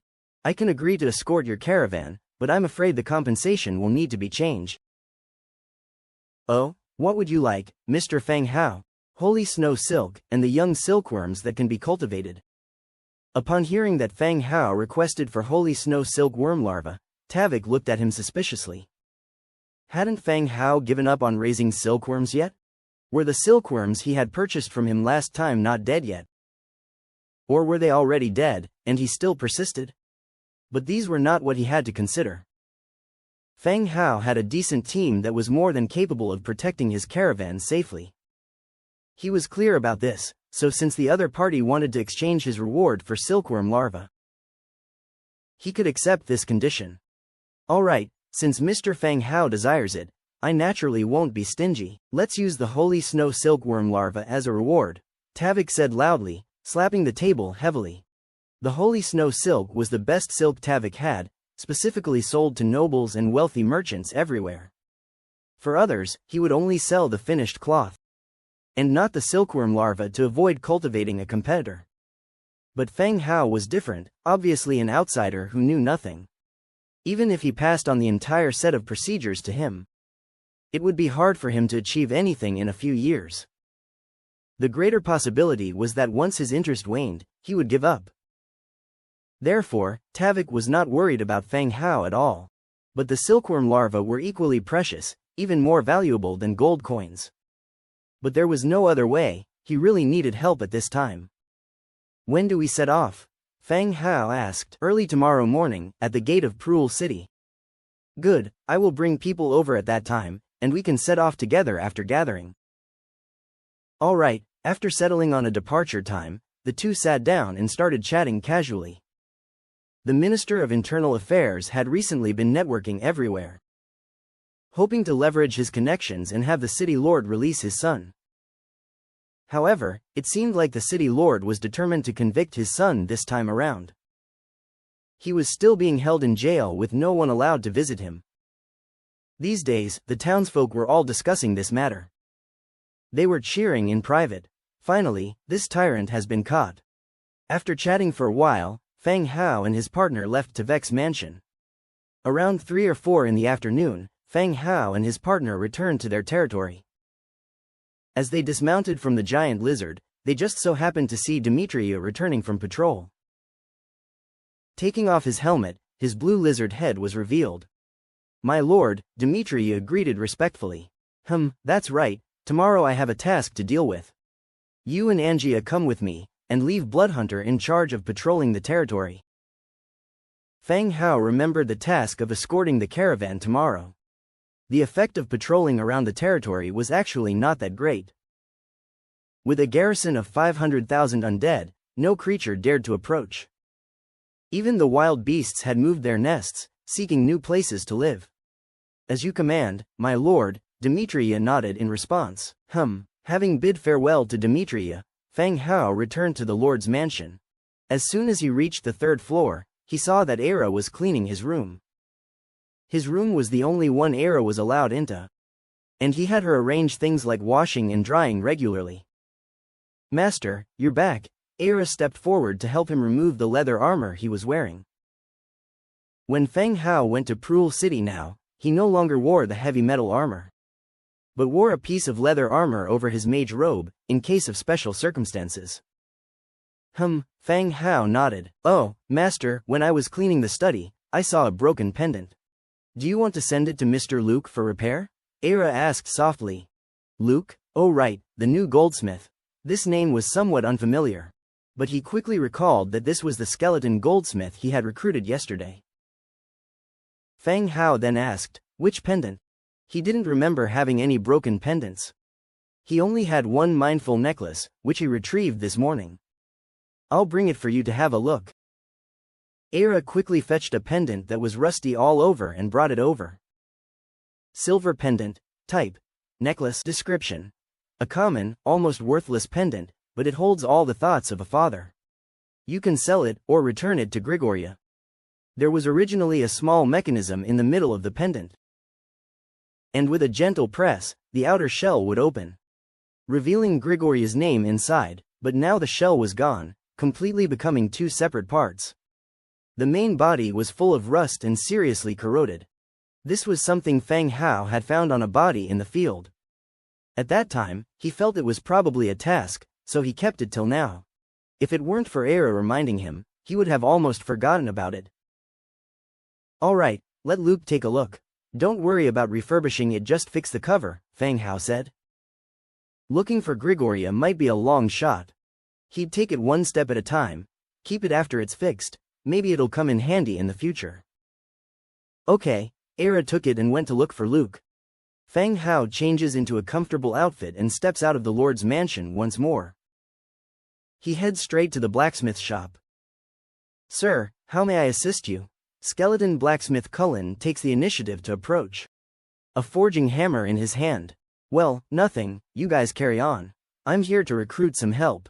The blacksmiths are all busy now, as the big battles with Skullcrusher and Bloodthroat have yielded a lot of equipment. The blacksmiths are working overtime, repairing and selling what they can. Remelting irreparable items into cast iron strips. Fang Hao's arrival isn't to assign them new work. Rather, he intends to recruit enough blacksmiths and assign them to the furnace factory in Frostwind City to replace the orcs who lack blacksmithing skills. Blacksmith. Wriggling Spines IO, recruit, adjust the recruitment to 10. Recruit, 100 times amplification activated, recruiting 10 skeleton blacksmiths. A dazzling light flashes, revealing over 1,000 blacksmiths. They all turn to look at Fang Hao. Greetings, my lord, all pay their respects to Fang Hao. Welcome everyone. This time, I'll assign you to work in the factories in Frostwind City, Fang Hao says loudly. As you command, my lord. Fang Hao calls for Angia and arranges for the skeleton blacksmiths to ride on the bone dragon. Hand them over to Claire, that shaman will do it. Fang Hao instructs Angia.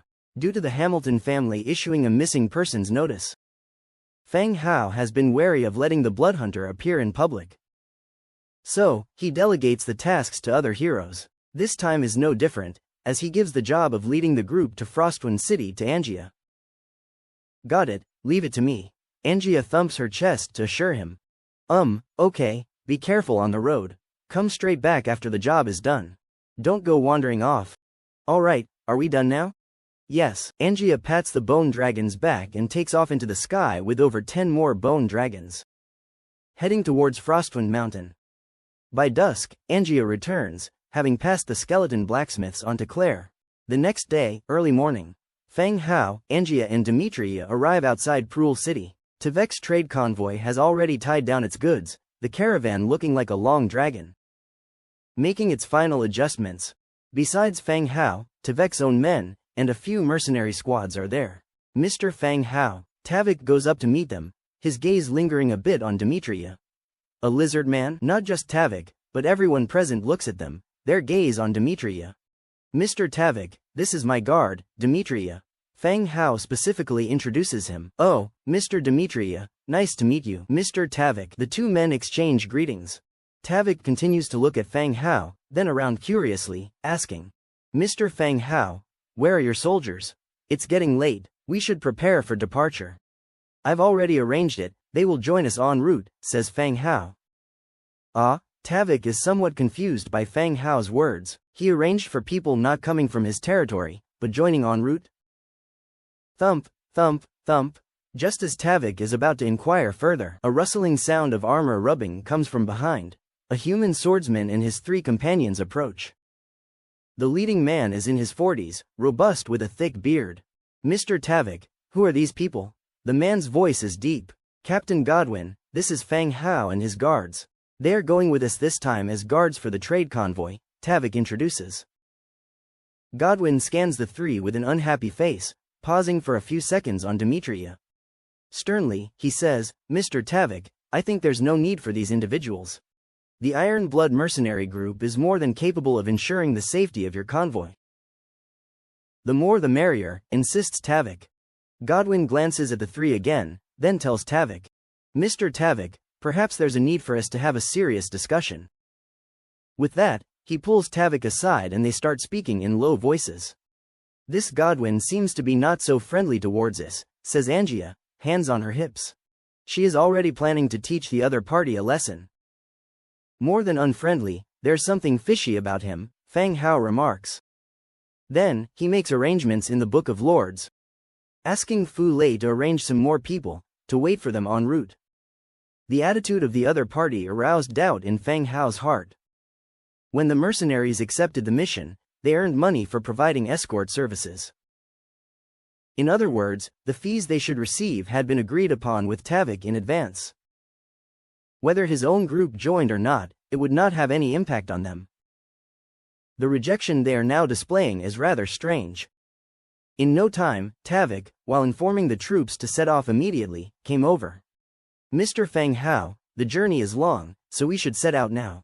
All right. It seems that Tavik was not swayed by the other party's words, and insisted that Feng Hao and his two companions stay.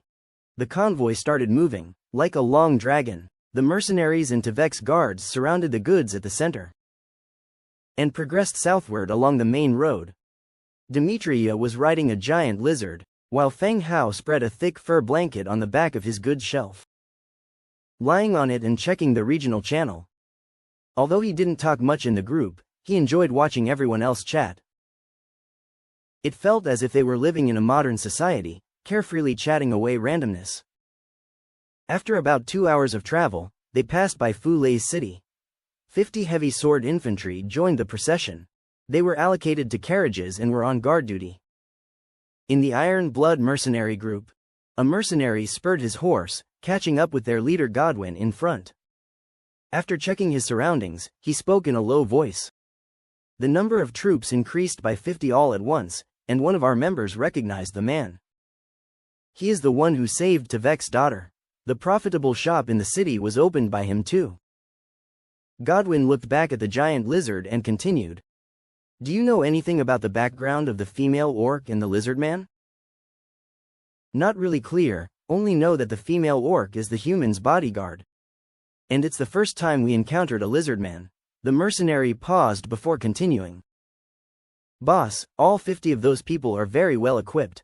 I'm afraid there would be casualties if we fight them. Shut up, Godwin scolded him quietly, glancing warily around him. I have a plan.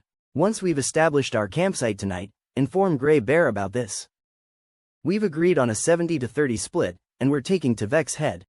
When the 50 well-armed heavy swords infantry joined, Godwin's heart also tightened. He had initially thought his plan was exposed, and these people were here to counter him. Seeing that they began to escort the convoy later, he realized he had nothing to worry about. But the addition of these people forced him to change his original plan. All right, boss, the mercenary nodded, slowed his horse, and returned to his guarding position.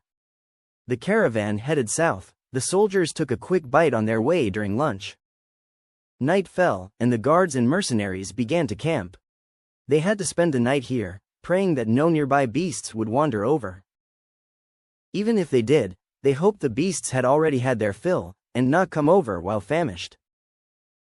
After setting up a simple defense, the tents began to be raised. The caravan provided food, but they could also eat their own food. A pot was set up, and Feng Hao tossed the hot pot base into it. Soon, the aroma filled the air. He didn't add many seasonings, only those gathered around him could smell it. They didn't have to worry about the smell attracting nearby beasts. At this point, Angia walked over. She sat down next to him, and said in a low voice. You guessed right, someone from the Iron Blood mercenary group has left the camp and headed east. He didn't ride a horse. I can set off now and bring him back. Hearing Angia's words, the hand Feng Hao used to place the meat into the pot paused for a moment. His guess turned out to be right. The mercenary group did have a special purpose. Angia, put the meat into the pot first. Also, don't let outsiders approach the tent. Feng Hao gave an instruction before diving directly into a nearby tent. He opened his backpack and pulled out a skeleton bird about the size of a palm. Skeleton sparrow, Tier 1. This was a bird species converted by the territory. It looked somewhat like a sparrow on Earth, but now it has been transformed into a skeleton. Opening a crack in the tent, he placed the skeleton sparrow outside. God's presence was then used directly. Goddess presence target, the skeleton sparrow, compatibility 98%. The compatibility with this combatless converted species was really high, directly scoring 98%. The next moment, soul fire emerged from the skeleton sparrow's eyes. It flapped its wings and flew in the direction where the mercenary had left. about 20 minutes away to the east of the campsite. This was a dense forest with a camp enclosed by a wooden fence. The skeleton sparrow kept a distance while following the mercenary all the way to this camp. As soon as the mercenary approached, he was noticed by the guard post. "Who's there?" "Lamb from the Iron Blood mercenary group. Our leader sent me over to discuss a collaboration with Boss Grey Bear." The mercenary hurriedly explained his purpose for coming. He was afraid that he would be shot with an arrow if the person above didn't recognize him due to the darkness. "From the Iron Blood mercenary group? Just wait there," the guard post informed him, asking a companion to watch over him, and turned around to find his own boss. Before long, a woman in brown armor climbed onto the wall but didn't order to open the camp gate. "Lamb Grey Bear, speak your business here," the woman said loudly. "Boss Grey Bear, our leader informed me that he is escorting a fat lamb and passing by here. If you're interested, we can do a 70-30 split." The mercenary said loudly. A 70-30 split, with him putting the 7 first, it meant that his side would take 70%. "Hey, does Softy Godwin have a good heart? He must have bumped into a tough nut to crack." Grey Bear sneered. "Yes, originally, our leader planned to swallow everything. But a group of 50 people suddenly joined midway. Our leader doesn't want to have casualties, which is why he asked for Boss Grey Bear's help." The mercenary still kept his voice high as he continued speaking. "And then you will push the responsibility to us at Grey Bear, with your Iron Blood mercenary group having an excuse to wash your hands of it. For a mercenary group to rob its employers, it's a grave matter. Without even considering others' retaliation, if word got out, the Iron Blood mercenary group would be doomed. By teaming up with a bandit stronghold, they could push the blame onto the stronghold. And they would just need to lay low for a few months. That could indeed allow them to shirk their responsibility. Boss Grey Bear, the merchant Tavik, has brought a lot of silk. If you are interested, I can return and complete my task." The mercenary spoke directly. Hearing about the silk, Grey Bear appeared to be somewhat moved. Silk was known as soft gold. It was very valuable. Eventually, Grey Bear was convinced. She said, "All right, I accept this mission. Maybe in the future we can partner more often on such endeavors, and everyone can make some profits." "Yes, Boss Grey Bear thinks just like our leader." "Good, when I gather my manpower, I will follow you to wipe out the caravan." The camp gate opened, and the mercenary entered the fortress, waiting for them to assemble their forces. Fang Hao sensed God's presence. He walked out of the tent and said solemnly, "Demetria, Angia, prepare yourselves. Take everyone and wipe out the Iron Blood mercenary group completely, leave no one behind."